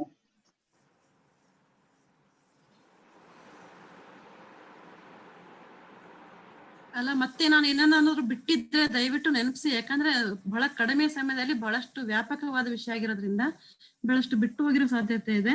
ಈಗ ನೋಡಿ, ಒಬ್ಬ ವ್ಯಕ್ತಿ ಹೆಸರನ್ನು ನಾನು ಬಿಟ್ಟಿದ್ದೆ, ಭಾಷಾಂತರಕಾರರ ಹೆಸರನ್ನು ಬಿಟ್ಟಿದ್ದೆ, ಹಾಗೆ ಬಹಳಷ್ಟನ್ನ ಬಿಟ್ಟಿರೋ ಸಾಧ್ಯತೆ ಇದೆ. ನೀವು ಅದ್ರ ಬಗ್ಗೆ ಮಾತಾಡಬಹುದು. ಮೇಡಮ್, ನಾವು ವೆಬಿನಾರ್ ಅಂದ್ರೆ ಕೊಟ್ಟ ಸಮಯದಲ್ಲಿ ಎಲ್ಲವನ್ನೂ ನಾವು ಹೇಳ್ತೇವೆ ಅಂತ ಹೇಳಿಕ್ ಸಾಧ್ಯ ಆಗುದಿಲ್ಲ. ಎಷ್ಟೋ ವಿಷಯಗಳು ಬಿಟ್ಟು ಹೋಗ್ತವೆ. ಅದು ಅದಕ್ಕೆ ಅಷ್ಟು ಚಿಂತೆ ಮಾಡಬೇಡಿ. ಮುಂದಿನ ನಿಮ್ಮ ಪ್ರಬಂಧದಲ್ಲಿ ಇವನ್ನೆಲ್ಲವನ್ನ ಇದ್ ಮಾಡಿ ಒಂದು 20-25-30 ಪುಟ ಅದನ್ನು ವಿಸ್ತರಿಸಿ ಒಂದು ಒಳ್ಳೆಯ ಮಾಲಿಕೆ ಆಗತ್ತೆ ಅಂತ ನಾನು ಅನ್ಕೊಂಡಿದ್ದೀನಿ. ಬಸವನಗೌಡ ಅವರು ಏನು ಪ್ರಶ್ನೆ ಕೇಳ್ತಾರೆ ಕೇಳಿ ಸರ್. ಬಸವನಗೌಡ ಕೇಳಿ. ನಮಸ್ಕಾರ ಮೇಡಮ್. ನಮಸ್ತೆ ಸರ್, ಕೇಳಿ. ನಾನು ಬಸವನಗೌಡ ಶಡ್ದಳ್ಳಿ ಅಂತ ಮೇಡಮ್. ಹೇಳ್ರಿ ಶಡ್ದಳ್ಳಿ ಅವರೇ. ನಮಸ್ಕಾರ ಮೇಡಮ್. ನಮಸ್ಕಾರ. ಧನ್ಯವಾದಗಳು, ಬಹಳ ಚೆನ್ನಾಗಿ ಬಂತು ಮೇಡಮ್ ತಮ್ಮದು ವೆಬಿನಾರ್ ಅಲ್ಲಿ.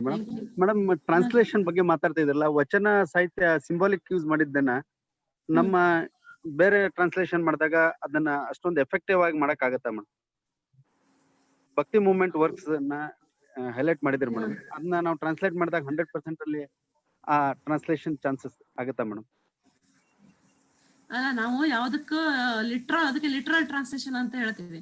ಅಂದ್ರೆ ಶಾಬ್ದಿಕವಾದ ಭಾಷಾಂತರವನ್ನ ಮಾಡಕ್ ಹೋದಾಗ ಅಲ್ಲಿ ಭಾವಕ್ಕೆ ಸ್ವಲ್ಪ ತೊಂದರೆ ಆಗುವಂತ ಸಾಧ್ಯತೆಗಳಿದಾವೆ. ಅಲ್ಲಿ ಭಾವ ಬಹಳ ಮುಖ್ಯವಾಗಿ ನಾವು ತೆಗೆದುಕೊಂಡು, ಈಗ ಭಾಷಾಂತರಕಾರರು ಏನ್ ಮಾಡ್ತಾರೆ, ಕೆಲವೊಂದು ಭಾಷೆಗೆ ಒತ್ತು ಕೊಡ್ತಾರೆ, ಇನ್ನು ಕೆಲವರು ಆ ಭಾವವನ್ನ ಕಟ್ಟಿಕೊಡೋದಕ್ಕೆ ಪ್ರಯತ್ನ ಪಡ್ತಾರೆ. ಸೊ ಇನ್ನು ಕೆಲವು ಕಡೆ ಏನಾಗತ್ತೆ, ಆ ಕೊಡುವಂತ ಮೆಸೇಜ್ ಪಾಸ್ ಆದ್ರೆ ಸಾಕು ಅನ್ನುವಂಥದ್ದು ಇರುತ್ತೆ. ಎಲ್ಲವನ್ನೂ ಕಟ್ಟಿಕೊಡೋದಕ್ಕೆ ಸ್ವಲ್ಪ ತೊಂದರೆನೆ. ಯಾವ ಭಾಷಾಂತರಕಾರರಾಗ್ಬೋದು, ದೊಡ್ಡ ಭಾಷಾಂತರಕಾರರಾದ್ರೂ ಕೂಡ ಒಂದಿಷ್ಟು, ಈಗ A.K. ರಾಮಾನುಜನ್ ಅವರು ಮೀಟಿಂಗ್ ರಿವರ್ ಅಂತ ಏನ್ ಹೇಳ್ತಾರೆ, ಅದನ್ನ ಬೇರೆಯವರು ಬೇರೆ ತರ ಹೇಳ್ತಾರೆ. ಕೂಡಲ ಸಂಗಮ ದೇವ ಅಂತ ಮೀಟಿಂಗ್ ಆಫ್ ದಿ ರಿವರ್ಸ್ ಅಂತ ಹೇಳ್ಬೇಕಾಗಿಲ್ಲ. ಅದು ಅವರು ಕಟ್ಟಿಕೊಂಡಂತ ಒಂದು ಕನ್ಸ್ಟ್ರಕ್ಟ್, ಅವ್ರು ಕಟ್ಟಿಕೊಂಡಂತ ಒಂದು ಪರಿಕಲ್ಪನೆ ಅವರು ಇಂಗ್ಲಿಷ್ ನಲ್ಲಿ.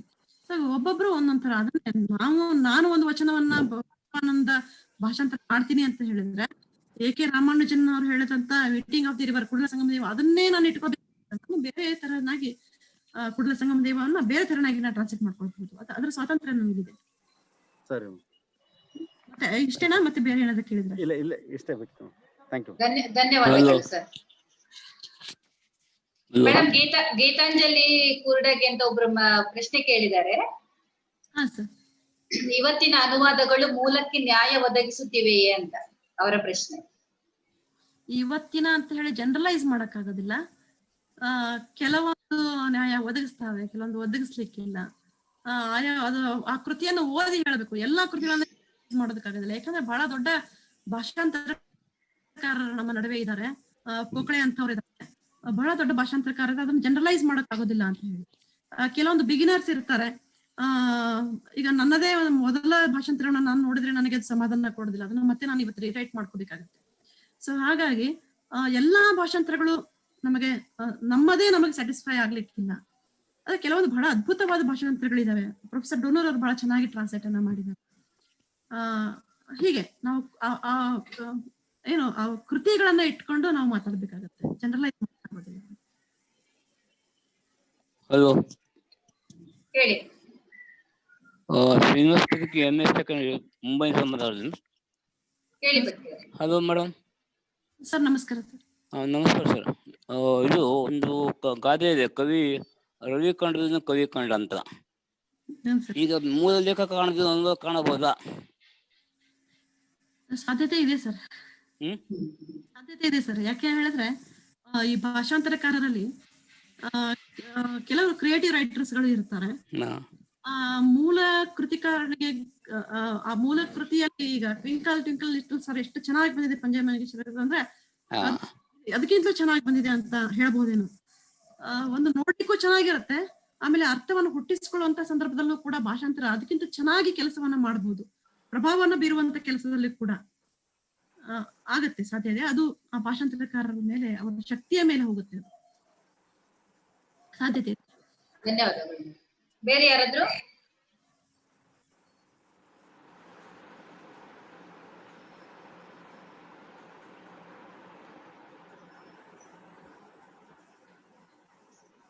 ಮಾರ್ನಾಡ್ ಸರ್, ಪ್ರಶ್ನೆಗಳಿವೆ? ಅನ್ಮ್ಯೂಟ್ ಮಾಡ್ಕೊಳ್ಳಿ.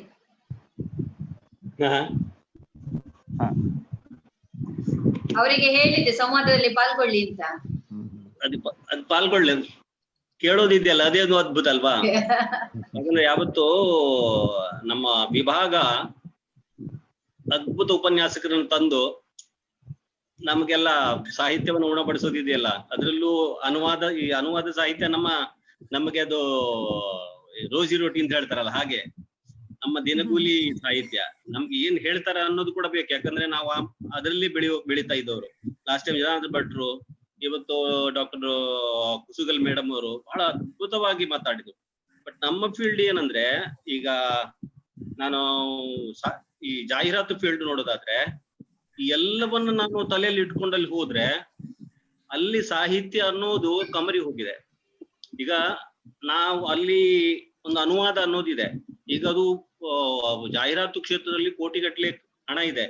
ಬಟ್ ಈ ಮಹತ್ವ ಅನ್ನೋದು ಇದೆಯಲ್ಲ, ಅನುವಾದ ಅನ್ನೋ ಮಹತ್ವ ಅಲ್ಲಿ ಇಲ್ವೇ ಇಲ್ಲ.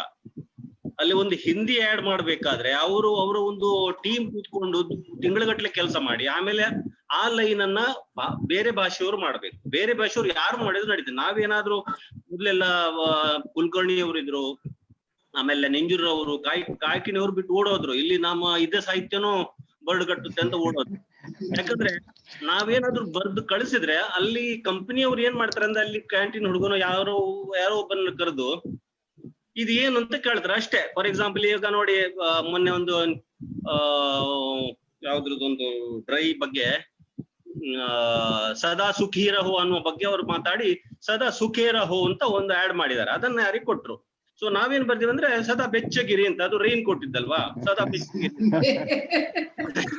ಸೊ ಅದನ್ನ ಅವ್ರು ಏನ್ ಮಾಡಿದಾರೆ ಅಂದ್ರೆ, ಯಾರೋ ಹುಡುಗನ್ ತೋರಿಸಿ ಏನ್ ಮಾಡ್ಬೇಕು ಅಂದ್ರೆ, ಸುಖ ಅಂದ್ರೆ ಒಣದಾಗಿರಿ, ಡ್ರೈ ಆಗಿರ್ಬೇಕು ಅಂತ, ಸದಾ ಒಣಗಿರಿ ಅಂತ ಅಲ್ಲಿ ಹೋಗ್ತಿದೆ.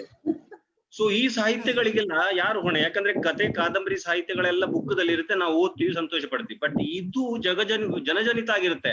ಎಷ್ಟು ಎಲ್ಲಾ ಭಾಷೆಗೂ ಎಷ್ಟು ಅವಮಾನ ಆಗುತ್ತೆ ನೋಡಿ, ಆವಾಗ ಬೇಜಾರಾಗುತ್ತೆ. ಅಲ್ಲಿ ಸದಾ ಒಣಗಿರಿ ಅಂತ ಹೋರ್ಡಿಂಗ್ ಕಾಣ್ತಾ ಇದೆ. ಬಾಯಲ್ಲಿ ಹೇಳಿರಿ ಕೇಸರಿ ಅಂತ, ಬಾಯಲ್ಲಿ ಹೇಳಿದ್ರೆ ಇನ್ನೇಲಿ ಹೇಳಿಕ್ಕಾಗುತ್ತೆ. ಜುಬಾನ್ ಬೋಲೋ ಜುಬಾನ್ ಕೇಸರಿ ಅಂತ ಎಷ್ಟು ಸಾಹಿತ್ಯಗಳಿವೆ. ಸೊ ನಾವು ದಿನನಿತ್ಯ ಅದರಲ್ಲೇ ಓದಾಡ್ತಾ ಇದ್ದೀವಿ. ಇದನ್ನ ಕೇಳುವಾಗ ಎಷ್ಟು ಬೇಜಾರಾಗುತ್ತೆ ಅಂದ್ರೆ, ನಮ್ಗೆ ಸ್ವಾತಂತ್ರ್ಯ ಇಲ್ಲ, ಅಲ್ಲಿ ಫ್ರೀಡಮ್ ಇಲ್ಲ ಮಾತಾಡೋದಕ್ಕೆ.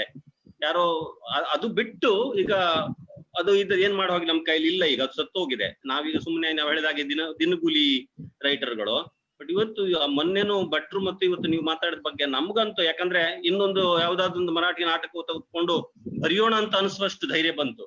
ಯಾಕಂದ್ರೆ ಇಲ್ಲಿ ಎಷ್ಟೋ ನಾಟಕಗಳನ್ನ ನಾವು ಮರಾಠಿ ನಾಟಕಗಳನ್ನ ನೋಡಿದೀನಿ. ಎಷ್ಟೋ ನಾಟಕ, ಅದು ಆಯ್ ರಿಟೈರ್ ಇರಲಿ, ಅಪರಾಧ ಮ್ಯೂಸಿಕಲ್ ಇರ್ಲಿ, ತೋಮಿನ್ ನವೀಸ್ ಇರ್ಲಿ, ದೀಪ್ ಸಂಭ 10 ಸಲ ನೋಡಿದ ನಾಟಕನೂ ಇತ್ತು. ಆ ಫ್ಲೋ, ಆ ಖುಷಿಯನ್ನ ನೋಡಿ ನನ್ನ ಪುಣ್ಯಕ್ಕೆ ಅದ್ರ ಕಡಿಮೆ ಅಂದ್ರೆ 70% ನಾಟಕ ನಾನು ಕನ್ನಡದಲ್ಲಿ ಆಕ್ಟ್ ಮಾಡುವಂತ ಭಾಗ್ಯ ನಂಗೆ ಸಿಕ್ತು. ಬಟ್ ಟ್ರಾನ್ಸ್ಲೇಷನ್ ಬಂದಾಗ ಇಲ್ಲಿ ಅವಸರದ ಸಾಹಿತ್ಯ ಆಗಿತ್ತು ಅಂತ ಅನಿಸ್ತಾ ಇದೆ ನನಗೆ. ಯಾಕಂದ್ರೆ ಅವ್ರಿಗೆ ಮರಾಠಿ ಭಾಷೆ ಬರುತ್ತೆ, ಕನ್ನಡದಲ್ಲಿ ತುರ್ತು ಬರೀಲೇಬೇಕು. ಯಾಕಂದ್ರೆ ವಾರ್ಷಿಕೋತ್ಸವ ನಾಟಕೋತ್ಸವ ಮುಂಬೈಲಿ ಆಗ್ತಿತ್ತು, ನಾಟಕೋತ್ಸವ ಬರಿಬೇಕು ಅಂತ ಇತ್ತು, ಬರ್ದ್ರು. ಬಟ್ ಅದೇ ನಾನು ಮರಾಠಿ ನಾಟಕ ನೋಡಿ ಕನ್ನಡಕ್ಕೆ ಬಂದಾಗ ಬರೀ ಬಟ್ಟೆ ಇಳಿಸೋದ್ ಬಿಟ್ರೆ, ಟ್ರಾನ್ಸ್ಲೇಷನ್ ಮಾಡೋದ್ ಬಿಟ್ರೆ ಸೊ ಬೇರೆ ಇಲ್ವೇ ಇಲ್ಲ. ಅವಾಗ ಏನಾಗುತ್ತೆ ಅಂದ್ರೆ ಒಬ್ಬ ನಟ ವಿಜೃಂಭಿಸ್ಬೇಕಾದಿದೆಯಲ್ವಾ. ಸೊ ಒಬ್ಬ ನಟ ಪ್ರೇಕ್ಷಕನ ಹೃದಯಕ್ಕೆ ನುಗ್ಬೇಕಾದ್ರೆ ಆ ಬಾಯಲ್ಲಿ ಅದೇ ಒಂದು ನಮ್ಮ ಕನ್ನಡೀಕರಣವಾದ ಕನ್ನಡಕ್ಕೆ ಸಂಬಂಧಪಟ್ಟ ಭಾಷೆನೇ ಇರ್ಬೇಕು ಅಲ್ಲಿ. ಸೊ ಅದನ್ನ ಅವರು ತಿಳ್ಕೊಳ್ಬೇಕು. ಇಂಥ ಎಲ್ಲ ಭಾಷಣಗಳು, ಇಂಥ ಎಲ್ಲ ಉಪನ್ಯಾಸಗಳು ಅವ್ರು ಸಿಕ್ಕಿರ್ತಿದ್ರೆ ಅದನ್ನ ಕನ್ನಡವನ್ನ ಮತ್ತೆ ಕನ್ನಡೀಕರಿಸುವ ಒಂದು ಜವಾಬ್ದಾರಿ ಅವ್ರಿಗೆ ಇರ್ಬೇಕಿತ್ತು ಆ ನಾಟಕ. ಯಾಕಂದ್ರೆ ಅಲ್ಲಿ ಸಾಯೋರು ನಟರುಗಳು ಇಲ್ಲಿ ಎಷ್ಟೋ ಬೆಸ್ಟ್ ಅಂದ್ರೆ ಇದೆ. ಇವನ್ ಬಲ್ಲಾಳ್ ಮಾಡಿದಾಗ ತರುಣ ದುರ್ದಂಡ ಮುದುಕ ಮಾರ್ತಾಂಡ ಒಳ್ಳೆ ಹೆಸರಿಟ್ಟು ತರುಣ್ ತುರ್ಕು ಮಾತಾಡಕ್ಕಂತ ನಾಟಕ ಮಾಡಿದ್ರು, ಅದ್ಭುತವಾಗಿ ಬರ್ದ್ರು. ಅದೇ ನಾವಿಲ್ಲದಾಗ ನಾಟಕ ಅಪರಾಧ ಮಿಚ್ಕಲ ತೋಮಿನ ಬೀಸನ್ನ ರಮಾನಂದ್ ಅವರು ಚೂರಿಯರು ಅದ್ಭುತವಾಗಿ ಮಾಡಿದ್ರು. ಕೆಲವೊಂದು ಬೆಸ್ಟ್, ಬಟ್ ಅವಸರದ ನಾಟಕಗಳಿವೆ. ಅದ್ರಲ್ಲಿ ಒಂದು ಕಡೆ ಬರ್ತಾ ಇದೆ ಅರೆ ಕೊಂಸ ಚಕ್ಕಿ ಕಾಟ ಖಾತೆ ಹೋ ಯಾರಂತ ಒಂದು ಆ ಮೀನಿಂಗ್ ಬರುವಾಗೆ, ಸರ್ ನೀವು ಉತ್ತಮವಾಗಿದ್ರೆ ನೀವು ಯಾವ ಅಕ್ಕಿಯನ್ನು ಉಪಯೋಗಿಸುತ್ತಿದ್ದೀರಿ ಅಂತ ಹೇಗೆ ಆಕ್ಟ್ ಮಾಡೋದು. ಸೊ ಅದಕ್ಕೆ ನಮ್ಮ ಬೀಚ್ ಅವರು ಹೇಳಿದಾಗೆ ಅವ್ರು ಯಾರು ಹೇಳಿದಂದ್ರೆ ನೀವು ಸೊಗಸಾಗಿ ಬರೀತೀರಿ, ನೀವು ಯಾವ ಅಕ್ಕಿ ಉಪಯೋಗಿಸ್ತೀರಿ ಅಂತ. ತಮ್ಮ ನಾನು ಅಕ್ಕಿ ಉಪಯೋಗಿಸ್ತಿಲ್ಲ, ನಾನು ಪೆನ್ ಉಪಯೋಗಿಸೋದು ಬರೆಯೋದಕ್ಕೆ ಅಂತ. ಹಾಗೆಲ್ಲ ಎಲ್ಲೆಲ್ಲೋ ಹೋಗ್ತಾ ಇದೆ. ಯಾಕಂದ್ರೆ ನಾನು ಪ್ರಶ್ನೆ ಕೇಳ್ತೆ, ಯಾಕಂದ್ರೆ ನಂಗೆ ನನ್ನ ಪ್ರಶ್ನೆಗಳಿಗೆಲ್ಲ ಉತ್ತರ ಮೊನ್ನೆನೂ ಸಿಕ್ತು, ಇವತ್ತು ಸಿಕ್ತು. ಪ್ರಶ್ನೆ ಅಂತಲ್ಲ, ನನ್ನ ಈ ನೋವನ್ನ ನಾನು ಹೇಳ್ತಾ ಇದ್ದೀನಿ. ಅನುವಾದಕರಿಗೂ ಜವಾಬ್ದಾರಿ ಅನ್ನೋದಿದೆ ನೀವಾಗ ಹೇಳಿದಾಗೆ. ಅದು ಬರೀ ಗೂಬೆ ಸಾಹಿತ್ಯ ಆಗ್ಬಾರ್ದು ನೀವಾಗ ಹೇಳಿದಾಗೆ. ಸೊ ನಮ್ಮ ಭಾಷೆಯಲ್ಲಿ ಕೆಲವು ಉಕ್ತಿಗಳಿವೆ, ನಮ್ಮ ಭಾಷೆಯಲ್ಲಿ ಕೆಲವು ಗಾದೆಗಳಿವೆ, ಅದನ್ನ ಇಲ್ಲಿ ಮಾಡಿ ತುಂಬಾ ಶ್ರಮ ಪಡ್ಬೇಕು. ಅಷ್ಟು ಈಸಿ ಅಲ್ಲ. ಒರಿಜಿನಲ್ ಕಥೆಯನ್ನು ಬರೆಯೋದು ಬಹಳ ಈಸಿ, ಯಾಕಂದ್ರೆ ಅವರ ಒಳಗೆ ಇದ್ದಿರ್ತದೆ ಅದು. ಸೊ ಒಂದು ಕತೆ ಮೂಡಿರ್ತದೆ. ಇವರು ಭಟ್ರು ಬಹಳ ಒರಿಜಿನಲ್ ಕಥೆಯನ್ನು ಬರೆದಷ್ಟೇ ಅನುವಾದವನ್ನು ಬರೀತಾರೆ. ಎರಡು ಒಂದೇ ತರ ಇದೆ, ಅಂದ್ರೆ ಒರಿಜಿನಲ್ ಓಡಿದಾಗ ಆಗುತ್ತೆ. ಬಟ್ ಅದೇ ನಾಟಕ ಬರೆಯುವಾಗ ಅವ್ರಿಗೆ ಜವಾಬ್ದಾರಿ ಅನ್ನೋದಿದೆ. ಅವ್ರು ಅಲ್ಲಿ ಇದೆ, ರೆಡಿಮೇಡ್ ಫ್ರೇಮ್ ಇದೆ, ತಗೊಂಡ್ರು. ಈಗ ಆವಾಗ ನೀವು ಹೇಳಿದ್ರೆ ಒಂದು ಇವರು ಸರೋಜು ಕಾಟ್ಕರ್ ಫಸ್ಟ್ ನಾಟಕ ಬರೆದಾಗ ಅವಸರ ಮಾಡಿದ್ರೆ, ಅವ್ರದ್ದು ಅಂಬೆ ನಾಟಕ ಇದೆ, ಅದ್ಭುತ ನಾಟಕ. ಬರೀ ಮರಾಠಿದ್ದು ಫ್ರೇಮ್ ನಂಗೆ ಬಾಯ್ಪಾಠ ಇದೆ ಅದ್ರದ್ದು. ಫ್ರೇಮ್ ಟು ಫ್ರೇಮ್ ಹಾಗೆ ಅಕ್ಷರಗಳನ್ನ ಇಟ್ಟಿಗೆ ಹೇಗೆ ಇಟ್ಕೊಂಡು ಹೋಗಿದ್ದಾರೆ. ಬಟ್ ಅದನ್ನ ನಮ್ಮ ಭಾಷೆಯ ಸ್ಟೈಲೇ ಬೇರೆ. ನಾವೀಗ ಸಾರಿ, ನಾನು ನನ್ನ ನೋವನ್ನ ಹೇಳ್ತಾ ಇದ್ದೀನಿ, ಹೇಳ್ತಾ ಇಲ್ಲ. ಯಾಕಂದ್ರೆ ನಾವು ಅದ್ರಲ್ಲಿ ಇರೋದ್ರಿಂದ ಈಗ ನೋಡಿ, ನಾವು ಎಲ್ಲ ಕನ್ನಡವನ್ನ ಬಿಟ್ಟು, ಈ ಕನ್ನಡ ನಾಡನ್ನ ಬಿಟ್ಟು ಬಂದವರು ಎಲ್ಲರೂ, ಈ ಹೊರನಾಡ ಕನ್ನಡಿಗರೆಲ್ಲರೂ ಅನುವಾದಕರೇ. ಯಾಕಂದ್ರೆ ನಮ್ಮ ದಿನನಿತ್ಯದ ಪೇಜ್ಗಳೆಲ್ಲ ತುಂಬೋದೇ ಬೇರೆ ಭಾಷೆಗಳಲ್ಲಿ. ಯಾಕಂದ್ರೆ ನಾವು ದಿನನಿತ್ಯ ಮರಾಠಿಗರೊಂದಿಗೆ, ಹಿಂದಿಗರೊಂದಿಗೆ ನಾವು ಮಾತಾಡದೇ ಇರಬೇಕಾಗುತ್ತೆ. ಬಟ್ ಅವ್ರು ಮಾತಾಡುವಾಗ ನಾವು ಕನ್ನಡದಲ್ಲೇ ಯೋಚನೆ ಮಾಡಿ, ಕನ್ನಡದಲ್ಲಿ ಉತ್ತರ ಹುಡುಕಿ, ಆಮೇಲೆ ಕನ್ನಡದಲ್ಲೇ ಅದನ್ನ ಹಿಂದಿಯಲ್ಲಿ ಮಾತಾಡ್ತೀವಿ. ಅರೆ ಆಜ್ ಖಾನೆಕೋ ಕ್ಯಾ ಹೇ ಅಂತ ನಾವು ಅದನ್ನ ಹೇಳುವಾಗ, ತಿನ್ನೋಕೆ ಏನಿದೆ ಅಂದ್ರೆ ಅರೆ ಖಾನೆಕೋ ಕ್ಯಾ ಹೇ ಅಂತ. ನಾವು ಒಂದು ಹೋಟ್ಲಲ್ಲಿ ಕೇಳಿದೆ ಚಿಕ್ಕ ದಾತ್ನೇ ಏಕೆ ಅಂತ ಕೇಳಿದ್ರು. ಅಂದ್ರೆ ಅವರ ಭಾಷೆಯಲ್ಲಿ ಖಾನೆ ಮೇಕೆ ಅಂತ. ಅದೇ ನೆಕ್ಸ್ಟ್ ಡೇ ಹೋಗಿ ಈಗ ಖಾನೆ ಮೇಕೆ ಅಂತ ನಾನು ಹೇಳಿದ್ರೆ, ಅವನು ಕನ್ನಡಿಗ ವೈಟರ್, ಅವನು ಹೇಳ್ತಾನೆ ಖಾನೆ ಮೇ ನಿನ್ನೆ ಕಲ್ ಚೂ ಆತ ಆಜ್ ಕ್ಯಾ ಹೈ ಪತಾ ನೈ ಅಂತ. ಸಾಂಬಾರಲ್ಲಿ ನಿನ್ನೆ ಏನಿತ್ತು ಅಂತ, ನಿನ್ನೆ ಚೂ ಆಯ್ತು, ಇಲ್ಲಿ ಇತ್ತು, ಇವತ್ತೇನಿದೆ ಗೊತ್ತಿಲ್ಲ. ಸೊ ಇದು ಭಾಷೆಗಳ ಅವಾಂತರಗಳು. ಅವಾಗ ಬಹಳ ಜಾಗೃತಿಯಿಂದ ಮಾಡಬೇಕಾಗುತ್ತೆ. ಈ ಭಾಷಾಂತರ ಅನ್ನೋದು, ಭಾಷಾ ಭಾವಾನು ಅನ್ನೋದು ಅದೊಂದು ಬಹಳ ಸೂಕ್ಷ್ಮವಾಗಿ ನಮ್ಮ ಇದನ್ನ ಕಣ್ಣಿನ ಕೊರೆಯನ್ನು ಸುಲಿದ ಹಾಗಿರ್ಬೇಕು. ಸೊ ಬಹಳ ಜಾಗೃತಿಯಿಂದ ಮಾಡ್ಬೇಕಾಗುತ್ತೆ. ಯಾಕಂದ್ರೆ ಅದು ಬೇರೆ, ಇದು ಹೊಸ ಸೃಷ್ಟಿ. ಅಷ್ಟೇ ಜವಾಬ್ದಾರಿ ಇದೆ. ನೋಡುವವರಿಗೆ ಅನುವಾದ ಅನ್ಸಿದ್ರು. ಎಷ್ಟೋ ಒಳ್ಳೊಳ್ಳೆ ನಾಟಕಗಳು, ನಮ್ಮ ಜಯಂತಳಿ ಒಳ್ಳೆ ನಾಟಕಗಳು, ಬನ್ನಿ ಊಟ ತಿನ್ನು, ಅರೆ ಖರಗವ ಯಾರು ಊಟ ತಿನ್ನೋದೇನದ. ಸೊ ಅದು ಅವಸರವಾಗಿ ಮಾಡಿದ್ದು. ಅದಕ್ಕಾಗಿ ನಾನು ಏನ್ ಹೇಳಿದೆ ಅಂದ್ರೆ, ಈ ಕನ್ನಡದ ಅನುವಾದ ನಾಟಕವನ್ನ ಮತ್ತೆ ಕನ್ನಡೀಕರಣ ಕಳಿಸುವಂತ ತಾಳ್ಮೆ ಯಾಕಿಲ್ಲ ಅನುವಾದಕರಿಗೆ ಅನ್ನೋದು ನನ್ನ ಪ್ರಶ್ನೆ ಅಷ್ಟೇ. ಮಾಡ್ಬೋದಲ್ವಾ ಅಂತ. ಇಲ್ಲಿ ಹೆಚ್ಚಿನವರಿಗೆ ಮೋಹನ್ ಮಾರ್ನಾಡ್ ಬಗ್ಗೆ ಗೊತ್ತಿರ್ಬೋದು. ಅವರು ಕರ್ನಾಟಕ ಸಾಹಿತ್ಯ ನಾಟಕ ಅಕಾಡೆಮಿಯಿಂದ ಪ್ರಶಸ್ತಿ ಪಡೆದು ಮುಂಬೈಗೆ ಒಂದು ಹೆಮ್ಮೆಯ ಗರಿಯನ್ನ ಮೂಡಿಸಿದವರು ಮತ್ತು ಡಬ್ಬಿಂಗ್ ನಲ್ಲಿ ಜಾಹೀರಾತಿನಲ್ಲಿ ನಾವು ಟಿವಿಯಲ್ಲಿ ಹೆಚ್ಚಾಗಿ ನೀವು ಅವರ ಸ್ವರವನ್ನ ಕೇಳ್ಬೋದು ಕನ್ನಡದ ಜಾಹೀರಾತಿನಲ್ಲಿ. ತಮ್ಮ ಅಲ್ಲಿ ಅವರಿಗೆ ಆದಂತ ಅನುಭವಗಳನ್ನ ನಮ್ ಜೊತೆ ಅವರು ಹಂಚಿಕೊಂಡಿದ್ದಾರೆ. ನಮ್ಗೆ ನಗು ಬಂದ್ರೂ ಕೂಡ ನಿಜವಾಗಿ ಇದೆಲ್ಲ ಚಿಂತಿಸ್ಬೇಕಾದಂತ ವಿಷಯ. ಅನುವಾದ ಸಾಹಿತ್ಯ ಎತ್ತ ಹೋಗ್ತಾ ಇದೆ ಅನ್ನೋದಕ್ಕೂ ಅವರು ಕೊಟ್ಟಂತ ಒಂದು ಉತ್ತಮ ಉದಾಹರಣೆ ಅಂತ ಹೇಳ್ಬೋದು. ಧನ್ಯವಾದಗಳು ಮೋಹನ್ ಮಾರ್ನಾಡ್ ಅವರಿಗೆ. ಡಾಕ್ಟರ್ ಜನಾರ್ದನ್ ಭಟ್ ಅವರು ಬಹಳ ಪ್ರೀತಿಯಿಂದ ನಮ್ ಜೊತೆ ಸೇರಿಕೊಂಡಿದ್ದಾರೆ. ಸರ್, ನಿಮ್ಮದೇನಾದ್ರು ಪ್ರತಿಕ್ರಿಯೆ ಕೊಡಿ. ಮೇಡಮ್ ಬಹಳ ಚೆನ್ನಾಗಿ ಇಲ್ಲ ಪ್ರತಿಕ್ರಿಯೆ ಏನಿಲ್ಲ, ಬಹಳ ಚೆನ್ನಾಗಿ ಹೇಳಿದ್ದಾರೆ ಮೇಡಮ್ ಅವರು. ತುಂಬಾ ಈ ಸೆಮಿಯೋಟಿಕ್ ಇಂಟರ್ ಸೆಮಿಯೋಟಿಕ್ ಟ್ರಾನ್ಸ್ಲೇಷನ್ ಬಗ್ಗೆ ಎಲ್ಲ ಅದರ ಹೆಚ್ಚು ವಿವರಣೆ ಕೊಡದಿದ್ರು ಕೂಡ ಬಹಳ ಚೆನ್ನಾಗಿ ಅದರ ಉದಾಹರಣೆಗಳ ಮೂಲಕ ಅವರು ಅದನ್ನು ಮುಂದುವರಿಸಿಕೊಂಡು ಹೋದ್ರು. ತುಂಬಾ ಚೆನ್ನಾಗಿತ್ತು. ನನಗೆ ಏನು ಕೂಡ ಪ್ರಶ್ನೆಗಳು ಅಂತ ಏನಿಲ್ಲ. ಟ್ರಾನ್ಸ್ಕ್ರಿಯೇಷನ್ ಬಗ್ಗೆ ಏನು ಅವರು ಹೇಳಿದ್ರು ಅದನ್ನ ನಾವು ಕನ್ನಡದಲ್ಲಿ ಅನುಸೃಷ್ಟಿ ಮತ್ತು ಮರುಸೃಷ್ಟಿ ಅಂತ ಕರಿತೇವೆ. ಅನುಸೃಷ್ಟಿ ಬೇರೆ, ಮರುಸೃಷ್ಟಿ ಬೇರೆ ಅಂತ. ಈಗ ಅದನ್ನು ಡಾಕ್ಟರ್ CN ರಾಮಚಂದ್ರನ್ ಅವರು ಮರು ಕಥನ ಅಂತ ಹೇಳ್ತಾರೆ ಸರ್. ಅದು ಮರು ಕಥನ ಬೇರೆ, ಅವ್ರು ಹೇಳ್ತಾರೆ ಕುಮಾರವ್ಯಾಸನ ಮರು ಕಥನ. ಆಮೇಲೆ ನಾಗಚಂದ್ರ ಅಂದು ಪರ್ಯಾಯ ಕಥನ ಅಂತ ಹೇಳ್ತಾರೆ.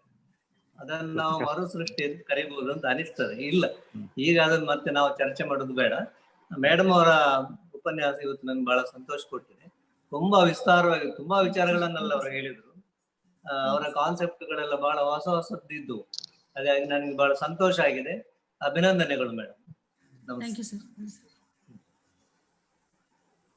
ಬೇರೆ ಗುರುಸಿದ್ದಯ್ಯ ಅವರು, ಸೋಲಾಪುರದಿಂದ ಗುರುಸಿದ್ದಯ್ಯ ಅವರಿದ್ದಾರೆ. ಡಾಕ್ಟರ್ ಗುರುಸಿದ್ದಯ್ಯ ಅವರು.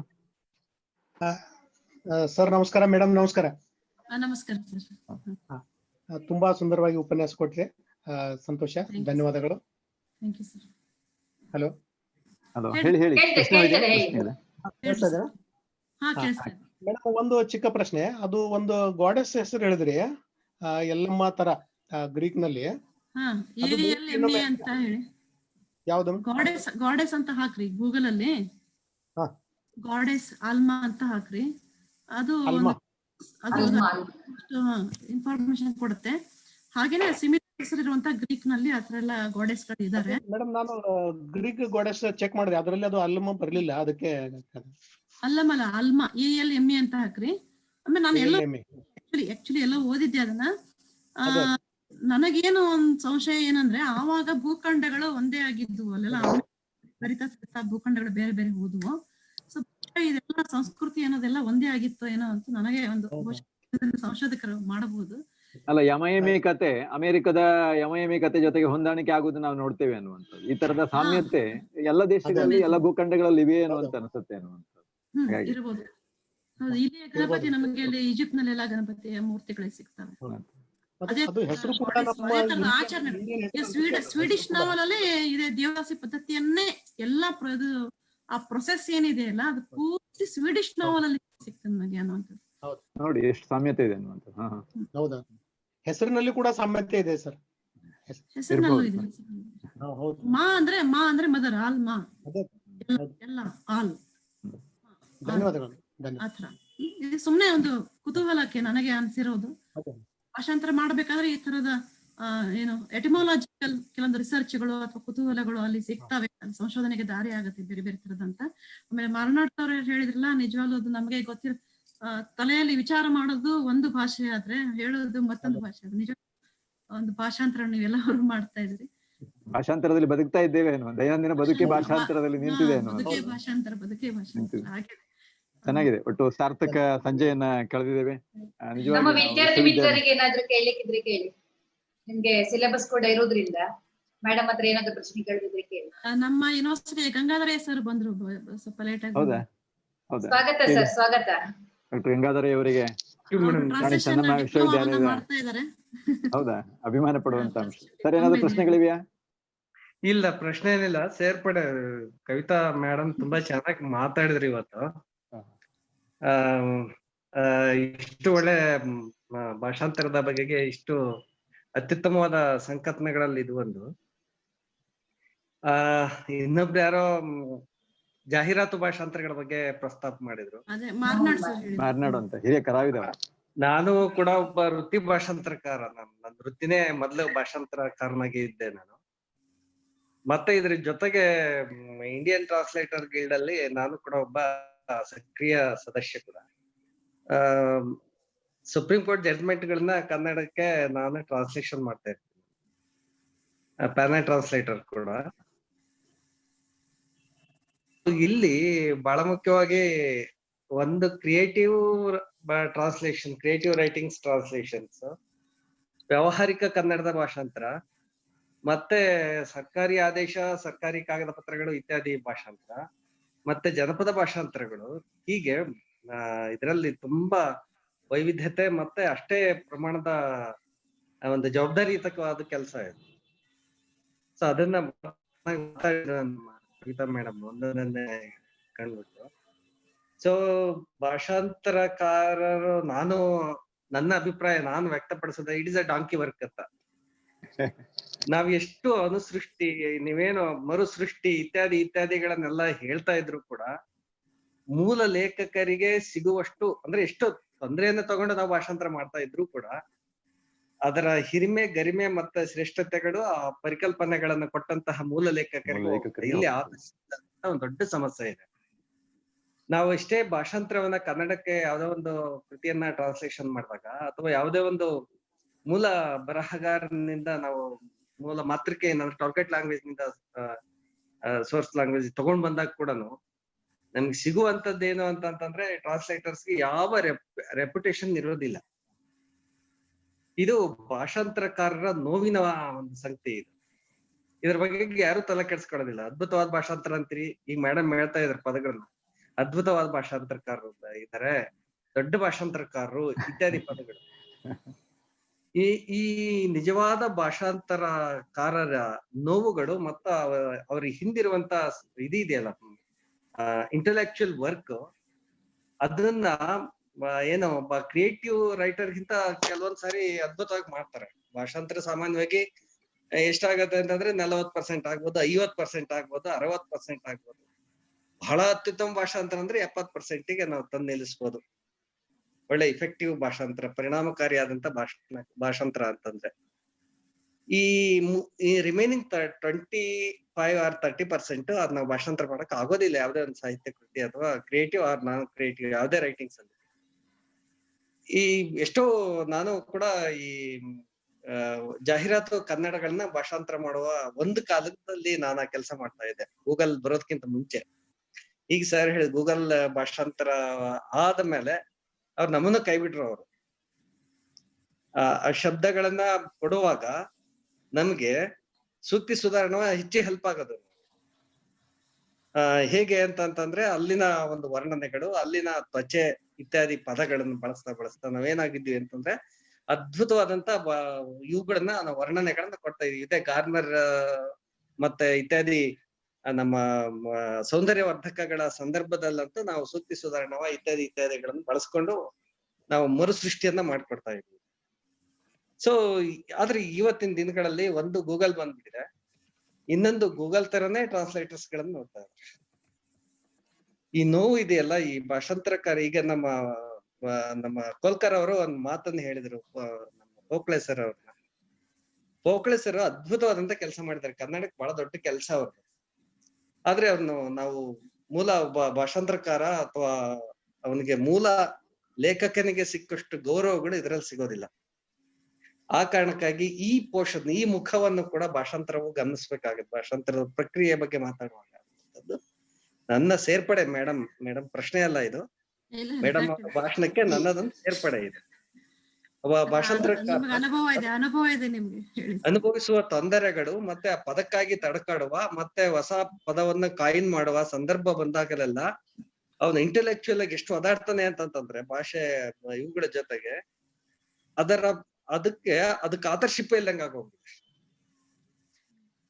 ಇದು ಅತ್ಯಂತ ನೋವಿನ ಸಂಗತಿ ಇದು. ಯಾಕಂದ್ರೆ ನಾನು ಇಂಟೆಲೆಕ್ಚುಯಲ್ ಪ್ರಾಪರ್ಟಿ ರೈಟ್ಸ್ ಅಲ್ಲೂ ಕೂಡ ಈಗ ನಂದೊಂದು ಕೇಸ್ ನಡೀತಾ ಇದೆ, ACC ಸಿಮೆಂಟ್ ವರ್ಸಸ್ ಗಂಗಾಧರಯ್ಯ ಅಂತೇಳಿ. ಬಿಲ್ಡ್ ವಿತ್ ಕಾನ್ಫಿಡೆನ್ಸ್ ಎನ್ನುವಂತ ಒಂದು ಪದ ಅದನ್ನ ಕೊಟ್ಟವ್ ನಾನೇ, ಅದು ವಿಶ್ವಾಸದಿಂದ ನಿರ್ಮಿಸಿ ಅಂತ ಕೊಟ್ವಿ. ಈಗ ಅದನ್ನ ಇಟ್ಕೊಂಡು ಅವ್ರು ಕೋಟಿ ಗಟ್ಟೆ ದುಡ್ಕೊಂಡ್ಬಿಟ್ರು. ಸರ್ ಹೇಳ್ತಾ ಇದ್ರು, ಅದಕ್ಕೆ ನಾನು ಹೇಳ್ತಾ ಇದ್ದೀನಿ.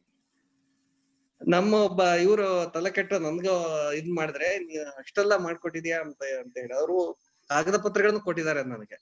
ಇದನ್ನ ಮಾಡ್ಕೊಡಿ, ಇದನ್ನ ಹೀಗೆ ಅಂತ ಹೇಳಿ ಕಾನ್ಸೆಪ್ಟು ಕೊಟ್ಟೆ, ಇದನ್ನೂ ಕೊಟ್ಟೆ. ಆದ್ರೆ ನೋ, ಎಷ್ಟು ಅಂತಂದ್ರೆ ಭಾಷಾಂತರಕಾರರ ಒಂದು ಶೋಷಣೆ ನಡೀತಾ ಇದೆ. ಭಾಷಾಂತರಕಾರನ್ ಸರಿಯಾದ ಸಂಭಾವನೆನೂ ಸಿಗ್ತಾ ಇಲ್ಲ ಒಂದ್ ಕಡೆ, ಇನ್ನೊಂದ್ ಕಡೆ ಅವ್ರ ಇಂಟೆಲೆಕ್ಚುಯಲ್ ಬೆಲೆನೇ ಇಲ್ಲ. ಇದು ನಾವು ಸಂಭ್ರಮದಿಂದ ಭಾಷಾಂತರಿಸ್ತಾ ಇರ್ತೀವಿ ಕೆಲವೊಂದು ವಿಷಯಗಳನ್ನ. ನಾವು ನೋಡಿದ ಕೂಡಲೇ ಟ್ರಾನ್ಸ್ಲೇಷನ್ ಮಾಡ್ತಾ ಇರ್ತೀವಿ. ನಾನು ಕನ್ನಡ ಮತ್ತು ಇಂಗ್ಲಿಷ್ ಎರಡರ ವಿದ್ಯಾರ್ಥಿಯಾಗಿಯೂ ಕೂಡ ನನಗೆ ಯಾವ್ದಾರ ಒಂದು ಶಬ್ದ ಕಾಣಿಸ್ತು ಅಂತಂದ್ರೆ ಅದು ಟ್ರಾನ್ಸ್ಲೇಷನ್ ಆಗ್ತಾ ಇರ್ತದ ನನ್ನ. ಅಂದ್ರೆ ಅಷ್ಟು ಅದ್ರಲ್ಲಿ ನಾನು ಏನು ತೊಡ್ಕೊಂಡ್ಬಿಟ್ಟಿದ್ದೀನಿ, ಇನ್ವಾಲ್ವ್ಮೆಂಟ್ ಇದೆ. ಆದ್ರೆ ದರ್ ಇಸ್ ನೋ ರೆಪೋನೇ ಇಲ್ಲ. ಈ ನೋವಿನ ಸಂಗತಿಗಳನ್ನ ಹಂಚ್ಕೊಳಕ್ಕಾಗಿ ನಾನು ಒಂದಿಷ್ಟು ಇಲ್ಲಿ ಮಾತಾಡ್ದೆ. ಮೇಡಮ್ ಥ್ಯಾಂಕ್ ಯು, ತುಂಬಾ ಅದ್ಭುತವಾಗಿ ಮಾತಾಡಿದ್ರಿ. ಒಳ್ಳೆ ಕಾನ್ಸೆಪ್ಟ್ ಗಳನ್ನ ಇಟ್ಕೊಂಡು ಮತ್ತೆ ಲಿಟರರಿ ಟ್ರಾನ್ಸ್ಲೇಷನ್ ಬಗ್ಗೆ ಎಲ್ಲ ಸವಿಸ್ತಾರವಾದಂತ ಒಂದು ಅದ್ಭುತವಾದಂತ ಒಂದು ಭಾಷಣ ಇದು. ನನ್ನ ಪ್ರಕಾರ ವಿದ್ವತ್ಪೂರ್ಣವಾದಂತ ಮಾತುಗಳು. ನಿಮ್ಗೆ ಅಭಿನಂದನೆಗಳು. ಮತ್ತೆ ಇನ್ ಸಂಘಟಿಸಿರುವಂತ ಮುಂಬೈ ವಿಶ್ವವಿದ್ಯಾಲಯದ ಕನ್ನಡ ಅಧ್ಯಯನ ಸಂಸ್ಥೆಗೂ ಕೂಡ ನಾನು ಕೃತಜ್ಞತೆಗಳನ್ನ ಹೇಳ್ತೀನಿ. ಧನ್ಯವಾದಗಳು ಸರ್. ಧನ್ಯವಾದ ಸರ್. ಮುಗಿಸೋಣವಾ? ಪ್ರಶ್ನೆ ಇದೆಯಾ? Thank you madam. ಆಗಲಿ, ಒಂದು ಧನ್ಯವಾದ ಹೇಳಿಬಿಡಿ ಮೇಡಮ್. ಕನ್ನಡ ವಿಭಾಗ ಮುಂಬೈ ವಿಶ್ವವಿದ್ಯಾಲಯದಿಂದ ಆಯೋಜಿಸಿರುವಂತಹ ಅನುವಾದ ಸಾಹಿತ್ಯದ ಅಗತ್ಯತೆ ಮತ್ತು ಮಹತ್ವ ಈ ವಿಷಯದಲ್ಲಿ ಸರಣಿ 3ರಲ್ಲಿ ಡಾಕ್ಟರ್ ಕವಿತಾ ಕುಸುಗಲ್ ಅವರು ಬಹಳ ಒಂದು 3 ಸರಣಿಯಲ್ಲಿ ನಮ್ಗೆ 3 ಮುಖಗಳು ಕಾಣ್ಲಿಕ್ಕೆ ಸಿಕ್ತು ಅನುವಾದದ್ದು. ಜಿ.ವಿ. ಕುಲಕರ್ಣಿ ಅವರು ಒಂದು ತರದಿದ್ರೆ, ಕಳೆದ ಸರಣಿಯಲ್ಲಿ ಜನಾರ್ದನ್ ಭಟ್ ಅವರ ಒಂದು ಅನುಭವಗಳು ಆಗ್ಲಿ, ಅದೇ ರೀತಿ ಕವಿತಾ ಕುಸುಗಲ್ ಅವರು ಭಿನ್ನವಾದಂತ ಒಂದು ಮುಖವನ್ನ ಇವತ್ತು ನಮ್ಮ ಮುಂದೆ ತೆರೆದಿಟ್ಟಿದ್ದಾರೆ. ಅವರಿಗೆ ಕನ್ನಡ ವಿಭಾಗದ ಪರವಾಗಿ ಅನಂತ ವಂದನೆಗಳನ್ನ ಸಲ್ಲಿಸ್ತಾ ಇದ್ದೇನೆ. ಅದೇ ರೀತಿ ಬೆಳಗಾವಿ ಕಾಲೇಜಿನ ಅನೇಕ ವಿದ್ವಾಂಸರು, ಉಪನ್ಯಾಸಕರು, ವಿದ್ಯಾರ್ಥಿಗಳು ನಮ್ ಜೊತೆ ಸೇರ್ಕೊಂಡಿದ್ದೀರಾ. ತಮ್ಮೆಲ್ಲರ ಪ್ರೀತಿಗೆ, ಅಭಿಮಾನಕ್ಕೆ ತಲೆಬಾಗ್ತಾ ಕನ್ನಡ ವಿಭಾಗದ ಪರವಾಗಿ ತಮ್ಮೆಲ್ಲರಿಗೂ ಅನಂತ ವಂದನೆಗಳನ್ನ, ಕೃತಜ್ಞತೆಗಳನ್ನ ಸಲ್ಲಿಸ್ತಾ ಇದ್ದೇವೆ. ಸಂವಾದದಲ್ಲಿ ಪಾಲ್ಗೊಂಡ ತಮ್ಮೆಲ್ಲರಿಗೆ ಮತ್ತೊಮ್ಮೆ ವಂದನೆಗಳನ್ನ ಸಲ್ಲಿಸ್ತಾ ಈ ಕಾರ್ಯಕ್ರಮವನ್ನು ನಾವಿಲ್ಲಿಗೆ ಮುಕ್ತಾಯಗೊಳಿಸ್ತಾ ಇದ್ದೇವೆ. ಮತ್ತೊಮ್ಮೆ ಮುಂಬೈ ವಿಶ್ವವಿದ್ಯಾಲಯ ಕನ್ನಡ ವಿಭಾಗದ ಪರವಾಗಿ ವಂದನೆಗಳು. Thank you madam. Thank you sir. Thank you madam. ನಿಮ್ಗೂ ಥ್ಯಾಂಕ್ ಯು. ನಮ್ಮ ಸಹಪಾಠಿಗಳೆಲ್ಲ ಒಂದ್ಸಲ ವಿಡಿಯೋ ಆನ್ ಮಾಡ್ಕೊಳ್ಬೋದಾ? ಒಂದು ವಿನಂತಿ ಇದೆ ಅಂತ ನೋಡಿ, ಎಲ್ಲ ವಿಡಿಯೋ ಆನ್ ಮಾಡ್ಬೇಕಂತ 1 ನಿಮಿಷದ ಫೋಟೋಗೋಸ್ಕರ. ಮೇಕಪ್ ಮಾಡ್ಲಿಲ್ವಾ? ಧಾರವಾಡದಿಂದ ಕುರುಡಗಿ ಮೇಡಮ್ ಅವರು ಪೋಸ್ಟ್ ಡಾಕ್ಟರ್ ಆಗಿದೆ, ಅವರು ಬಂದಿದ್ದಾರೆ. ಹೌದಾ? ನಮಗೆ ಗೊತ್ತಿಲ್ಲ, ಕೆಲವರ ಪರಿಚಯ. ಹೌದು ಮೇಡಮ್, ಕೆಲವರು ನಮ್ಗೆ ಪರಿಚಯ ಇಲ್ಲ, ನೀವು ಮಾಡಿಕೊಟ್ರು ಪರವಾಗಿಲ್ಲ. ಗೀತಾಂಜಲಿ ಕುರುಡಗಿ ಅವರು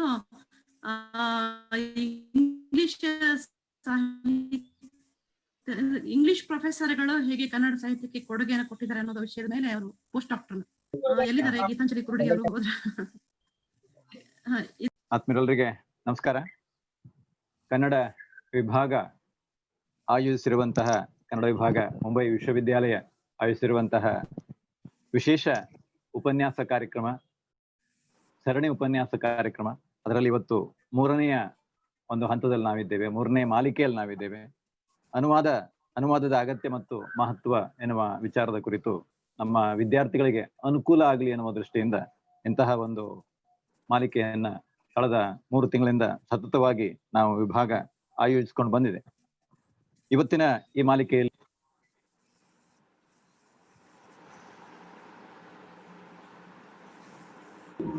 ಸರ್ ಮ್ಯೂಟ್ ಆಗಿದೆ.